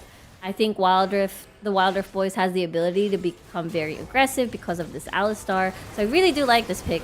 Oh, nice push. Oh no. Chain of Corruption. Cat is fine though. Able Where's to the soak in charge? a lot of damage because of that unbreakable will. But the main objective of BMG is to deny the RH push. So that amplifies the advantage now of BMG through that Dragon Sack. Usually around the 6-minute mark, we get to see a 2k gold lead from whoever team has the Rift Herald or whoever has won that team fight. But because of the lack of turret plates being taken, more of chip damage here and there, it is just a little bit of gold lead, but in favor of BMG, just 900. I think that's gonna balloon up if they get a kill over here onto 90. Oh no! Though. Minion. Well, 90 already backed away, so that's okay here for BMG. They want to secure more plates. I don't think 90 can fight this off. Absolute Zero is still available now. Xiao Ming is tanking, soaking so much damage. Pime jumps in, which is a little bit questionable. So now it's gonna get chased. Xiao Ming as well overextended, tries to just nice sacrifice himself to save Pime. But he's on the other side. Not with the best way to survive. Aiding almost died though. Oh my and died to the gosh! very end. So that's at least a 1-for-2. AZ is here, trying to channel the damage here onto the Vladimir. D managed to dodge. Nice. Cat engages again. And AZ is in a lot of trouble. That's the stun to secure the kill for D. Yeah, that's just the easy transfusion from D. I do think that is still a Wild Rift boys win because they're able to they're able to funnel all that gold onto the most important member, which is that Vladimir, which is going to be really scary. But the gold lead's still in favor of BMG. Let's take a look at that again. It started off with a 2v2. Xiao Ming did a good job making sure that they didn't go near Pime, so this buys time for AZ to actually join the fight. So with that said, I'm not sure if this is too much of a greedy decision, because honestly, that took a bit of time already to pretty much kill people, and that means the rest of BMG can join the fray. Good thing Kat still stayed, able to initiate for D, and then able to funnel in more gold for this Vladimir, which I don't think anyone can deal with this Vlad in the late game.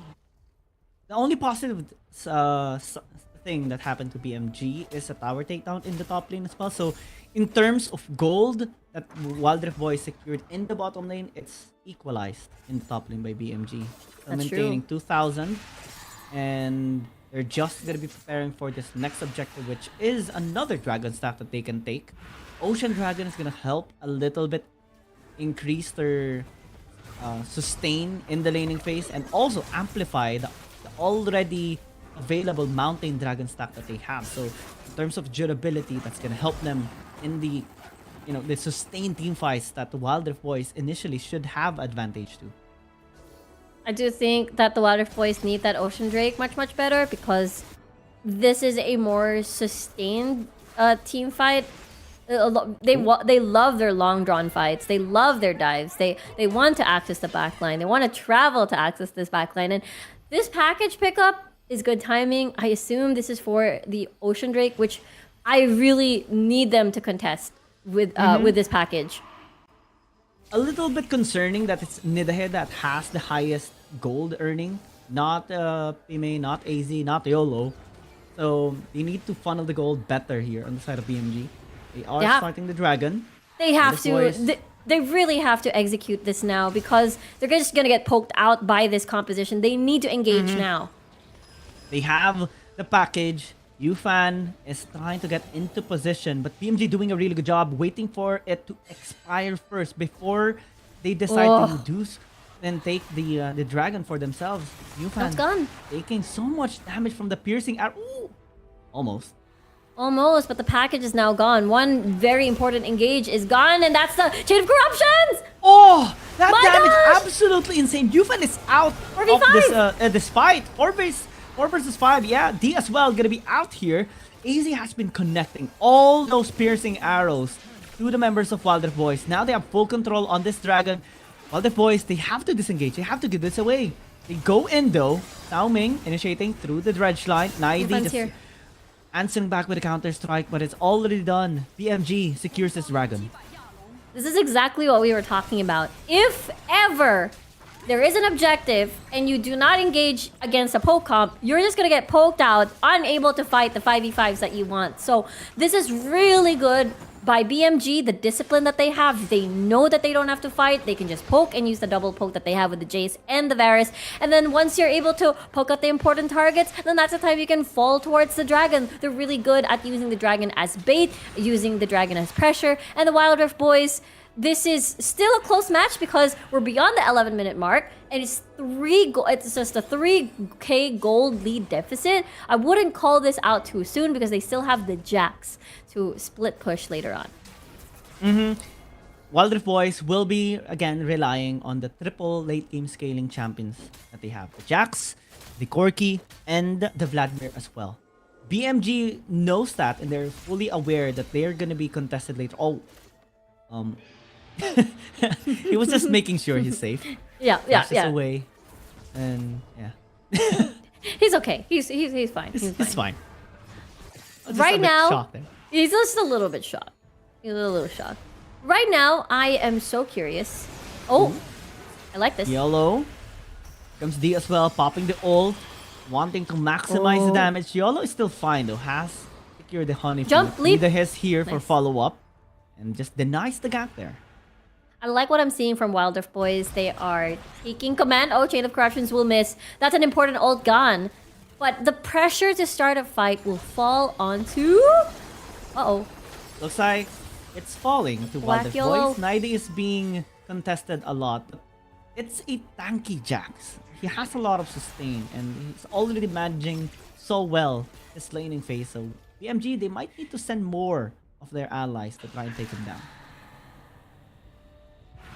I'm like, what was I talking about again before they start the fight? Oh yeah, it's all up to Cat to actually start these fights. Yeah. Oh, the Chain of Corruptions didn't hit. But he's so low already. They start. Where's the follow-up? Re-engages. Not really much follow-ups from Wild Rift Boys. BMG, they're just gonna reset. Here comes a snowball. Not really connecting onto a champion, rather onto that Scuttle Crab. D just tracing down Pime, forced the flash away from him. So that's a small win that Wild Rift Boys secured. I think they're fine with it now. There are 2 win conditions for WRB to get this game for themselves. Make sure that the gold lead doesn't exceed 5k. Make sure that the Jax is still 90, most importantly, still able to be higher in farm, especially against the Akali. Number 3, Cat and D should coordinate whenever they're going to initiate a fight. And number 4, make sure to what do you call this? Ward the Baron constantly, because we do know that it's so difficult to contest against a Nunu when it comes to these objectives. And that can possibly go really, really fast with the Varus involved and the Jace involved as well. So those are the 4, I don't know, I didn't really count, maybe 5 things that the Wild Rift Boys should take into consideration to increase their chances of winning. So if they wanna do the dragon dance, they shouldn't do it for far too long. They have to engage immediately. So Cat, gotta find your access here against the backline carries.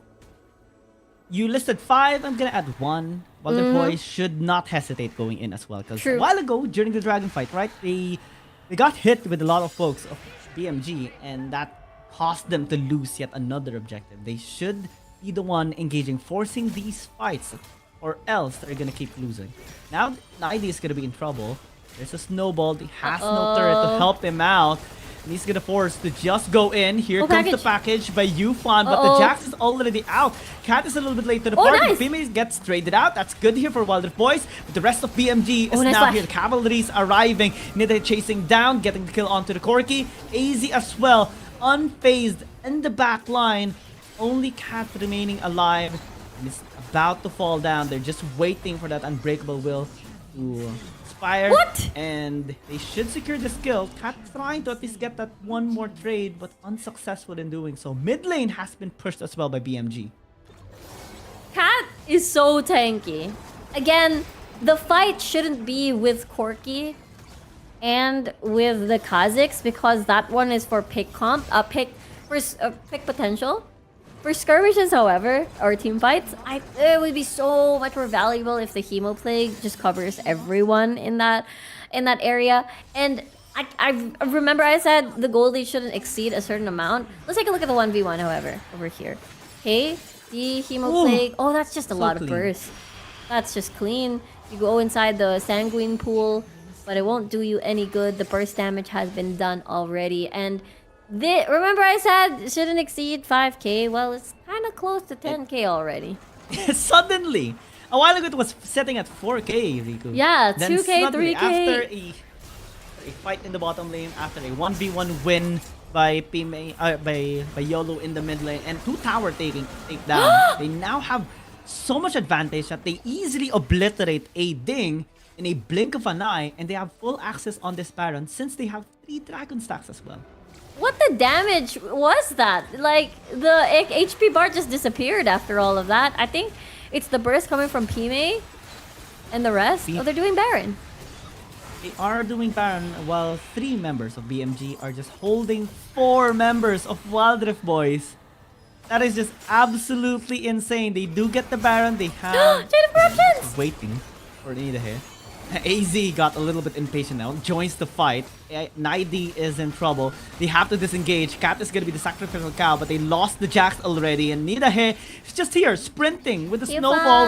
Yufan! Okay, it's fine. But they lost already so many members from that fight alone.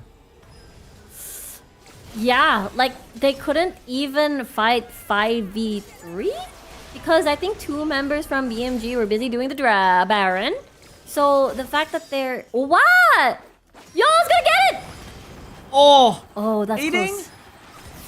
So close. YOLO still aggressive. barely alive. Pime helping out. He stays alive. No How is that way. even possible, Riku? Now they're going for the punish. Now Wild Rift Boys are the one to lose that fight and lose access towards this Elder. YOLO, the outplay, the bait into the outplay. Who wouldn't want to try and get some shutdown gold onto YOLO? You see, the Akali is very low HP already. Why? I understand totally why you would go after that. But at the end of the day, the gold lead is just too much. 14k gold deficit. And now they have the Baron. Now they're killing some more. Now they may even end the game. They're going for it. They want this to be as swift as possible. 19 minutes. They go with a game end, and we're going to game number 5. This is the expected outcome. It did seem like it was going towards a different direction because after the 4-minute mark, or 5-minute mark, sorry, it didn't feel like the gold was still even. But then again, they couldn't take advantage of their composition. We weren't seeing heavy engages at all. We didn't see any what do you call this? We didn't see the Vladimir joining most of these fights because he was busy keeping the Akali busy. So that's that. They got poked out with a double poke composition, and they only had the Alistar for it to engage and soak up all of that damage. And this, I actually was a little bit rooting that this would go beyond 20 minutes. Yeah. And, well, it's as close as we can get so far. 18, almost 19 minutes this game has elapsed, but it's the same situation. Still, BMG having a decisive victory against Wild Rift Boys.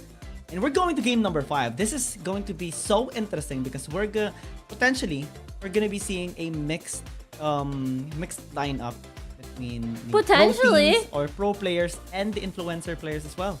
Or we could see a rematch of the last rematch of Cerberus and Thunder Talk in the Ionia Cup. I'm not saying this is the last ever. It's just Ionia Cup. Just Ionia. It's the Ionia Cup. Just Ionia Cup. I'm sure Cerberus Esports are now hungry for that revenge victory against Thunder Talk. This is going to be the best way possible that they redeem themselves if they win against Thunder Talk. Still more leaning towards Thunder Talk, honestly. They're just so clean. But if they pull this off some way, somehow, it's gonna be amazing. They're so good at farming. They're so good at getting early game tower plates. They're so good at analyzing the situation and adjusting on the fly to make sure that they get the better end of the deal after either a fight or a trade. Thunder Talk is so unchallenged right now, and it just shows on how fast the games are ending whenever Thunder Talk is the one playing. We're talking about 13 to 14 minutes, even much shorter than the ARAM matches that we had today. 20 minutes, by the way, is the record that Thunder Talk is constantly beating. 13 minutes, 14 minutes, 30 to 6 scoreline, and 26-0. A perfect game earlier. That game number 3. BMG, they have also made a fantastic performance in this matchup right now, similar to game number 2, but a little bit longer. But the performance remains the same. It's an amazing victory by BMG, continuing to carry the series and extending it as well to give an opportunity again to Cerberus Esports. Oh yeah, this is going to be a very good and exciting rematch for sure. As we take a look at the post-game stats, Hime, the rest dealing a lot of damage, but of course we can't forget about YOLO here, who has shown us a phenomenal performance on the Akali, correct? Yeah, even had a solo kill against D earlier in the mid lane.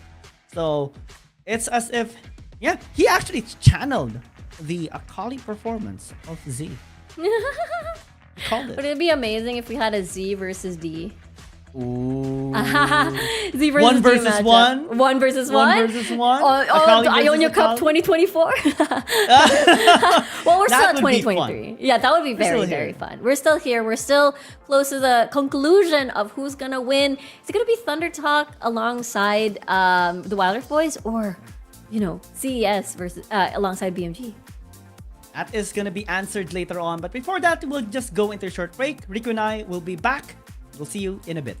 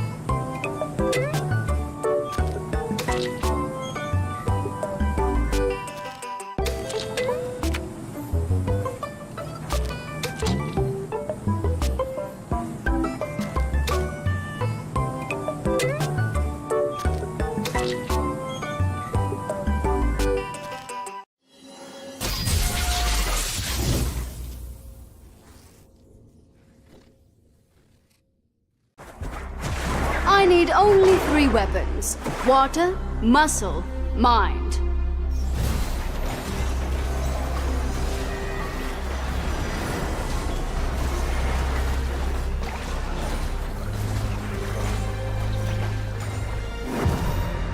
Water to me!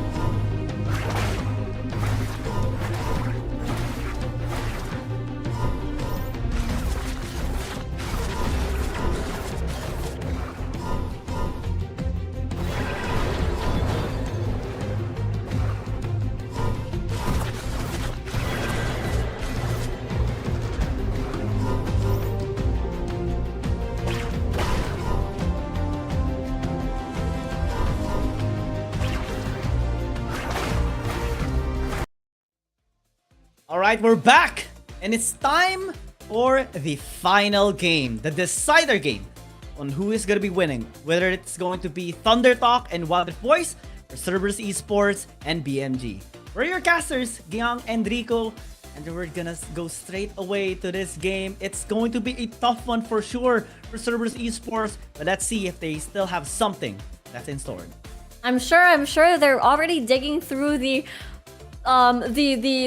champion pools, the different strategies like the Yuumi and the Twisted Fate. We haven't really seen that in the Ionia Cup. That was the first time we saw that being brought up here, and maybe they have something more in store for us, especially when you have the mentality of this is our last game, let's just go all out, because they're up against Thunder Talk and this is their lineup right now.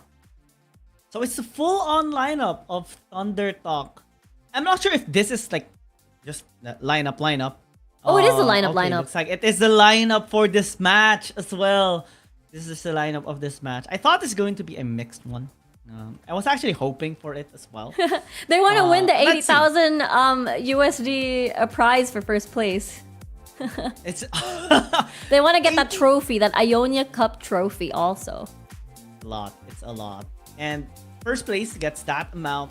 Second place gets 1/4 of that amount. That's a big difference. It's a big jump for sure. They really need to go all in. That's why, you know, no mixed rosters. They want to make sure that they repeat the same factors on how Thunder Talk was able to win twice in a row against Cerberus, and even the very beginning, because I do believe Thunder Talk faced against Cerberus at the opening match, at the opening day rather. So this is such a very familiar matchup, at least for this present tournament, and I wonder what CES has for us for today. They tried various compositions, various adjustments as well. Props to the crowd as well here, still cheering on. It's already 10 p.m. GMT +8, UTC +8. Depends on where you are, but in there, relatively the same. Actually pretty early compared to yesterday. We're already down to our last game. Oh, I yeah, hope they that's still true. have enough energy to push beyond their limits and exceed expectation. Because this is going to define whether you get 80,000+ US dollars or 20,000+ US dollars. Ooh, that is a big difference for sure. And I love the fact that the music has changed. It's so intense right now. It's so... You know that this is the grand finals. You know that this is game number 5. It's so intense. I love it. It gives the vibe. It gives the proper vibe to amplify the emotions right now of every single person watching this live stream, as well as the players participating here too. See them one last time, a glimpse of how they are prepping for this final match in the grand finals. Thunder Talk versus Cerberus Esports battle once more. Cerberus has been having a difficult time every single encounter against Thunder Talk in this particular tournament. Over here at Ionia Cup, they always have a difficult time stabilizing the early game, contesting dragons, the first objective, and winning the team fights. There were instances where it felt close, especially at day number 1, but the fact that today Thunder Talk has been winning under 50 minutes and even had a perfect game, by the way. Didn't lose any towers. Yeah, didn't lose any towers, didn't have any deaths. With 23 kills, I believe. Didn't lose any objectives. Yeah, 26 kills. So imagine that strength, the strength that Thunder Talk has. And this is the problem, consistent problem of Cerberus Esports. They keep being on blue side as well. Oh yeah, that's true. Since Thunder Talk gets side selection priority after losing the previous series, so it's just so challenging, so complicated to approach this matchup right now.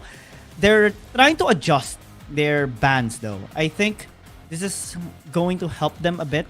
I wonder if they're still gonna be banning the Vladimir in this first rotation, or take it away for themselves.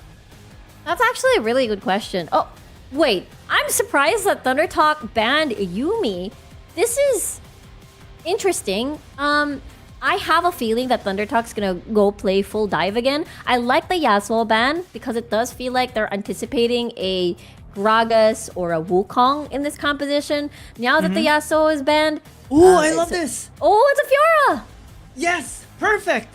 I have been begging for the Fiora to be picked up here by Cerberus Esports for Taku. Because he is a beast on this champion as well. He used this against Naos Esports and was unstoppable as well. And it just denies the possible red side Camille Fiora rotation as well versus picking up something like a Kaisa at the very beginning. I like this from Cerberus, also picking up the Volibear. It is a good denial away from X-Buy, and it also opens up a dive composition that, aggressive composition that Cerberus really needs. Also, if this is picked up by ThunderTalk, this is perfect because the Shen has so many delivery systems available. There's the Hextech Ultimatum into Stand United. There's a perfect execution or just any sort of dash coming from this Akali into a Stand United. There's just so much synergy and going on the side of ThunderTalk. I really want to emphasize a Galio pickup on the side of Cerberus. I do think this double downs on a dive comp that Cerberus wants to assemble. Yeah, I agree on you on that. Especially that the Ornn has been taken away already. They need to pick up this Galio for themselves. But ThunderTalk is gonna be the one to choose a champion first, and Cerberus Esports recognizes that. So they take it away instead, preventing ThunderTalk from having another global champion. That leaves the Alistar and the Gragas open. And Gragas being picked up here by ThunderTalk, leaving only the Alistar as the only viable option for Cerberus Esports.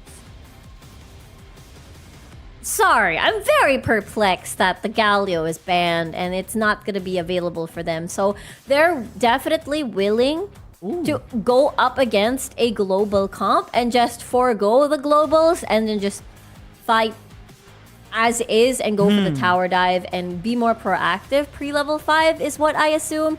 But with this Karma pickup, I'm a bit worried where the damage is going to be coming from. To be honest, it's just going to be towards Zeri and Y1, and Karma is just going to be there to facilitate the dives. If ever Cerberus does have priority and has access to any tower dive whatsoever. The only positive side here on the Karma pick-off is that they have the utility to boost Genza, shield him up as well, maybe Y1 and Taku too, and also the Transcendent Embrace for that knock-up later on. A tool to control the tide of a team fight, or the flow as well, depending on how it is going to be placed and used. But ThunderTalk, they have a one-dimensional composition. Still, similar to game number 1 and game number 3, every single champion and player can die. Oh yeah, every single champion can die, and every single one can have access to a possible carry potential, especially on the side of ThunderTalk. We're seeing a Camille, we're seeing an Akali, we're seeing a Kaisa as well. Low key though, it's a bit of a greedy draft, not gonna lie. So this could be an opportunity for Cerberus to take things back at the early to mid game. Let's see if this is going to be ThunderTalk's win again, or will Cerberus Esports find a way through this composition to defy the pattern, change the outcome, and be the one to be the champions. It's a final game in this best of 5. Here we go. It is a classic 1v1 between the Camille and the Fiora. We've seen a couple of times where as long as the Fiora is able to access the weak points, the Fiora can win against the Camille. And I'm so curious to see. We've also seen in the late game how Fiora just demolishes the Camille in the late game as well. So there is a bit of a timer on the ends of Camille's side, which works well for Cerberus if they're able to survive early and mid. Yeah, it's up to Taku and how it's going to be fully utilizing this champion and creating some side lane pressure later on, because Fiora is really good on that, especially with the recent buff. Lunge deals now deals damage onto turrets as well and provides you more split pushing power. Genza is Actually chunked down to half. That's a little alarming. Even just the laning phase right now at level 2. He needs to be extra careful. Akeno just attempting to steal out those raptor camps from XY, but he is already there, so it's gonna be denied. It's gonna waddle its way back to the mama raptor. Like, and right now, just want some chickens. Just want some chicken. Oh, chicken. Oh, I want some chicken. Now Oh, I want some chicken. I regret saying, yeah, same. What have you done, Ian? I'm sorry. I just wanted to say that word, but ends up regretting saying it. Oh no. Oh no. Well, we we can still get that later. Yeah, later. Early. For now, yeah. is the Now, grand finals, game 5. Oh, Z's teleport got cancelled. Is getting locked down. Oh, almost got taken out. That could have been it. I feel. Yeah, I felt that as well. Ooh, that's a flash, and not really getting the kill just yet. Akeno still staying alive. Ignite expired. Wow, this is a close encounter at 2 minutes. Yeah, the dragon hasn't even spawned yet, and people just want to fight for the scuttler. No, they just want to fight for picks because people are low already. For picks. Because people are pretty low already. I mean, the scuttler's important because Shen, compared to a Volibear, doesn't have the best clear. So they just want to help facilitate that he gets back. Oh, Z, you are in. That's so risky. That's so risky. Fortunately, Genza doesn't have that much damage yet, so it's like still just tickles him. Oh wow! Stand Embrace, Stand United. SMY is here as well. The exhaust is gonna be used, and BMM should be still safe here. I think that's a really good bait. That ult will not be available in a few minutes. So a minute and a second. So I do think actually that's a good question. I want to know what the cooldown is, but either way, that's a small window for Cerberus to take advantage of either the side lanes or the mid lane actually. That's why Akeno is going here. Well, the Stand United still just has like 60 seconds? A little longer than that. Yeah. 2 minutes. So it's still gonna be up by the time the dragon is up. Thunder Talk is still gonna be able to contest or do something, but they need to be extra patient because it was used at almost exactly 3 minutes. So they need to stall for a bit some time first before they actually engage to Cerberus Esports. I think it's so high pressure where there's a fight up top. Next ultimatum has been used already. They actually can get the kill now, but Z is here to save the day for Thunder Talk as they get the first blood. Taku should be falling back now, but they are interested. Maybe charging into Shen. Almost got taken out. Everyone's so low. Almost a kill there by Cerberus Esports. But they have healthier health bars. They can get a couple of plays first before they back away. And Thunder Talk, they can't do anything for now. Imagine if Y1 was on a Kha'Zix. Everyone was so low health. She's gonna leap, wow, and I think that's what the Kha'Zix sounds like. I tried to make it like something like that. But anyway, imagine the resets. Imagine all of the kills. But Cerberus will be happy with that dive, forcing Thunder Talk into a losing fight, and they are able to get turret plates. So far, however, there is no goal difference. It's still the same. And Cerberus Esports managed to deal so much damage into this tier 1 tower in the mid lane. One RH can open up this map already for Cerberus Esports. But they also have equalized the gold here against Thunder Talk, which is a big improvement compared to the past 2 games they've had. And Z though, charging onto Genza. Tower diving is not really the best option here, but they have secured the RH. They can use it in the top lane to dive Genza. They has to be careful there. Yeah, you're right. I really like this from Cerberus. The way that they're moving right now, it feels like the stomps that they experienced in the hands of Thunder Talk did not exist. This is really what I admire about pro players, the way that they're able to get back from that reset or getting that reset after a devastating loss. And look at them now. They're more proactive. They're still very proactive. They're still very confident in these fights. And so Cerberus, looking at this game right now, they have a chance to take the Ionia Cup title. You have a chance. We're seeing slight glimpses of it, right, Rico? We do see the chance here. Thundertalk trying to reduce those chances through the RH charge here into the mid lane to take this tower down faster than Cerberus Esports, but they are contesting. Xby a little low. Akeno as well doesn't have mana anymore. Oh my! But here comes the Stormbringer by Y1. Sandy I think gonna be used to join the party back, and it's actually helping Thundertalk. They secure the kill onto the Nautilus. Hextech Ultimatum, Bot Slam misses. They're done already. They have secured the tower and the kill as well. This is what I like about Thundertalk, the way that they weigh their options and not be too greedy, the way that they're so disciplined.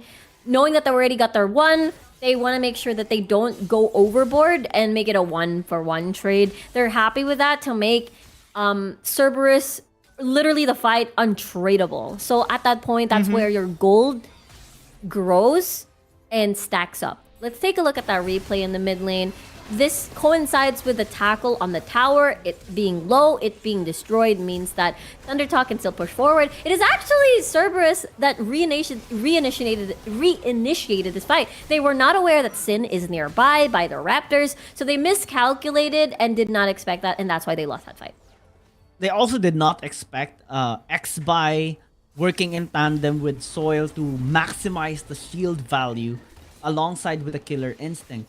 And that just confused Cerberus Esports. They thought they had the kill, but unfortunately, they weren't able to get it.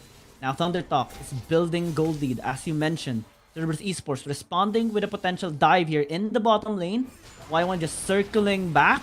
Shin should be fine. I think they can still escape here. They have the Stand United. Wow. Yeah. And Xby is going to be here. That's a big counter, and Cerberus Esports is immediately countered. Shin is only half health. Quarter of his health regained as well. BMM gonna be joining the party, but I don't think this is still feasible. Thundertalk is so stable in their approach. They're able to just counter the intentions here of Cerberus Esports with just minor movements. Exactly. The Stand United is such a big factor in punishing these plays, and Thundertalk may be asking for more because Xby is ready for a possible dive. Taku was almost half HP, but because of that honey fruit pickup, I think he may be too healthy to be dove upon now. My word, however, Thundertalk really played that tower dive counter really well, and they have to be careful whenever Stand United is available every time. Every single time it is available, they use it so effectively as well. Good thing that Cerberus Esports has an answer still.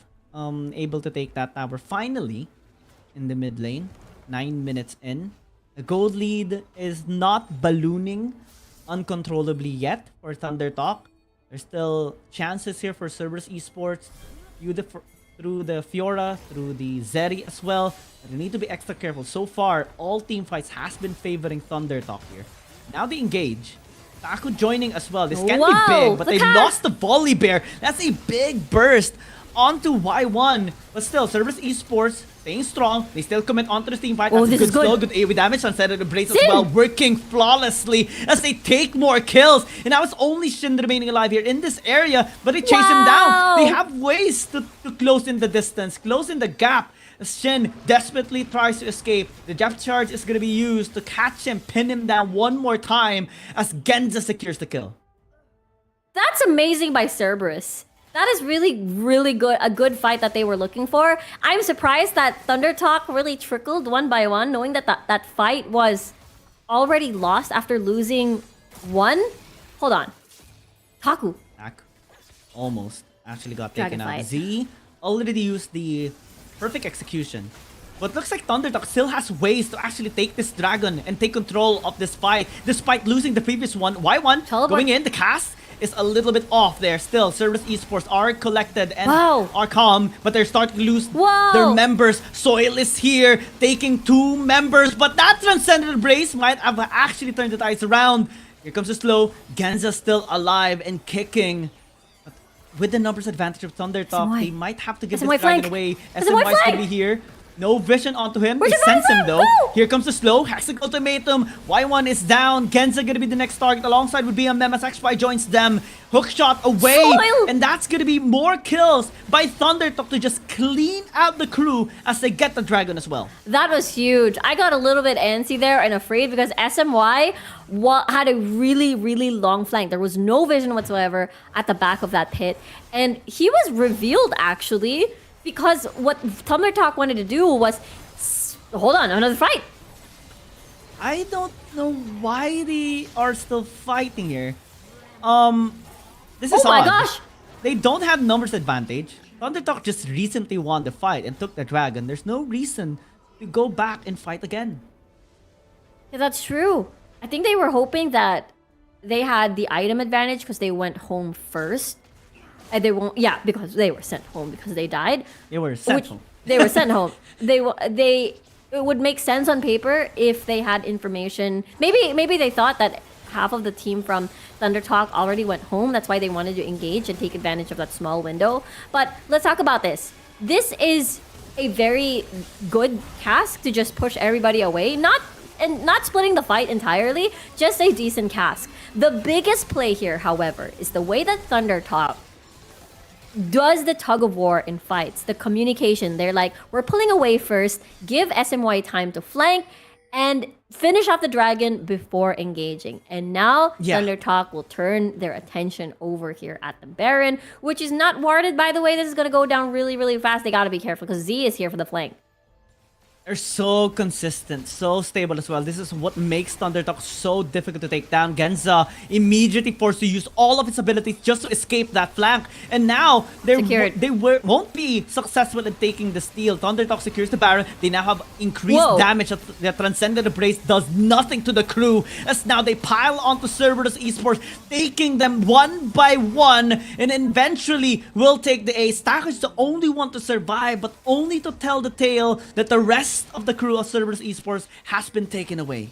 I have to say that this felt like a much closer game than what we saw previously, but at the end of the day, this is an almost 10k gold lead, 8k already, and they have the Baron buff, they have a full stack of dragons. This is Thundertalk. It's doing so well. Oh well, not full stack. Okay, one dragon went to Cerberus rather. That was earlier when they shook hands and exchanged objective. Thundertalk had more value on it though, as they won the team fight in the mid lane when they took the tower as well. And right now, before that fight, after the Baron takedown, we saw 5,000 gold lead. Additional 4,000 was secured. Now they pile in the mid lane, and the night that has been used, Z is so confident in his abilities that he can just charge, and the backup will be there. Now they transition towards bottom lane, which they can just amplify the way they can slowly close the gap here against Cerberus Esports. They have the wave incoming, they have the Baron empowered minions. Cerberus Esports, what are they to do? It's so scary now in this situation. Curtains are closing and the opportunities are being minimized here by Thundertalk. Oh my, Transcendent Embrace being used just to clear the wave at this point. The Baron buff has expired. That's mini good news for Cerberus, but it doesn't change the fact that this is still a 10k gold lead and they're still knocking on the tower and they have free reign on this jungle to just choke resources away from Cerberus. I'm a little bit happy that the game has extended a little bit. It's not anymore a 14-minute or below game that Thundertalk wins. Cerberus Esports is still alive in this game. Barely living since Thundertalk is ahead by 10,000. But there are still opportunities left here. If they manage to, steal out an Elder Dragon, maybe they can turn the tides around later on. It's still a little bit far away. There's still that last dragon that just recently spawned. Thundertalk is already on their way to secure it. The problem with what I'm seeing right now is that since we're at the 15-minute mark, the Karma is just going to be a utility bot, will not contribute to the damage department at all. It's just going to make sure that shields are in place, Transcendent Embrace are in place. Enza. is okay. He can flash away. No! Oh no! Despite the flash, the shuriken toss was there to chase him down. And Taku is just gonna be the next target. Double kill already by Z as they continue with the onslaught here. Cerberus Esports, they're left with no option but just to stay in this base. Z is so good at playing Akali. Really uncontested. Really, it's really an effective and consistent player overall. What a player! And now Baron has spawned. They can Thunder Attack can take 2 this time around to just knock on the Nexus door. I mean, it's not a pre-15-minute game. It's much closer, but this is still a complete domination from Thunder Talk. That was a tanky champion, but Z Yeah. turned it into a piece of paper, ripping it off. Oh yeah, that was brutal for sure. Now they have Baron. Now No they can mercy. siege. No mercy at all. Stand United. Stand United into the killer instinct. We Woo! kind of anticipated that to be happening since they're just so comfortable doing anything that they want to do. Thunder Talk re-engages again to Akeno. Not scared at all with a follow-up here for Cerberus Esports. Taku tries, but to no avail. Now they lost so many members. Again, Thunder Talk just wanting to end this game, become the champions. Oh and my they gosh. will become the champions of the Ionia Cup alongside with Wild Rift Boys. And there you have it. Our 2023 Ionia Cup Invitationals. Our champions, Thunder Talk, with the Wild Rift Boys. They must be proud of their achievements, their skills, the way that they are able to march down that Nexus and be able to just deal and do a lot of the fastest games finished over here at the Ionia Cup as they raise the trophy. The beautiful Wow. trophy. That's a wow. Oh. We see the celebration, we see the smiles from both teams as well, Thunder Talk and Wild Rift Boys. What a way to close out this game. A fantastic victory by Thunder Talk after they defeated or continue to defeat Nova Esports yesterday. Wild Rift Boys as well. Our, Wild Rift Boys, casters, winning alongside with them. Exactly. I do not think Thunder Talk has dropped a single game. I mean, the entire team have dropped games, but Thunder Talk, whenever they're the ones who's on stage, they've never dropped a single game at all. They That's have true. they've been consistent, they've been confident, they have never been shut down. I do feel like this game in particular has been the closest. 让我们再 Set 次 it over 恭 on 喜 stage TT first for 以 an 及 interview. WRB 联合战队获得了本次英雄联盟手游艾欧尼亚杯佛山南海国际邀请赛总决赛的冠军。So now the 2023 Wild Rift League Ionia Invitational Cup Champions Team, the union of Thunder Talk Gaming and Wild Rift Boys. 那接下来呢，有请我们的10位选手来到我们的舞台中央，和大家分享一下此刻的感想。风云不改，凌云志，荣光加冕，梦可期。TT 以及 WRB 的10位选手们用实力证明了勇者们的戳力奋发，劈波斩浪，终会找到属于他们的顶峰。They had the will, they keep their dream, and they picked the courage to go this distance. It's about committing to themselves and finally get this victory. I believe everyone got a moment want to share with us, so I'm gonna begin with maybe the millionaire from our Thunder Talk Gaming. 那我相信此刻呢，我们的10位选手也有许多的心里的感想，想要来和我们一起分享一下。那接下来呢，我可能会先从我们 TT 的中路选手 Z 开始，我们可以把话筒给到我们的周周。因为其实我们都知道，对于周周来讲的话，这个时候可能已经是一个迟到了2年的冠军了。之前每一次和你采访的时候，你都会跟我说，感觉就差那么一点。这一次终于是丝毫不差，拿下了这个冠军。现在心里的感想是怎么样的呢？现在是很开心，因为我们现在队伍都是很团结，然后比之前好很多了已经。Z just said I'm very happy about the result. I think we got more union than before, and everyone just put very hard work about this tournament. And we are very happy to get this result. I'm gonna take all the credit to my teammates. 那接下来呢，可能想采访一下我们 TT 的射手选手 Soil， 我们可以把话筒给到我们的 Soil 选手。那其实因为随着这个版本的更迭之后，所有选手在团队当中的这个输出占比是越来越高。是什么样的一种信心和信念，可以让你顶住这样大的一个压力，去帮助你的团队最终获得这个冠军的奖杯呢？就感觉回到这里，就感觉队友跟教练都很信任我，然后让我越打越自信吧，就很感谢他们。Okay, so just said I need to take out the credit to my teammates and the coaching team. They give a lot of the trust on myself so that I can show out all my talent and my abilities to you guys. 那接下来呢，可能要采访到的是我们的 SMY 选手，我们的辅助选手。我们可以把话筒给到 SMY。我们都知道 SMY 2年以来一直都是身负着队长这样的一个重责，然后一直以来都是有一点起伏的一个状态嘛，最终还是带领我们整个团队拿下了这个冠军的奖杯。现在心情如何呢？你这么说的话，就是心情有点复杂吧，就是自己的状态也是此起彼伏嘛。就借这个机会啊，就是想对自己说。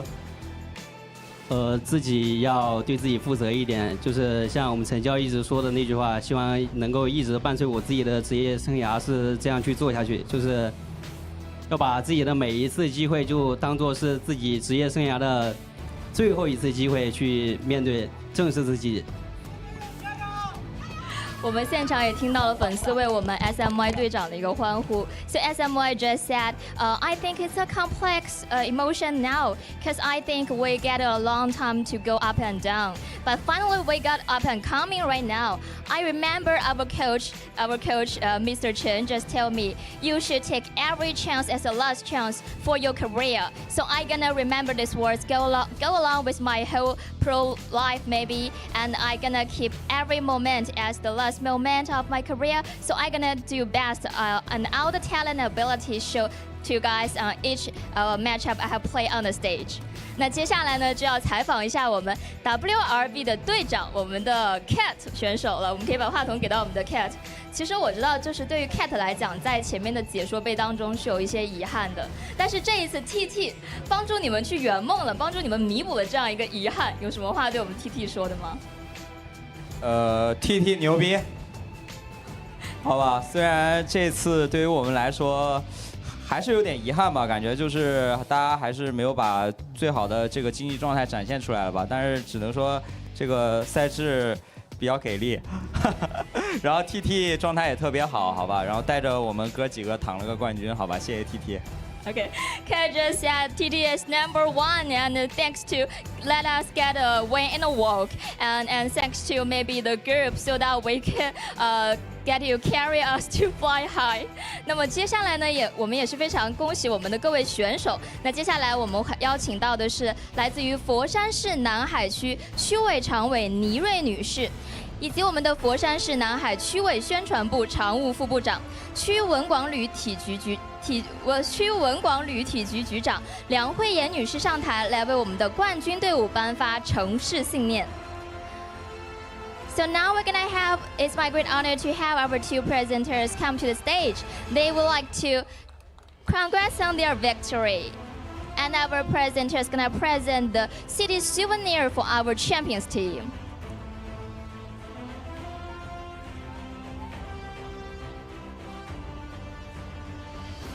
那有请我们的两位颁奖嘉宾来到我们两支战队的中央，来和我们的冠军战队一同合影留念。两位颁奖嘉宾可以来到我们两支战队的中央。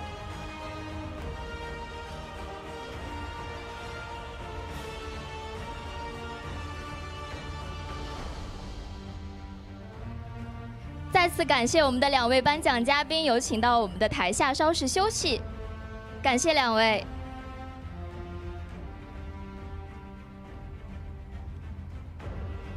那接下来呢，就要进行到我们本次总决赛的一个非常熟悉又非常激动人心的时刻，就是我呢可能即将为大家公布的是本次英雄联盟手游艾欧尼亚杯佛山南海国际邀请赛总决赛的 FMVP 选手。各位有没有自己内心当中比较期待的一位选手出现呢？我有听到各种各样的答案，那接下来我就会为大家公布我们总决赛的 FMVP 选手。So now I'm gonna crown the finals MVP of the World Rift Ionia Invitational Cup. It goes to TT Soil， 有请我们的 Soil 选手来到我们的舞台中央，可以给我们的 Soil 选手一支话筒啊。有没有想过今天是你？也没有想过吧。所以其实预期的是哪位选手呢？我觉得我们就是打野成长的很多，就感觉他现在应该是联盟最强的打野了。是，但是最终还是你来获得了这么一个荣耀嘛？现在心情怎么样？就很感谢我们俱乐部跟我们教练对我的信任吧，然后让我重新回到 WRL， 我本来都退役了，然后现在就越打越好，越打越好。特别感谢我的队友，还有我的教练，还有这个俱乐部，谢谢他们。So just said, I was kind of surprising about the result. I think it should be goes to maybe our jungler. He just got a huge progress during this tournament, and at last, finally, I got the finals MVP. I want to say thanks to all my teammates and our coach. Actually, I have just quit before this tournament, but they just pulled me back and held me on the stage. We're gonna keep going for all of you guys and our fans. 那接下来呢，也有请我们的腾讯互动娱乐英雄联盟手游发行制作人夏丹先生上台，来为我们的 FMVP 选手进行颁奖。有请我们的夏丹先生。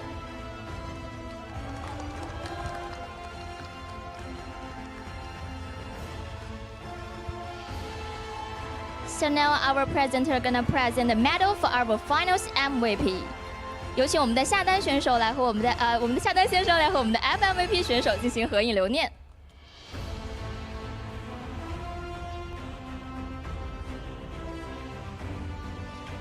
感谢我们的夏丹先生，有请下台休息。再次感谢各位。高举的奖杯呢，此刻不仅代表着选手们激情昂扬的梦想旗帜，也包含着无数手游爱好者挑战自我，在合作与竞争中融合而成的电竞精神，更象征着手游赛事持续领跑，将电竞引向全民性参与的全新里程碑。再次感谢广东佛山南海的大力支持。南海新潮文化与英雄联盟手游紧密结合，共同带来了这场别开生面的电竞嘉年华。再次感谢今天出席的各位嘉宾、选手们。英雄联盟手游艾欧尼亚杯佛山南海国际邀请赛的总决赛就要在此告一段落了。那么各位亲爱的召唤师们，让我们下次再见。So the trophy not only represents the dream of the Thundertalk Gaming and the Wild Rift Boys, but also represents the love and the support for all the players across the world of mobile esports. Also, we need to appreciate the great backup from Nanhai Foshan Guangdong Province for this fantastic carnival. Thanks again to all the guests and players and who is still back home watching. And we are coming at the end of this Ionia Cup. So dear all, see you next time. Bye bye.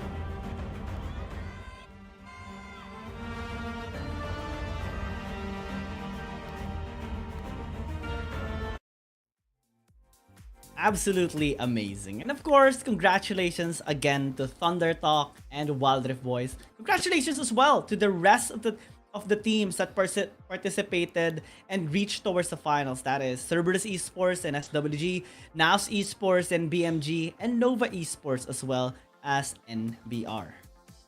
Yes, they really showed us what they've got. They really, They really showed us a lot of really fun matches. The 1v1s even, those matches were a lot of fun as well. But of course, big props and big energies to, of course, our champions of the Ionia Cup 2023. It is Thunder Talk alongside the Wild Rift Boys. Last year, it was Nova, and now we have our new champions crowned over here for the Ionia Cup Invitationals. Yeah, Soil as well. Amazing performance. Landing the finals MVP. Absolutely amazing performance by every single player of Thunder Talk. And I can't wait to see more of the action, not only by Thunder Talk, by everyone that just loves Wild Rift. Oh yeah, absolutely. The crowd was amazing. The entire set, the stage, the audience that came to support their favorite. Oh yeah, teams. The view as well from daytime to nighttime. It was an incredible tournament. I can't believe we finished from the qualifiers and the invited teams that were flying over to China, and we finished the entire bracket from day 1 up until the 3rd day of this entire tournament of the Ionia Invitationals, and it has been a blast. blast. It has been fun. It has been a blast. Absolutely. A blast, an amazing time, an amazing experience for us as well. We're now coming into the conclusion. We just recently crowned the champions, and we're closing out the stream as well. Any final words, Rico, before we hop off? My final thoughts, I am very grateful to be a part of the Ionia Cup Invitational 2023, and it's just such a nice preview and a good tone of what's to come for the upcoming tournaments for Wild Rift Esports. Absolutely. I as well share the same sentiments. Please do continue supporting Wild Rift and also the amazing events prepared and handed off to all of us. And of course, on behalf of the production staff, the backend staff, BMG Games, Riot Games, and us casters as well, Gyeong, Riku, and Omo as well from day number 1. We thank you for your continued support for this tournament, the teams as well, and all the players and influencers as well that is continuing to love this game alongside with you. We bid goodbye tonight, but we will see you again next time. Bye-bye.